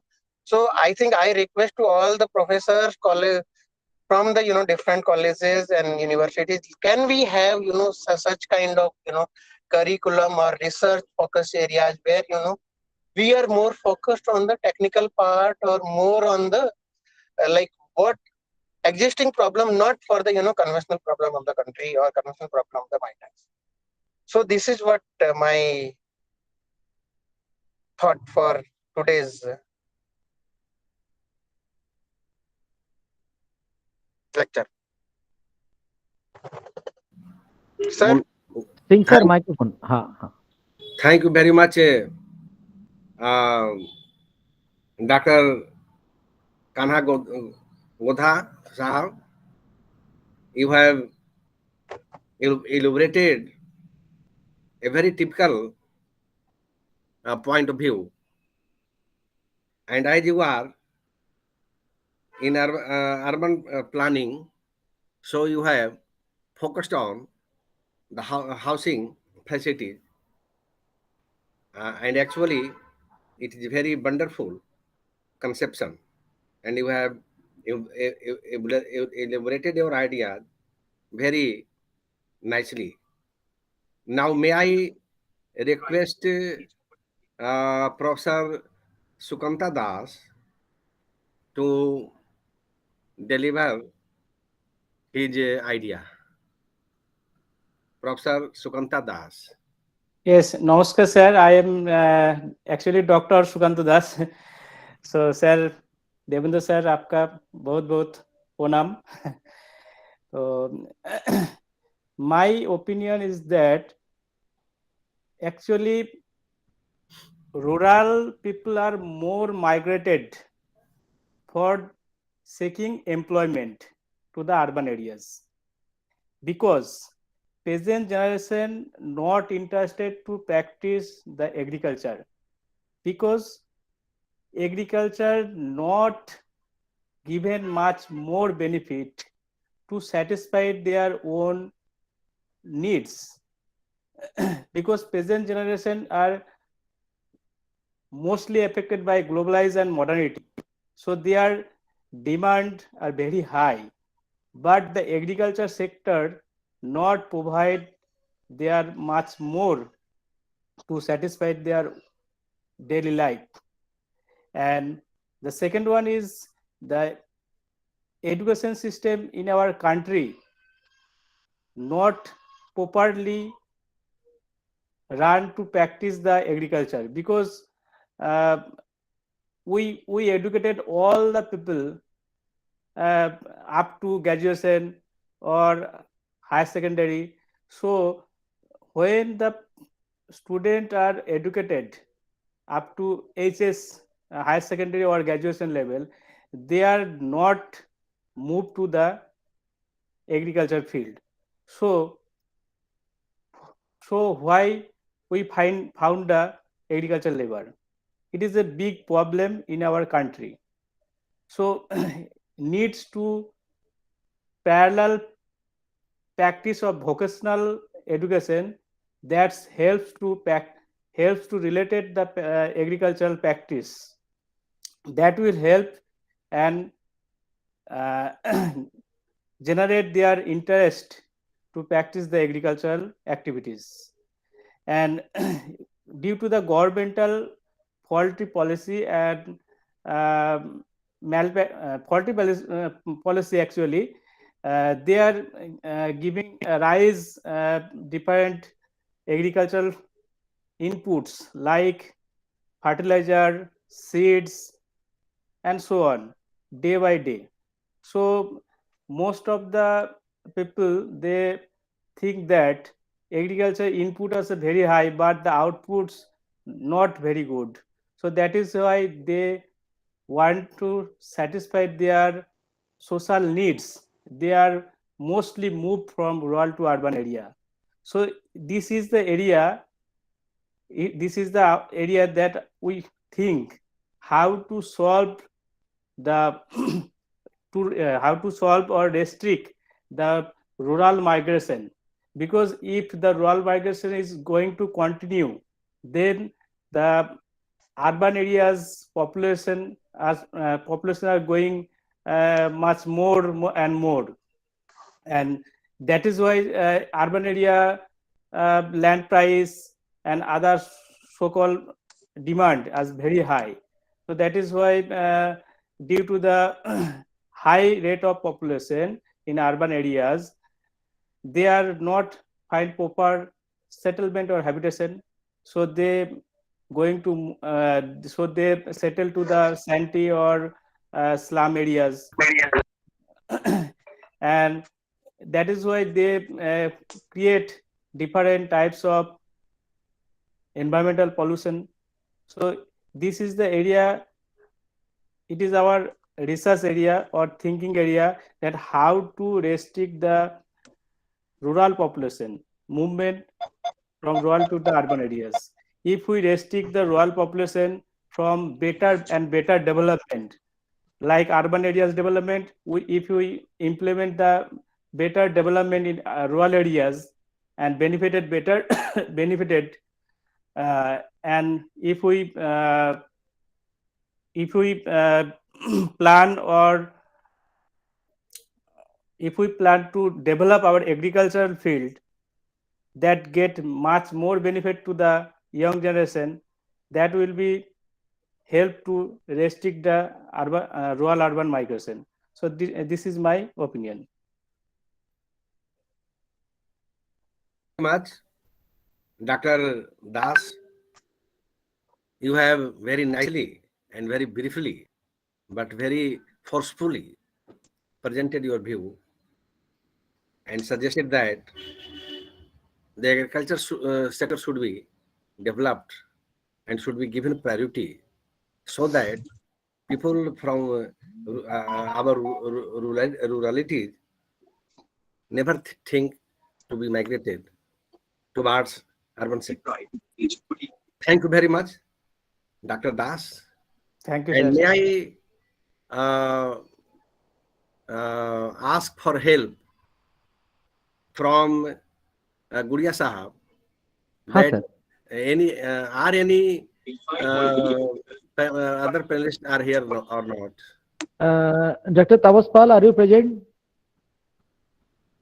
मेरे ख्याल से actually sir 2 घंटा late हो गया panel discussion में, तो doctor Kamlesh sir, S R. Kamlesh sir, D D. Kashyap sir, Biswajit Chaudhary sir, हाँ at present now present नहीं है। सर थोड़ी सी हम हमारे सर प्रिंसिपल सर प्रेजेंट है? यस। हाँ हाँ हाँ हाँ हाँ सर नमस्कार। नमस्कार sir. At present panel discussion chairperson का coordinator professor Devendra P Singh sir हमारे बीच में है सर। तो जितने किसी का कुछ क्वेश्चन रहेगा माइक्रोफोन ऑन करके डिस्कशन होगी, हाई वोल्टेज डिस्कशन चल रहे हैं। मेरा रिक्वेस्ट है doctor professor Devendra P Singh sir को कि सर माइग्रेशन हम अगर देखें रूरल एरिया में ज़्यादातर वो कृषि नहीं करना चाहते हैं या वो माइग्रेट एरिया में, और ग्रामीण क्षेत्र में जो एग्रीकल्चर के एक बहुत बड़ा प्रभाव देखने को मिल रही है। और जो कि आप देखेंगे जो रूरल मार्केट है वहाँ पे प्रोडक्शन, क्रॉप प्रोडक्शन जो है छत्तीसगढ़ में बेसिकली हमने देखा जितने सारे रूरल मार्केट है वहाँ पे वेजिटेबल्स जो प्रोडक्शन जो है लोकल मार्केट में वो बहुत ही कम हो रही है, क्योंकि कृषि करना नहीं चाह रहा है। मॉल में काम कर लेंगे, 2000 मिल जाएगा, और एक ट्रेंड बन रहा है, भैया रहता है वहाँ पे तो मैं भी वहीं पे रह जाऊंगा। तो lack of people they are migrant from rural to urban area, but why not if there are different opportunity। Actually वहाँ पे अगर देखेंगे कि डैम है, नाली है, नहर है, पानी भी आ रही है, ये कहीं ना कहीं साइकोलॉजिकली उन लोग चाहते नहीं कि हम एग्रीकल्चर में कन्वर्ट हो, क्योंकि हमारे देश कृषि प्रधान देश है, तो हम चाहेंगे कि एग्रीकल्चर को और बेटर बेस्ट बनाएंगे। तो अगर इस तरह रूरल माइग्रेशन इस तरह होते रहेंगे तो हमारा इन फ्यूचर इकोनॉमिक में किस तरह हम इस प्रॉब्लम को कैसे दूर कर पाएंगे? पी सिंह सर प्लीज आप इसके ऊपर बातचीत करेंगे। और एक अनदर इशू है जो कि पॉपुलेशन ग्रोथ रेट अगर देखेंगे जो सिटी एरिया में ज़्यादातर में पढ़े लिखे व्यक्ति, हमारे सॉलिड वेस्ट मैनेजमेंट की अगर बात करें, they are migrant from different state, different गांव से आते हैं, शहर में रहते हैं, सब पढ़े लिखे व्यक्ति। हम सब पढ़े लिखे व्यक्ति होते हुए भी शहर में जब नाली का अगर देखें या इन्वायरमेंटल डिग्रेडेशन की हम जब बात करते हैं, भूगोल वाले हैं, या कोई नदी गुजर रही है, अगर गंगा नदी को भी देखे तो huge there are big issue pollution, और जो कि हम कहीं ना कहीं पढ़े लिखे होते हुए भी हम एक इन्वायरमेंट के ऊपर हम सब अवेयर नहीं है। और कहीं ना कहीं एक इशू जो माइग्रेशन से भी कनेक्ट करते हैं, या पॉपुलेशन ग्रोथ रेट जो है वो हाई हो रही है, और उसमें रूरल जो पीपल है, हमारे जो गांव है, गांव के आज के दिन में अगर देखेंगे एग्रीकल्चर के जो ट्रेंड फार्मर और अनट्रेंड फार्मर का जो देखने को मिल रही है, ये कहीं ना कहीं बहुत सारा स्टेट में, ऐसा नहीं बोल रहा हूँ कि सर ओवरऑल स्टेट में, बट जब हम देखते हैं तो एक बड़े इशू के रूप में वहाँ पे सामने आ रहे हैं कि क्रॉप प्रोडक्शन जो है, वेजिटेबल्स जो है, वो उतना प्रोडक्शन नहीं हो पा रही है रूरल एरिया में। और तो सर इस पर एक थोड़ा फोकस डालेंगे। और कोविड-19 पीरियड में हमारे इस सेशन में हमारे सेशन था, हमारे टोटल 6 टेक्निकल सेशन में आज 4 हो गया है सर, और कल 2 होगी। और इसमें हम कोविड-19 इम्पैक्ट में बहुत सारे पेपर प्रेजेंटेशन हुई, तो यहाँ पे देखने को मिल रही है कि ड्यूरिंग कोविड-19 पीरियड में लैक ऑफ माइग्रेंट वर्कर जो जहाँ पे काम करते थे वहाँ छोड़ के फिर अपने स्टेट में आ गए हैं, और काम के तलाश में आज भी वो न्यू काम के लिए, न्यू जॉब के लिए ढूंढ रहे हैं। कुछ लोगों को जॉब मिला, कुछ को नहीं मिला, तो ऐसे अगर काउंटिंग करेंगे तो बहुत एक बड़े इशू पर है। तो ये सारी इशू को हम कैसे हम क्या अपॉर्चुनिटी उसके सामने दे सकते हैं ताकि इस तरह वो पलायन ना करे, आपने जगह में रहकर भी, अपने गांव में रहकर भी बेस्ट दे सकते हैं, क्योंकि हमारे इंडिया कृषि एग्रीकल्चर बेस्ड, और ऐसा नहीं कि आप अगर बोलेंगे कि छत्तीसगढ़ प्लेटो एरिया है और वहाँ पे एग्रीकल्चर उतना प्लेन, जो महानदी बेसिन एरिया है वहाँ पे एग्रीकल्चर हो रही है और बाकी एरिया में इसीलिए भाग रहे हैं। लेकिन सर अगर आप देखेंगे यूपी या वेस्ट बंगाल या बिहार, जहाँ पे लैक ऑफ प्लेन एरिया है, मैदान एरिया है, फिर भी उस स्टेट से वो माइग्रेंट हो रहे हैं अदर जगह में। तो what is the sir, what is your opinion about this overview in the agenda? इस तरह जो रूरल अर्बन माइग्रेशन जो देखने को मिल रही है, तो इसको हम कैसे सॉल्व किया जाए और हमारा गांव के विकास के लिए इस स्तर पर कदम उठाना होगा, रूरल माइग्रेशन को हमें रोकना होगा और वो गांव अपने गांव को डेवलप करे ताकि समाज के विकास और साथ ही साथ हमारे देश के विकास हम कर सके। तो professor Devendra P Singh sir को मेरा रिक्वेस्ट है, और हमारे बीच रिस्पेक्टेड प्रिंसिपल सर, हमारे कॉलेज के प्रिंसिपल सर जुड़ी हुई है। सर नमस्कार। तो इस हाई वोल्टेज सेशन में मैंने रिक्वेस्ट करूंगा professor Devendra P Singh sir, तो इस इशू से हम कैसे बाहर आ सके, please over to you sir. धन्यवाद गुड़िया जी, और आपको बहुत बहुत बधाई कि आपने इतना मेहनत करके और इतने लगन से, और एक एक आदमी से 10-10 बार 20-20 बार, एक एक दिन में 4-4 बार 5-5 बार और देर रात्रि तक आपने बात करके और जो ऑर्गेनाइज किया और एक सफल कार्यक्रम को आपने ऑर्गेनाइज किया, इसके लिए अब पूरे देश भर से लोगों को आपने जुटाया। मैंने देखा, सुबह से ही मैं देख रहा हूं, मैंने अपने स्क्रीन को ऑन करके रखा था और अपना काम भी कर रहा था, लेकिन सुन रहा था कि लगभग पूरे देश का रिप्रेजेंटेशन हुआ। और इस इशू पर जो आज का एक बर्निंग इशू है माइग्रेशन, और ये एक विकराल समस्या के रूप में हमारे सामने मौजूद हो गया है, विराजमान हो गया है, उस इशू पर आपने इतना बढ़िया डेलिब्रेशन ऑर्गेनाइज किया, इसके लिए मैं फिर एक बार आपको साधुवाद देता हूं, धन्यवाद देता हूं। आप बधाई के पात्र हैं। और आपसे भी ज्यादा मैं आपके प्रिंसिपल साहब को बधाई देना चाहूंगा, साधुवाद देना चाहूंगा कि कॉलेज के प्रिंसिपल के सहयोग के बिना कोई भी उस कॉलेज का सदस्य और इतना अच्छा काम कर ही नहीं सकता है। तो आपने इतना अच्छा काम किया, इतने भाई चांसलर लोगों को जुटाया, इतने बड़े प्रोफेसर, इतने रिसर्चर लोगों को जुटाया, एक्टिविस्ट को जुटाया, तो इसमें आपके प्रिंसिपल साहब भी बहुत बधाई के पात्र हैं, साधुवाद मैं उनको भी देता हूं। मैं सुन रहा था, सुबह से ही सुन रहा था, और तमाम विद्वानों को मैंने सुना, और माइग्रेशन पर लंबी लंबी बातें हुई, रिसर्च की बातें हुई। लेकिन देखिए, हम लोग गांधी पर भी काम करते हैं, हम लोग सोशल एक्टिविस्ट भी हैं, और आपको मैंने बताया था, ये देखिए पीछे मेरे पास ये किताबें गांधी के ऊपर है, सारी किताबें गांधी के ऊपर है, और गांधी के ऊपर मैं एटलस बना रहा हूं। आपको मैंने बताया था कि एक 600 पेज का एटलस हम लोगों ने बनाया है गांधी के ऊपर। तो गांधी के इस देश में और हमारे देश में जो समस्या है, उसके निदान के लिए गांधी को खोजना पड़ेगा और गांधी के रास्ते पर चलना पड़ेगा। क्योंकि गांधी और बाकी लोग में जो अंतर है, मैंने जो देखा गांधी के ऊपर काम करते हुए, और लगभग, और आपको मैंने बताया कि एक हरिजन सेवक संघ है जो 1932 में गांधी जी ने बनाया था, और उसमें भी मुझको काम करने का मौका मिला। तो गांधी को बहुत नजदीक से देखने और सुनने का, और उनके जीवन शैली के अध्ययन का मौका मिला।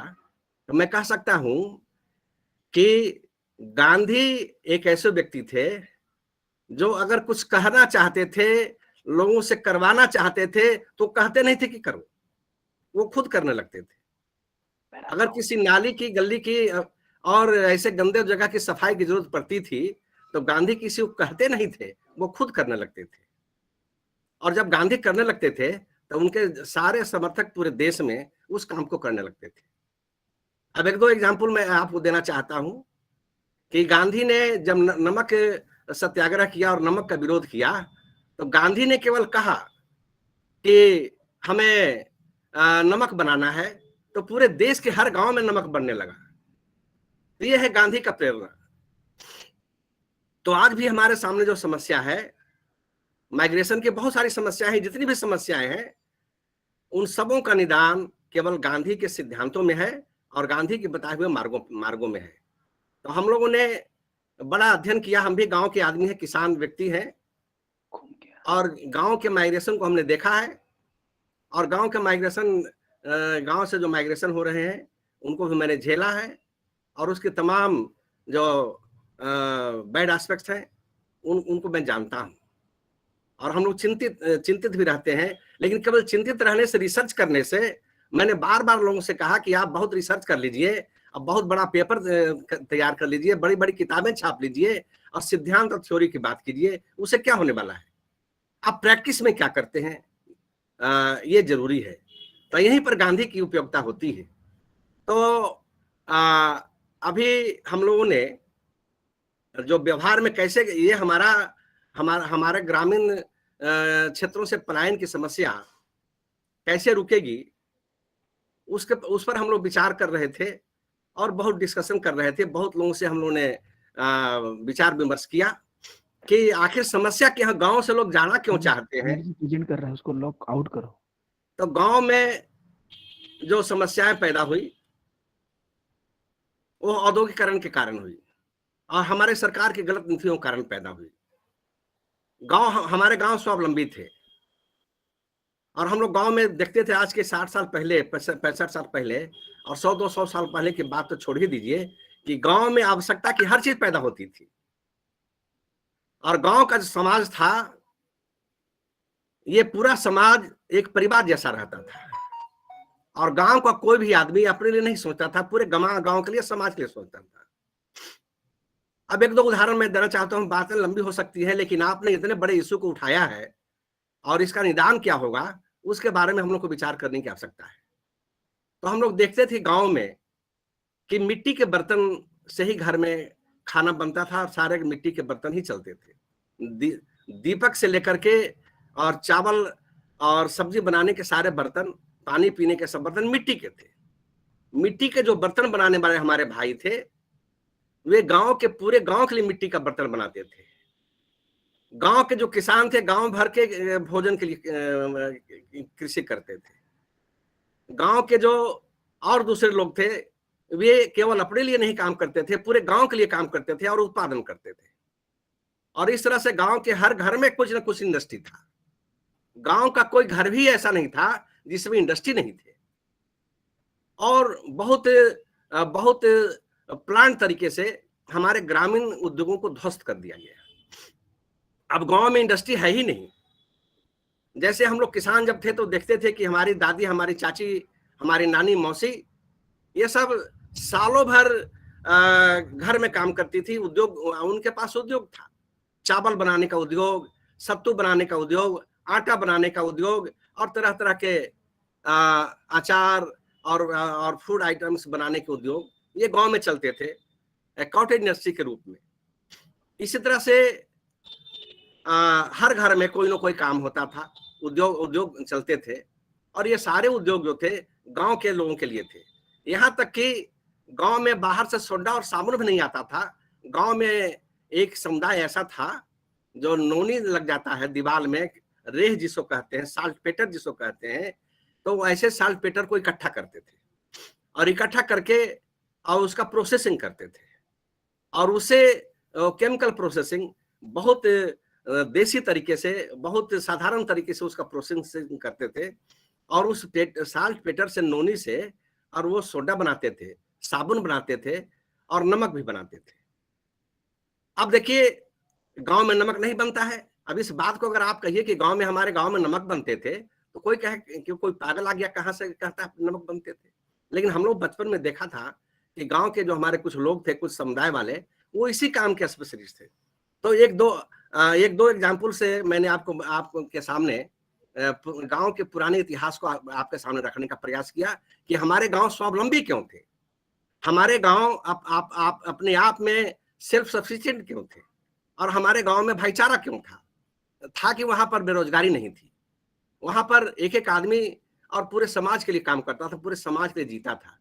गांव के नदी में अगर बांध बनाना होता था तो गांव के सब लोग जाते थे बांध बनाने के लिए। हम लोग भी बचपन में जाते थे। हाई स्कूल में मिडिल स्कूल में पढ़ते थे, बांध बनता था तो हम लोग भी जाते थे। गांव में किसी भी तरह की अगर आग लग गई, गांव में अगर आग लग गई तो गांव के सारे लोग आग बुझाने जाते थे।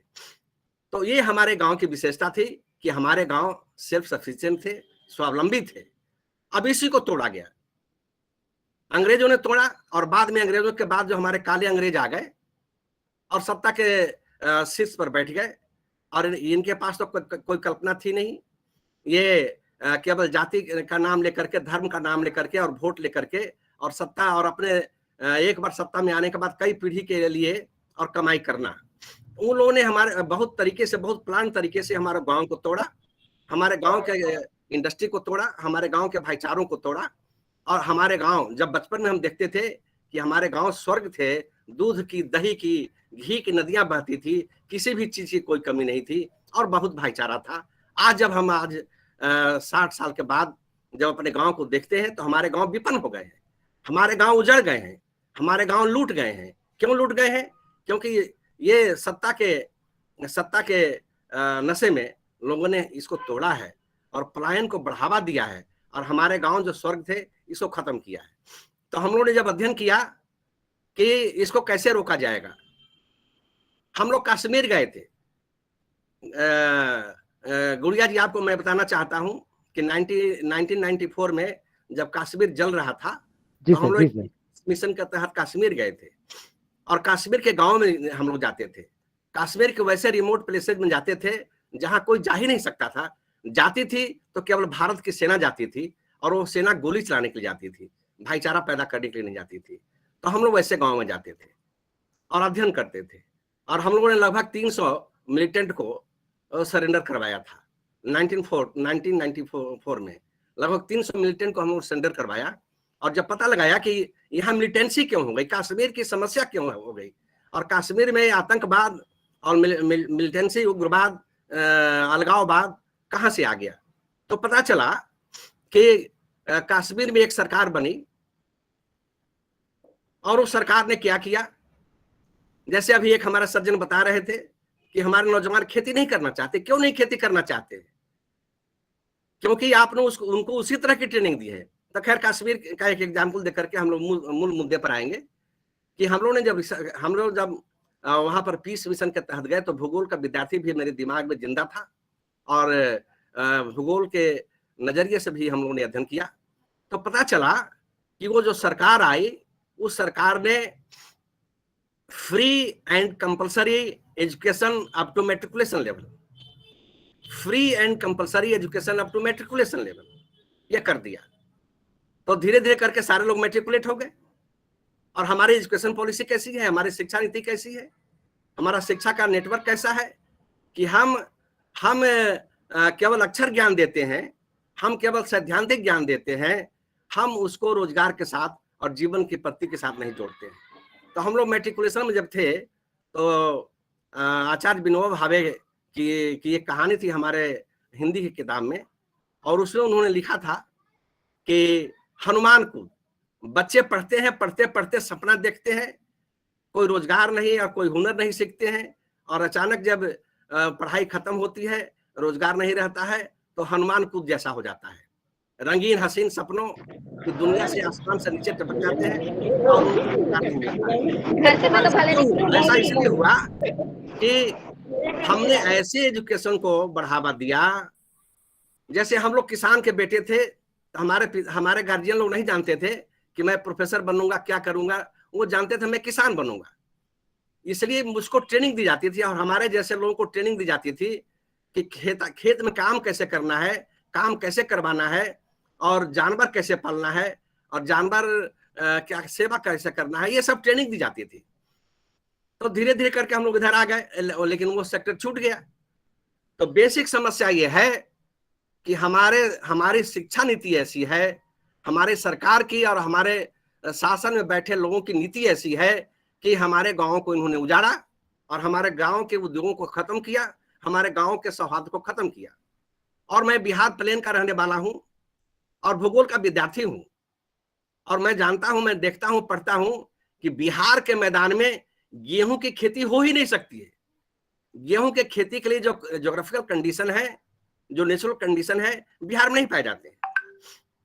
लेकिन हमारे जिला में एक कलेक्टर आया था, नया आईएएस कलेक्टर बन के आया था, और एक एसपी आया था नया आईपीएस कंप्लीट करके, और हमारे गांव में एक हादसा हो गई थी, उसमें दोनों नौजवान डीएम और कलेक्टर आए थे। ये लगभग 1975-76 या 75-76 की बात है। ये नौजवान आईएएस और आईपीएस आए थे हमारे गांव में और कह रहे थे कि बहुत खुश थे कि आज तो मैंने देखा कि यहाँ ग्रीन रिवॉल्यूशन हो गया, चारों तरफ गेहूं, चारों तरफ गेहूं। लेकिन चारों तरफ गेहूं, और ये यंग जो ऑफिसर थे और हमारे जो पॉलिटिशियन थे, बिहार के खेतों में गेहूं को इतना प्रमोट कर दिया कि अब गेहूं बिहार के हर गांव में उपजने लगा। उसका साइड इफेक्ट क्या हुआ? साइड इफेक्ट ये हुआ कि गेहूं की खेती तब होती है जब पानी नहीं रहता है। ये जाड़े में होती है गेहूं की खेती, और उसके सिंचाई के लिए नलकूप लगाना पड़ता है, और उसके सिंचाई उसके लिए केमिकल फर्टिलाइजर का प्रयोग करना पड़ता है। तो इसका साइड इफेक्ट क्या हुआ? पंजाब में देखने को मिला, बिहार में भी मिल जाएगा, और गंगा के पूरे मैदान में देखने को मिलेगा कि underground water table has been diminished to a very problematic level. हमारे धरातलीय जल काफी नीचे चले गए हैं। हम अपने गांव में देखते थे कि हमारे हर घर में कुएं थे, तो बरसात के दिन में बिना रस्सी के ही कुओं से पानी निकलता था। So high was the water table, underground water table. अब क्या हो गया? अब गांव के सारे कुएं सूख गए, और हैंडपंप जो लगे वो सारे हैंडपंप भी सूख गए। अब गांव में बड़े बड़े ट्यूबवेल कर करके और घरों में पानी पहुंचाया जा रहा है, और वही एसपी और वही डीएम अब फरमान सुनाते हैं जो कहते थे गेहूं की खेती हो रही है, इट इज वेरी वंडरफुल, और बिहार भी अब ग्रीन रिवॉल्यूशन की ओर बढ़ रहा है, गेहूं की खेती को प्रमोट कर रहे थे। अब वही डीएम हमारे जिले का अब कहता है कि मार्च के बाद आप ट्यूबवेल मत चलाइए, पानी मत निकालिए। तो पानी तो सब निकलवा दिया, और अंडरग्राउंड वाटर टेबल इतने नीचे चला गया। तो यह समस्या क्यों हुई? क्योंकि हमारे जो शिक्षाविद थे, इन्होंने विदेशी शिक्षा का नकल किया, और हमारे जो सत्ता में बैठे हुए लोग थे, इन्होंने कल्पनाहीन और नीति का, और हमारे जो ब्यूरोक्रेट्स थे, ये पश्चिम की किताबों को पढ़ते थे, वेस्टर्न मॉडल का प्लानिंग बनाते थे। यही हमारे गांव की दुर्गति का कारण है कि हमारे नौजवान अब पढ़ लिख गए हैं और गांव में खेती और पशुपालन करना नहीं चाहते हैं।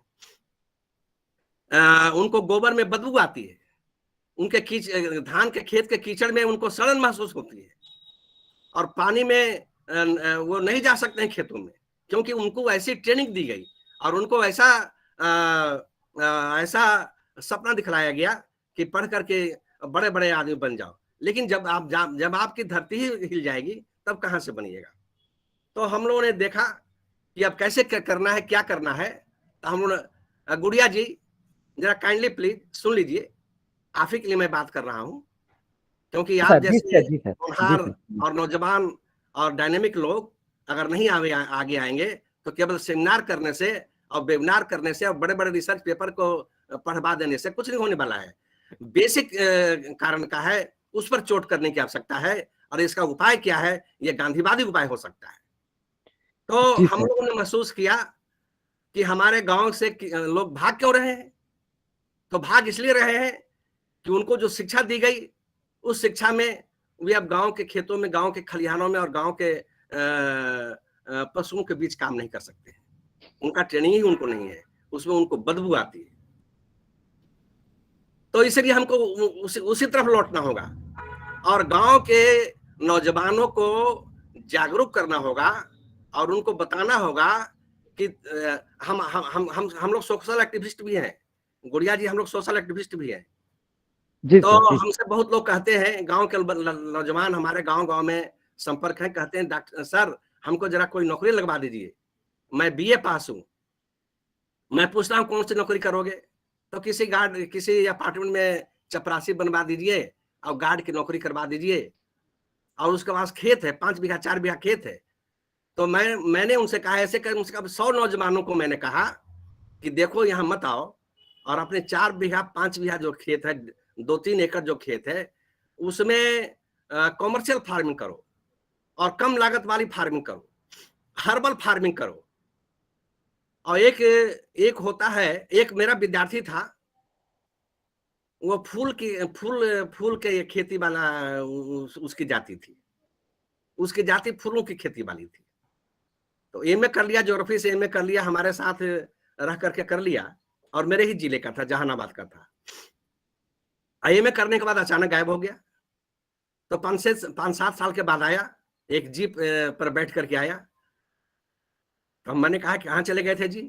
कहा कि देखिए सर, अब एमए करने के बाद मुझे कौन नौकरी मिलती, तो मैं अपने गांव चला गया, और मेरे पास जो 1-2 एकड़ खेत थी, उसके अलावा 4-5 एकड़ खेत मैंने और पट्टा पर ले लिया, और उसमें फूलों की खेती करता हूँ, फ्लोरिकल्चर, फूलों की खेती करता हूँ।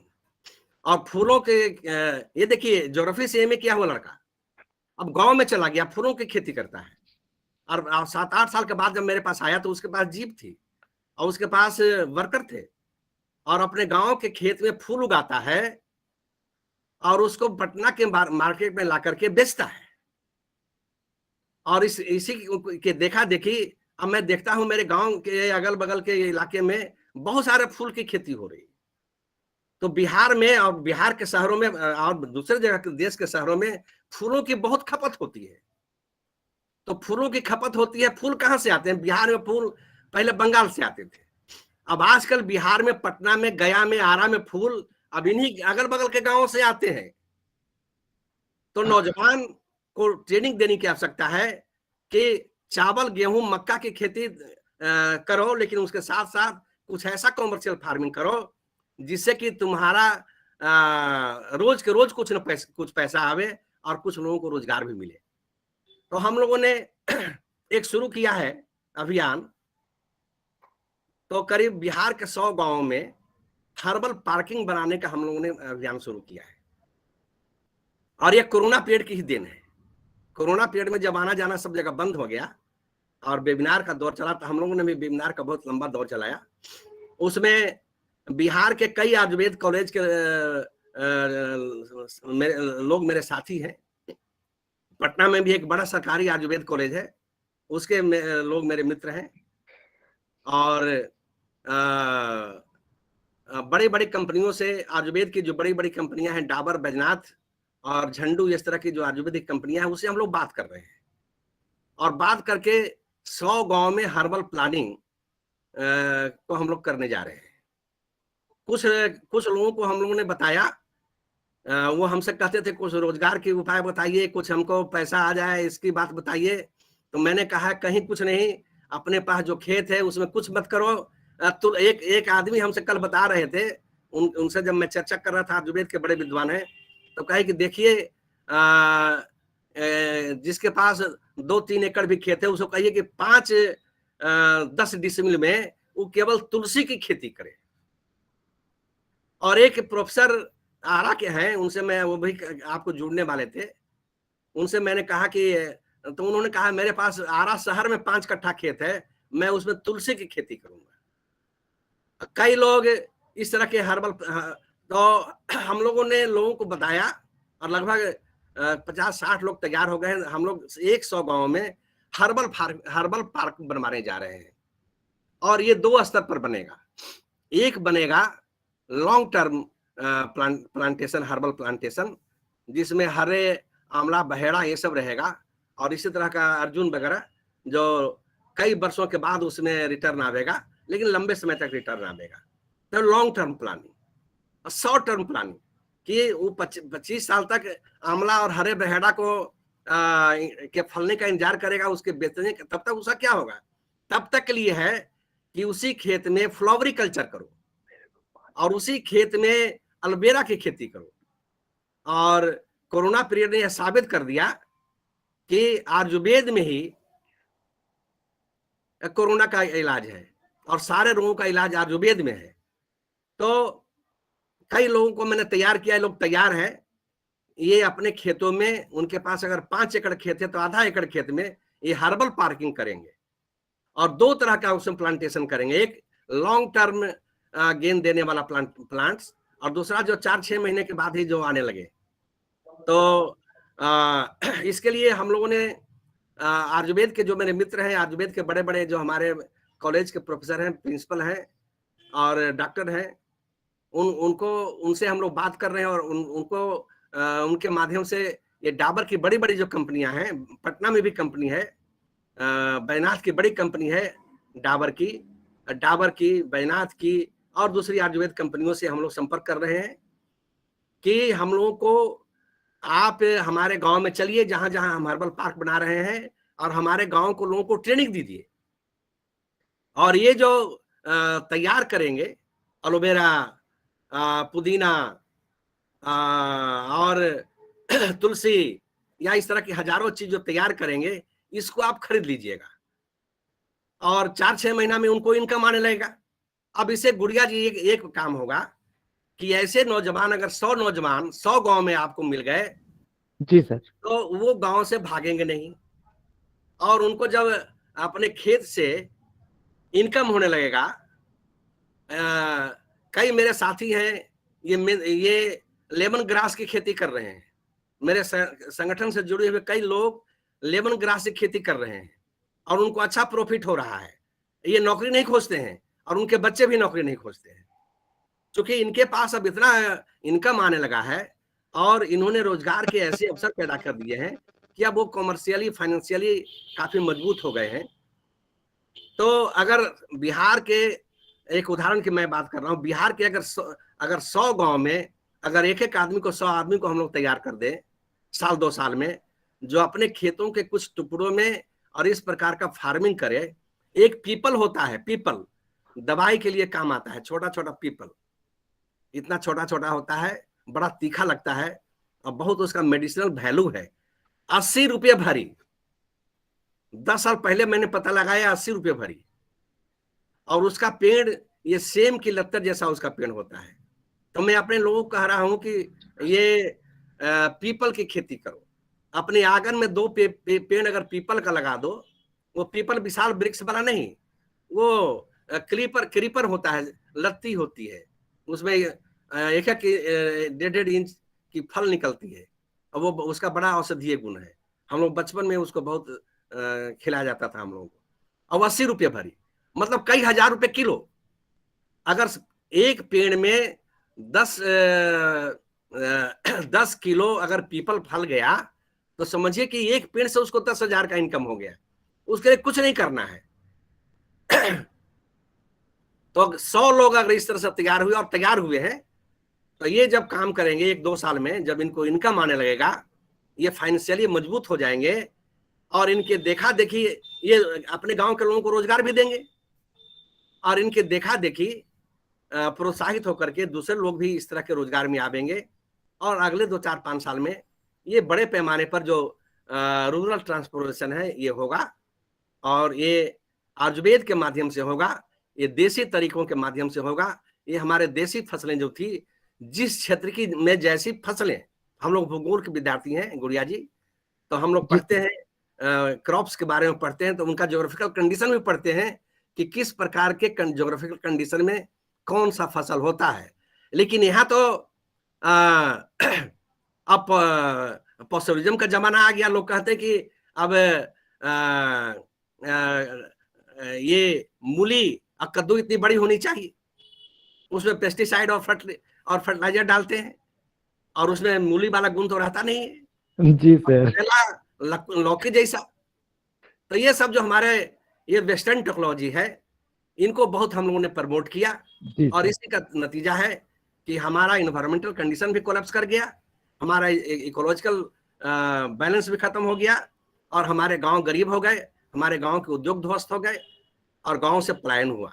लेकिन एक बार फिर जब गांव में काम शुरू होगा, अब गांधी के तरीके से काम शुरू होगा। इसलिए हमने कहा कि गांधी की बात कर दौड़ना पड़ेगा। सेमिनार कीजिए, जरूर कीजिए, लेकिन आप लोगों से आग्रह है, आपके प्रिंसिपल साहब इतने कर्मठ आदमी हैं, इतने विद्वान आदमी हैं और आपको इतना सहयोग किया कि अगर आपका कॉलेज अगर एक विलेज को भी अडॉप्ट कर ले, बगल के एक गांव को अडॉप्ट कर ले और इस मॉडल को वहां पर अख्तियार के लिए इसको प्रमोट करे, तो मैं समझता हूं कि वह गांव एक मॉडल विलेज बनेगा और उसके देखा देखी ट्रांसफॉर्मेशन होगा। तो ज्योग्राफरों का काम केवल ज्योग्राफी की किताब पढ़ना नहीं है और रिसर्च करना नहीं है। आपको 2-4 एग्जाम्पल और मैं देख करके समाप्त करूंगा। हम लोग एलडी स्टाम्प के बारे में पढ़ते हैं। L D Stamp Lawrence Dudley Stamp के बारे में हम लोग पढ़ते हैं। और स्टाम्प का ये था कि भारत के जितने भी बड़े लोग थे, जिन लोगों ने भारत में भूगोल शुरू किया, ये इनमें से अधिकांश लोग स्टाम्प के अंडर में पीएचडी करके आए थे। बनारस हिंदू यूनिवर्सिटी के professor R L. Singh, Magadh university के professor R P. Singh, Gorakhpur university के professor Ujagir Singh, Aligarh Muslim university के प्रोफेसर मोहम्मद सफी और गुवाहाटी यूनिवर्सिटी के professor H P. Das, Patna university के प्रोफेसर मजीद, ये सब स्टाम्प के अंडर में पीएचडी करके आए थे। स्टाम्प ने क्या किया? स्टाम्प ने किया कि 1930 के दशक में जो डिप्रेशन का पीरियड था, इकोनॉमिक डिप्रेशन का पीरियड था, उसमें वहां भूखमरी मच गई और उसको आलू और टमाटर और सब्जियां भी इंपोर्ट करना पड़ता था, बाहर से मंगाना पड़ता था। और उसमें लंदन स्कूल ऑफ इकोनॉमिक्स का बड़ा प्रोफेसर बन गया था प्रोफेसर स्टाम्प। तो उसने सरकार को कहा कि देखो मुझको थोड़ी सुविधा दो और मुझको थोड़ा प्रमोट करो, सहयोग करो। मैं ब्रिटेन के एक एक खेत का सर्वे करूंगा और लैंड यूज प्लानिंग दूंगा। ब्रिटिश सरकार ने उसकी बात मान लिया और मान करके उसको फैसिलिटेट किया। उसने क्या किया? 1 साल के लिए सारे स्कूल कॉलेजों को बंद कर दिया और वहां के लड़कों को, वहां के शिक्षकों को, वहां के जो प्रोफेसर थे, प्रचार थे, इनको अपने टीम में, लैंड यूज प्लानिंग के टीम में लगा दिया और ब्रिटेन के एक एक खेत का, वहां के एक एक छोटे छोटे फील्ड का, वहां के सॉइल सर्वे किया और हर प्रकार का एनालिसिस किया और एक प्लानिंग दिया, land of Britain, it's use and it's misuse. एक मोटी किताब है कि और वो प्लानिंग जब दिया तो प्लानिंग जिस साल दिया गया उसके 1 साल पहले ब्रिटेन में 6 सप्ताह खाने बजाय अनाज पैदा हुआ था। और उस प्लानिंग को जब ब्रिटिश सरकार ने एडॉप्ट कर लिया तो उसी साल 6 महीने खाने भर खाद्यान्न पैदा हो गया। ये भूगोल बेताओं की ताकत है, स्टाम्प ने साबित कर दिया। और आप गुड़िया जी, आप जानते हो कि सब भूगोल के प्रोफेसर हैं। रूस में एक 2-4 मिनट और, रूस में एक अर्थशास्त्री था इन वाराणसी, यह लेनिन का मित्र था और लेनिन का रिवॉल्यूशन चल रहा था। तो लेनिन के साथ में मिलकर के, और वो भी बंदूक और गोली चला रहा था। तो लेनिन की जब सत्ता आ गई रूस में, जब लेनिन की सरकार आ गई, तो लेनिन ने अपने मित्र, ज्योग्राफर मित्र इन वाराणसी को कहा कि देखो रूस का विकास करना है, तुम इसके लिए प्लानिंग करो। और उस प्लानिंग कमीशन का उसको चेयरमैन बना दिया। और वाराणसी ने जो प्लानिंग करके दिया, एक भूगोल वेत्ता ने जो प्लानिंग करके दिया, लेनिन ने उसको एडॉप्ट किया और रूस विकसित हो गया। इस तरह से यूएसए में United states of America, Appalachian के, हम लोग भूगोल के विद्यार्थी इसलिए बात हो रही है, भूगोल के माध्यम से हम लोग बात करेंगे। यूनाइटेड स्टेट्स ऑफ अमेरिका में अपलेशियन के पूरब के 13 देश, छोटे छोटे देश, ये सब आपस में लड़ते थे और इनके बीच में रक्तपात होता रहता था। बाद में ये सब मिलकर के और एक देश बना लिया और इसीलिए इसका नाम पड़ा यूनाइटेड स्टेट्स ऑफ अमेरिका। तो वहां पर एक राष्ट्रपति बना, वहां पर एक राष्ट्रपति बना, जेफरसन। तो जेफरसन चूंकि एक भूगोल का विद्यार्थी था और भूगोल का वेत्ता था। हम लोग अमेरिकन ज्योग्राफी के इवोल्यूशन में पढ़ते हैं कि McPherson was the father of American school of geography. और मैं चूंकि अभी भूगोल थॉट की मेरी किताब थी, अब उसको रिवाइज कर रहा हूं, तो अभी तुरंत जेफरसन पर भी लिख रहा था। तो Jefferson was the father of American school of geography और वो अमेरिका का प्रेसिडेंट बन गया। तो अमेरिका का जब प्रेसिडेंट बन गया तो उसके पास जो भूगोल के जो उसके नजरिए थे और भूगोल का जो उसके पास अनुभव था, उस अनुभव को लेकर के और 13 प्रांतों का राज्य संयुक्त राज्य अमेरिका, अपलेशियन से पूरब, आज अपलेशियन से पश्चिम तक फैल गया और 52 प्रांतों का राज्य बन गया। और उसके लिए जो प्लानिंग दिया जेफरसन ने, और खुद लागू भी किया, प्रेसिडेंट था तो लागू भी किया।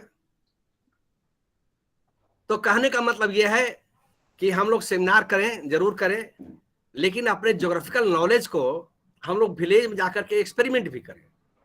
और प्राचार्य महोदय से मेरा आग्रह होगा कि आप अगर किसी एक गांव को भी आप अडॉप्ट कर लिए, अपने बगल के एक गांव को अडॉप्ट कर लिए और वहां के सोशियो इकोनॉमिक ट्रांसफॉर्मेशन के लिए आपने हमारे गुड़िया जी के पास जो नॉलेज है, सर, ज्योग्राफिकल नॉलेज है, सर, और एक सिंह एग्जाम्पल मैं देना चाहता हूँ। सिंह सर ऑलरेडी, हेलो, हाँ सर, मेरा आवाज आ रही है? आ रही है।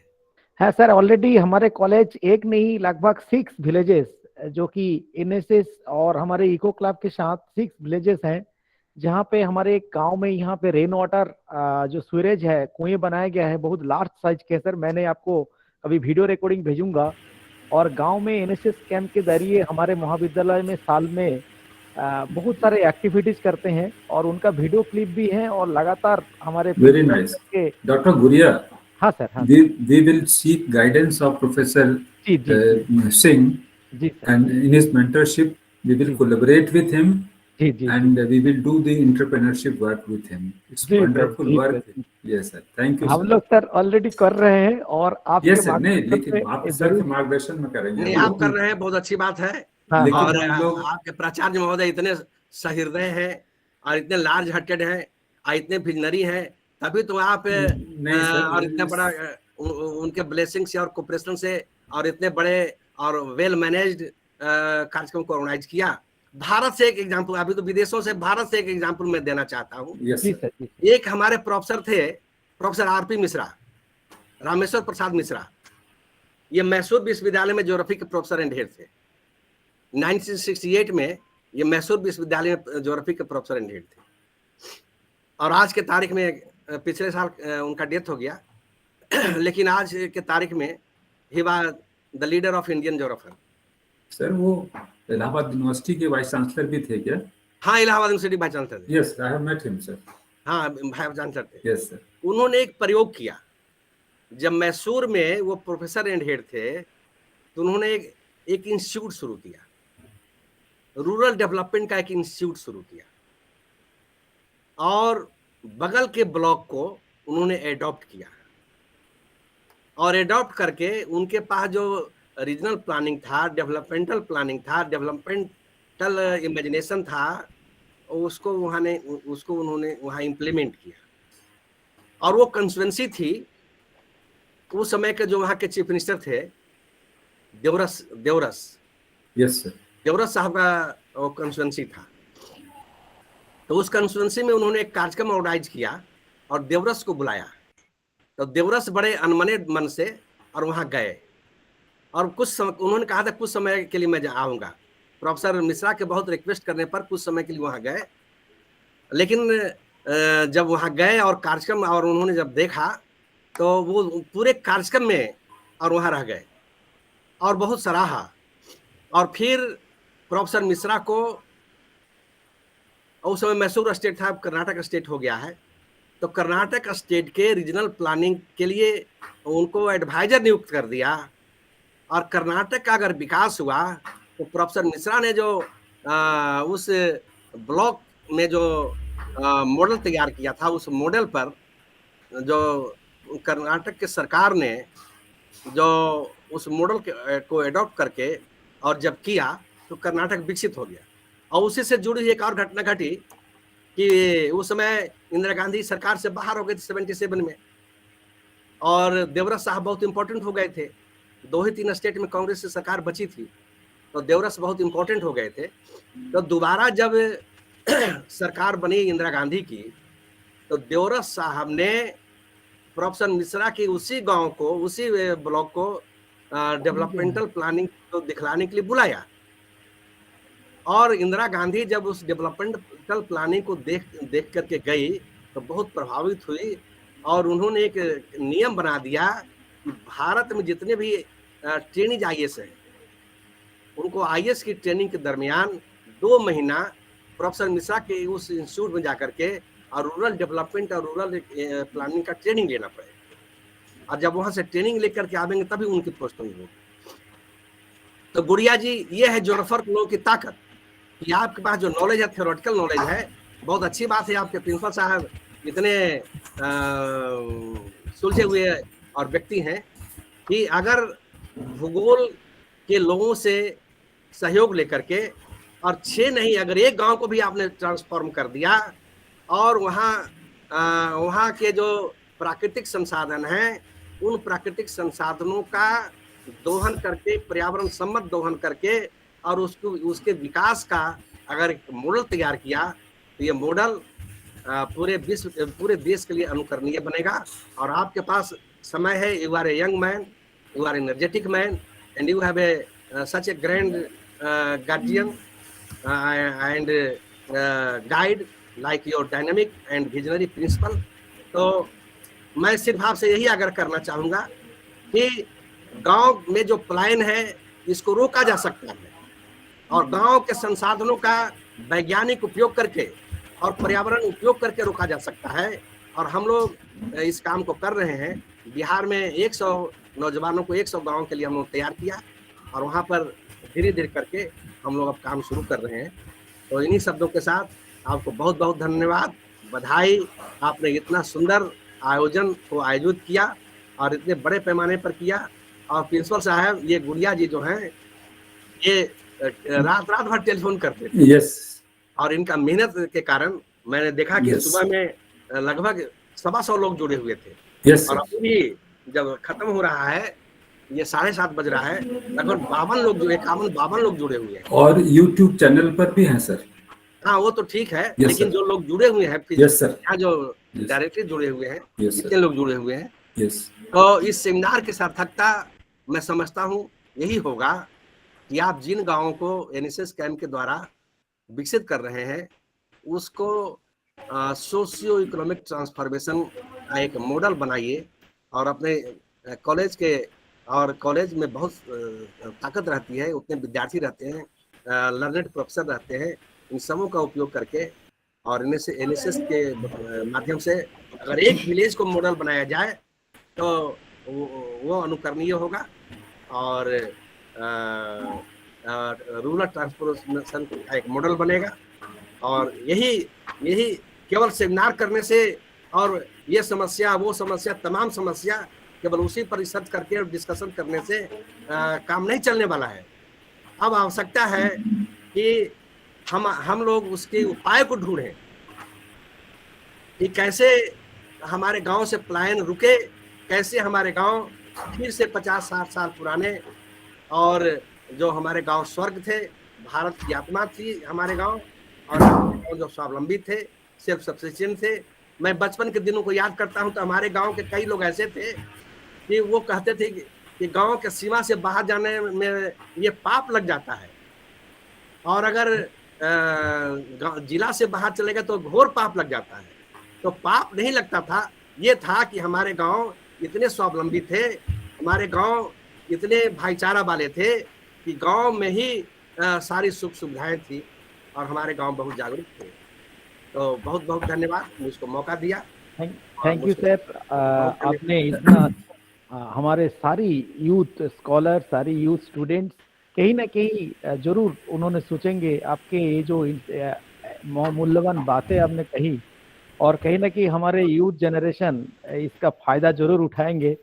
और आपने स्टूडेंट और सारी यूथ और सारी फैकल्टी मेंबर के लिए आपको एक रूपरेखा दिखाया और जो कि सिर्फ इस सेमिनार नहीं, इस सेमिनार से जुड़ी हुई जितने सारे, क्योंकि यूट्यूब स्ट्रीमिंग काफ़ी जनरेशन बाय जनरेशन देखेंगे और ये जो आपने इस सेशन का जो एक लंबा थॉटफुल, मैंने पहले ही बताया था कि सिंह सर हमारे हाई वोल्टेज टॉक होने वाला है और अब मैंने वेलकम करूंगा कावेरी मैडम भी लगातार और मैं जस्ट अ मिनट सर, मैंने प्रिंसिपल सर को गुड़िया सर मैं principal sir invite sir principal sir okay, thank you very much sir.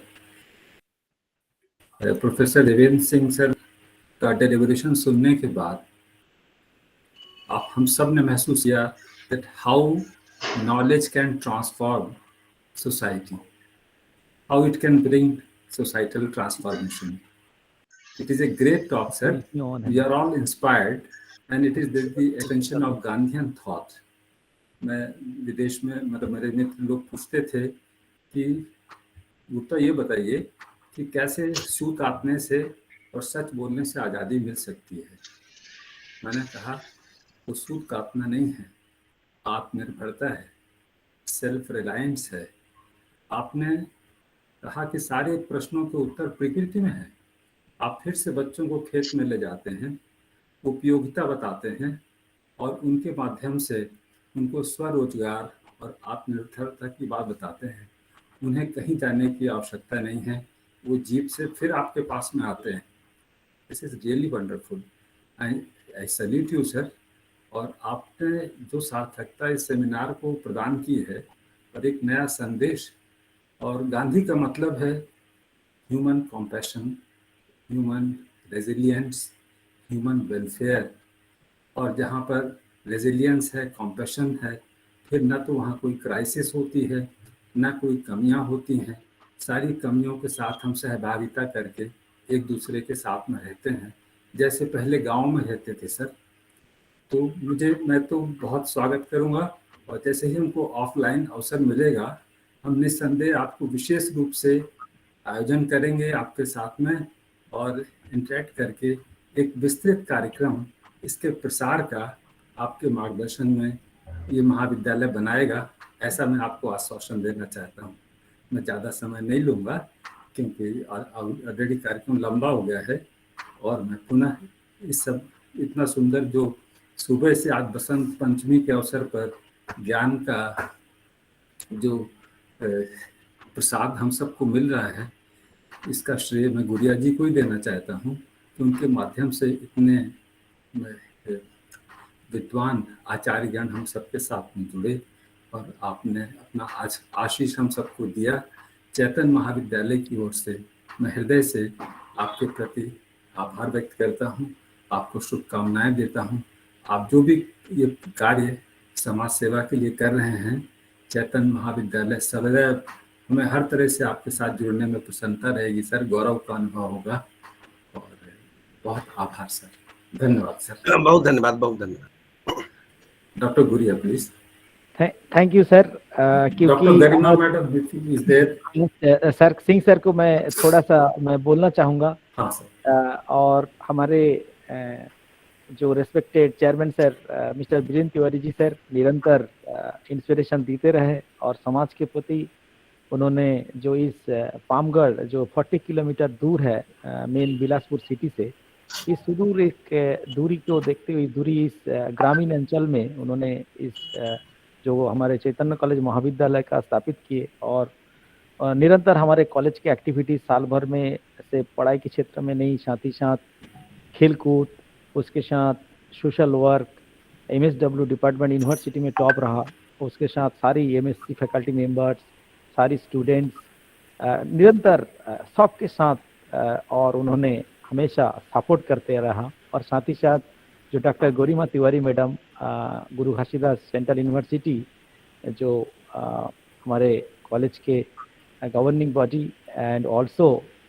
Mrs of Mr Virendra Tiwari, and also आज इस सेमिनार में हमने जो थीम रखा था, और सर इसमें टोटल 4 सेशन चला, और इस सेशन में 4 सेशन में 4 चेयरपर्सन रहा, और उसके साथ को चेयरपर्सन थे, और 2 पैनल डिस्कशन था, जिसका आज ये जो पैनल डिस्कशन सर मैं माफ़ी मांगूंगा 2 घंटा लेट से हमने स्टार्ट किया, लेकिन आपने निरंतर जुड़े रहे, हमारे सिंह सर निरंतर जुड़े रहे, कावेरी मैडम निरंतर जुड़े रहे, सारी सुकांत दास सर, डॉक्टर गुड़िया सर। हाँ सर। हाँ few people have something to ask with Professor Devendra. Let us invite them. जी सभी को आज नहीं, यहाँ पे मैं mister Pushpen Mishra Yes, please. You can ask a question. You can unmute your mic. Hello. Yes, yes. Good You can evening, ask. sir. Yes, yes. Good Please. evening, sir. Yes. Sir, it's pleasure to ask questions of sir. Sir, actually, I have a question that you are referring Mahatma Gandhi ji, and you are explaining about self-governing village, which is self-sufficient in economy. Hello. Hello. हाँ, बोलिए बोलिए. Are you able to hear me, sir? Yes. Yes, yes. We can hear. Yes, sir. Sir, my question is, how we can tackle this consumer and influential behavior on human beings? जो आने वाली हमारी जो पीढ़ी है और जो हम हैं, हम जो यूथ हैं, सर, हम वेस्टर्न सिविलाइजेशन से बहुत ज़्यादा इम्पैक्टेड हैं ड्यू टू कंज्यूमर बिहेवियर. हमारा ऐसा बिहेव हो गया है कि हम पूरी तरीके से कंज्यूमरिज्म हो गए हैं. तो सर, ये कैसे ट्रांसफॉर्म हम कर सकते हैं कि हम रूरल इकोनॉमी की तरफ अपने को वापस जा सकें? एजुकेशन. मुझसे पूछ रहे हैं, मुझसे? जी जी जी. Yes sir. Sir, education. Sir will answer. Sir will answer. Sir, और एक और इसमें क्वेश्चन था कि अभी जो हमारी मतलब जो भी सरकार है वो हैवी इंडस्ट्री और मतलब ऑनलाइन मतलब ये सिटी पे फोकस कर रही हैं इंस्टेड ऑफ एमएसएमई और रूरल इकोनॉमी पे. सर, तो ये कैसे अपन इसको मैनेज कर सकते हैं सर? देखिए, पहली बात तो ये है कि आप कह रहे हैं कि ये जो उपभोक्तावाद और पश्चात उपभोक्तावाद की जो लहर है उस पर कैसे विजय पाएंगे. जी सर. तो आपको याद होगा कि आज से 10 साल पहले योगा के बारे में बहुत कम लोग जानते थे. जी सर. लेकिन अचानक क्या हुआ कि विश्व भर के लोग और योगा करने लगे और इस सरकार ने जब 21 जून को विश्व योगा दिवस के रूप में प्रचारित किया तो आपको याद होना चाहिए मिश्रा साहब कि अमेरिका के व्हाइट हाउस में भी योगा हुआ और दुनिया के सारे देशों में और सारे राष्ट्राध्यक्षों ने योगा में भाग लिया. One instance. अनदर कि हमारे परिचित कुछ अमेरिकी ज्योग्राफर्स भी हैं और उनके साथ भी मेरा इंटरेक्शन होता है, कांटेक्ट है. और जो साहित्य हम लोग पढ़ते हैं कि हमारे आयुर्वेदिक पद्धति जो है इसको अब वहाँ के लोग भी मानने लगे हैं. पाश्चात्य जो चिकित्सा पद्धति है उस चिकित्सा पद्धति के लोग भी आयुर्वेद को मानने लगे हैं. तो ये कैसे हुआ? ये तो माइंड सेट का मामला है. जब हम और आप जो डिसाइड कर लेंगे कि हम अपने मॉडल को, जो हमारा जो उपभोक्तावाद का जो मॉडल है, हमारा जो मॉडल है, इस मॉडल को हम एडॉप्ट करेंगे. अब देखिए, रामदेव ने अपने प्रोडक्ट को इतने बड़े पैमाने पर लॉन्च कर दिया और उसके सामने सारे विदेशी प्रोडक्ट क्यों डाउन हो गए? तो ये तो कमिटमेंट का मामला है, ये तो माइंड सेट का मामला है.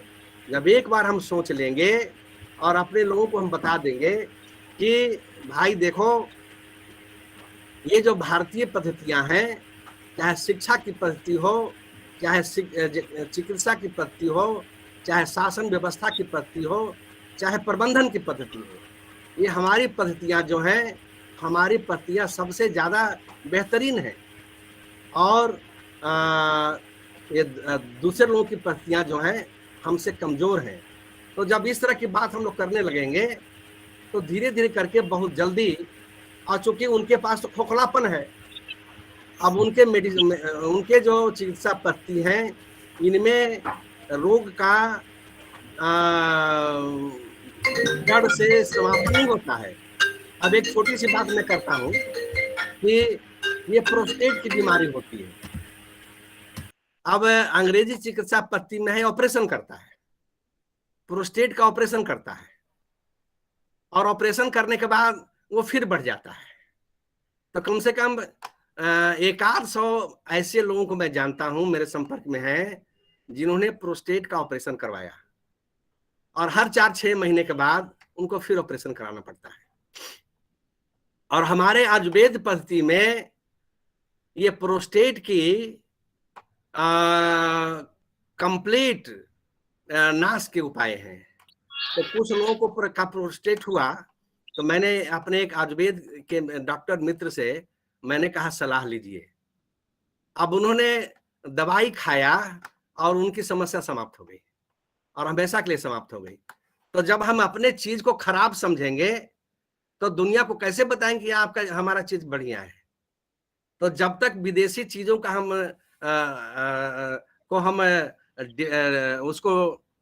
उसको डिक्राई नहीं करेंगे और उसकी कमियों को उजागर नहीं करेंगे और अपने चीज को हम अच्छा नहीं कहेंगे, तब दूसरे लोग कैसे मानेंगे? और एक बार अब तो योगा का उदाहरण आपके सामने है, ग्लोबल हो गया और दुनिया भर के सारे लोग अब योगा करते हैं स्वस्थ रहने के लिए। और रामदेव का आयुर्वेद तो ग्लोबल हो गया। देखते देखते किसी भी बड़े तमाम उसके बारे में कहते हैं ऐसे किया वैसे किया, लेकिन सच्चाई तो ये है कि रामदेव ने आयुर्वेद को इतने बड़े पैमाने पर स्थापित किया। और एक दो चीज उसका मैं भी इस्तेमाल करता हूं। तो इसलिए हमारी चीजें बेहतर हैं, केवल अपने मन से ये निकालने का है। हमारे मन में जो हीन भावना है कि भारत की जो चीजें हैं ये खराब है। अब तो तुलसी, ये कोरोना पीरियड में सबने तुलसी पिया, कोरोना पीरियड में सबने गिलोय का वो पिया और काढ़ा पिया। और अब गिलोय का इतना महत्व बढ़ गया, तुलसी का इतना महत्व बढ़ गया। तो एक कोरोना पीरियड जो है ये तो भारतीय पद्धति को इस्टेब्लिश कर दिया। क्योंकि देखिए, अब हमारे यहाँ हाथ मिलाने की पद्धति नहीं थी, हमारे यहाँ दूर से नमस्कार करने की पद्धति थी। अब कोरोना ने हमको हाथ मिलाने से कहा हाथ मत मिलाओ, दूर से नमस्कार कर लो। और हमारे यहाँ थी कि जब आप बाहर से आइए तो जूता बाहर खोल दीजिए और पैर हाथ धो करके तब भीतर जाइए। कोरोना ने इसको भी इस्टेब्लिश कर दिया।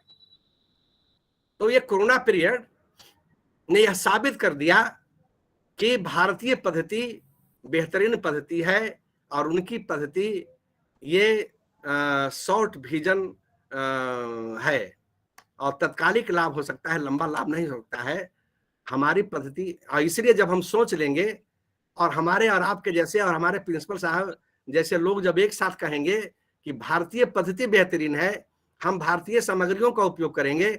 और गांधी को फिर हम याद करते हुए कहते हैं, गांधी ने कहा कि विदेशी कपड़ों की होली जलाओ। तो बड़े बड़े राजा महाराजा राजवाड़े ने विदेशी कपड़ों की होली जला दिया। तो वो कोई विदेशों के विरोधी नहीं थे। अभी प्रिंसिपल साहब ने कहा चरखा और सूत की बात कहा, तो ये केवल सिंबॉलिक था कि भारत गुलाम ही क्यों हुआ था। बहुत बड़ी बहस होगी। तो भारत गुलाम इसलिए हुआ था अंग्रेजों के द्वारा, और विश्व के सारे अधिकांश मुल्क इसलिए गुलाम हो गए कि क्योंकि अंग्रेजों के यहाँ जो इंडस्ट्रियल पॉलिसी आ गई और उनके यहाँ जो इंडस्ट्रियल रिवॉल्यूशन हो गया, उसके वजह से बड़े बड़े उद्योग लग गए। उद्योगों के लिए बड़े कच्चे माल चाहिए थे, बाजार चाहिए थे, और इसके लिए विदेशों में उन्होंने कच्चे माल के लिए और बाजार के लिए जब पैर फैलाया तो वहां के सारे उद्योग समाप्त हो गए और हम उसी को करने लगे। तो गांधी ने कहा नहीं, पहले इसकी होली जला दो।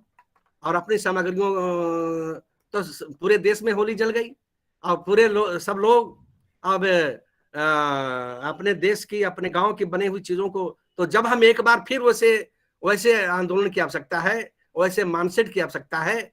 और एक बार जब हम डिसाइड कर लेंगे और हमारे बुद्धिजीवी लोग जब एक बार डिसाइड कर लेंगे कि हमको अपने चीजों को फिर से स्टैब्लिश करना है और विदेशी चीजों को नकारना है, नफरत करना है, तो बाकी लोग तो बुद्धिजीवों को फॉलो ही करते हैं।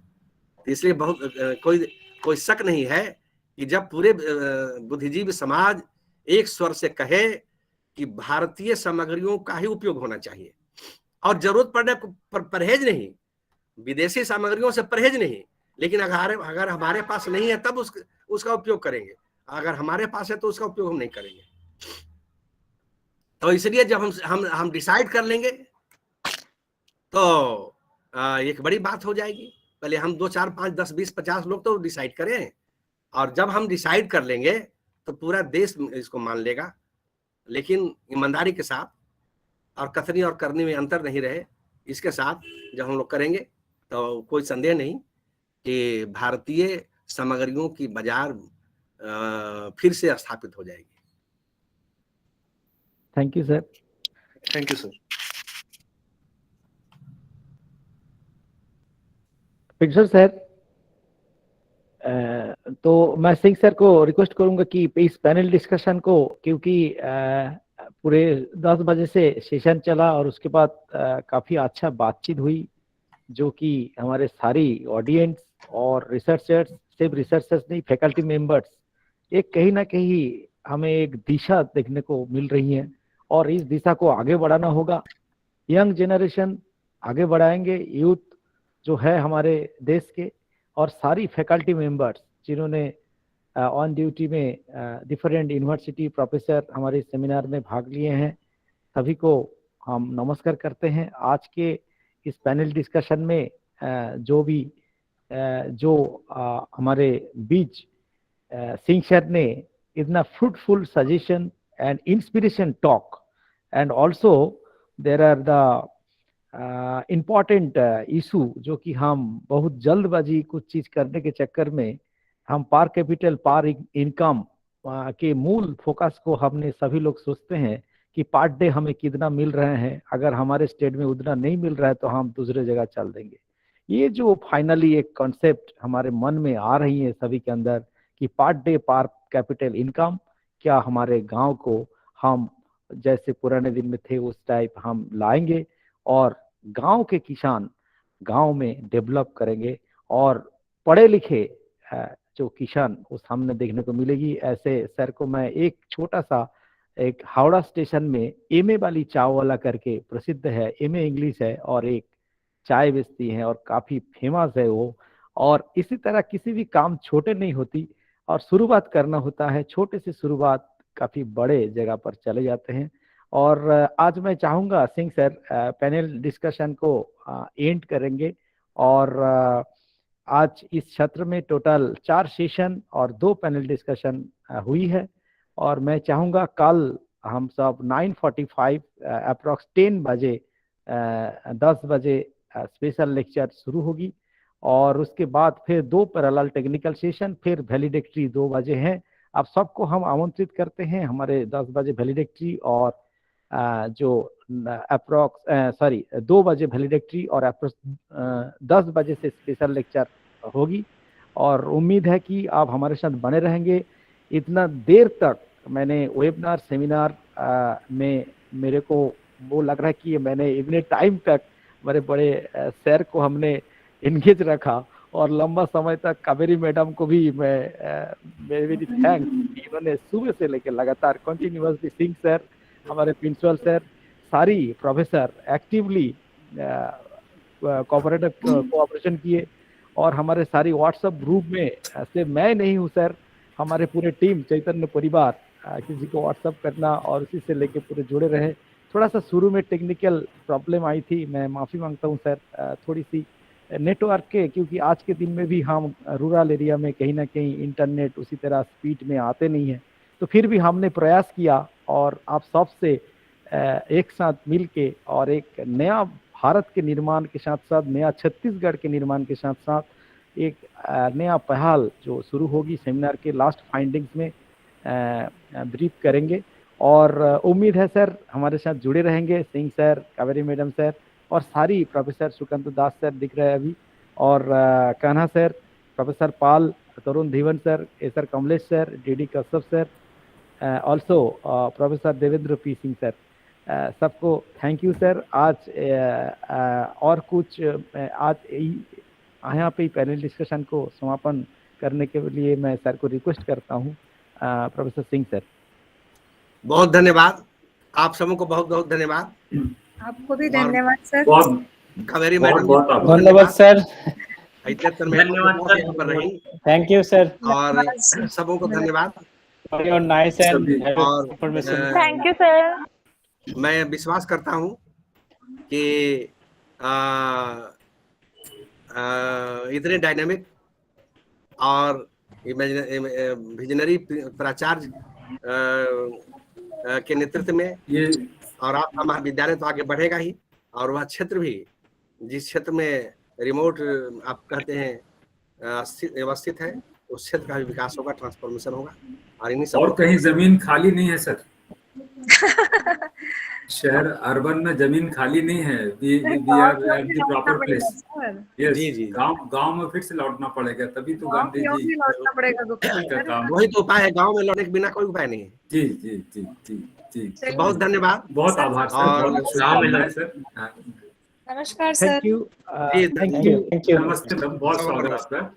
Thank you to all professor, all delegates, all researchers, all paper presenters, और all faculty member. Thank you to all. कल फिर हम 9:45 शुरू करते हैं। बहुत सारे नया टॉपिक के ऊपर बात होगी, हमारे साथ बने रहेंगे। और कल काफी बहुत हाई वोल्टेज टॉक भी होने वाला है, और इसीलिए मैं कहना चाहूँगा हमारे सारी जो रिसोर्स पर्सन और ऑल्सो यूथ जो देश को आगे बढ़ाएंगे, जरूर जुड़ जाएंगे टाइम में। मैंने प्रॉपरली शेड्यूल सेंड कर दिया हूँ PDF, प्लीज उसको देख लेंगे, लिंक कौन से टाइम में क्या होने वाला है। और उम्मीद है कल बहुत हाई वोल्टेज टॉक होगी, और साथ ही साथ वैलिडिटी फंक्शन भी बहुत अच्छा से हम करने का प्रयास कर रहे हैं सर। और मैं भी चाहूँगा सिंह सर अपने वैलिडिटी सेशन में रहेंगे। मैंने आपसे बहुत बार डिस्टर्ब किया हूँ फोन करते करते, तो मेरा इन्विटेशन कोई डिस्टर्बेंस नहीं, सबका विशेष आप रहेंगे। गुड़िया जी, कोई डिस्टर्बेंस नहीं। अगर डिस्टर्बेंस में महसूस करता तो आपको 1-2 बार में मना करता कि आप आगे मत, लेकिन मुझको अच्छा लगा और आप काम कर रहे हैं, तो ऐसे लोगों की जरूरत है ना, एक टीम की जरूरत है। और एक इस प्रकार के प्रिंसिपल साहब का जो लीडरशिप है और आपका जो यंग एनर्जेटिक डायनामिक जो इंडियोवर है, इसकी आवश्यकता है। कोई डिस्टर्बेंस नहीं। एक मेरे मित्र कल वैलिडिटी सेक्शन में जुड़ेंगे, माइग्रेशन के वो भी एक्सपर्ट हैं, प्रोफेसर पारस राय। जी जी, बहुत अच्छा। ये वीर कुंवर सिंह विश्वविद्यालय आरा में है जी, वहाँ पर ज्योग्राफी के प्रोफेसर थे जी। और उनको मैंने आज कहा था, जुड़ नहीं सके, बहुत प्रयास किए, लेकिन कल के वैलिडिटी सेशन में उनको भी 2 मिनट का समय आप दीजिए। बिल्कुल बिल्कुल सर। प्रोफेसर पारस राय, वीर कुंवर सिंह विश्वविद्यालय आरा। इसको नोट कर लीजिए सर। डॉक्टर गुड़िया, प्रोफेसर पारस राय। जी जी जी जी जी अवश्य सर। और हम लोग प्रतीक्षा करेंगे। आपका हार्दिक स्वागत है। बहुत आभार सर। पुनः सभी पार्टिसिपेंट्स को और माननीय प्रोफेसर देवेंद्र सिंह जी को धन्यवाद देते हैं। जी बहुत धन्यवाद। नमस्कार। नमस्कार sir. Okay, good night, happy okay, good night to all of you. Okay, thank you. नमस्ते। Thank you sir. Thank you sir. जी thank you sir. Thank you to all. आप लीव हो सकते सर, कल फिर 9:40 में जुड़ेंगे। हाँ सर। Yes okay sir. धन्यवाद सर। नमस्ते। Thank you. प्रणाम सर, प्रिंसिपल साहब प्रणाम। नमस्कार Rishabh, very nicely conducted, very nice. Congratulation to doctor गुड़िया। Thank you sir. तो आपकी अनुमति से मैं इसको क्लोज कर रहा हूँ। जी सर, जी सर, जी sir. Request to all participants and all professor, please leave now, and next tomorrow about 9:45 schedule according to schedule. Thank you to all. Thank you very much गुरु। हो गया सर। ये 15 लोग देखा है, निकलने है ना। वो स्टूडेंट्स हैं। स्टूडेंट नहीं है, ये छोड़ चले गए अपने फोन को।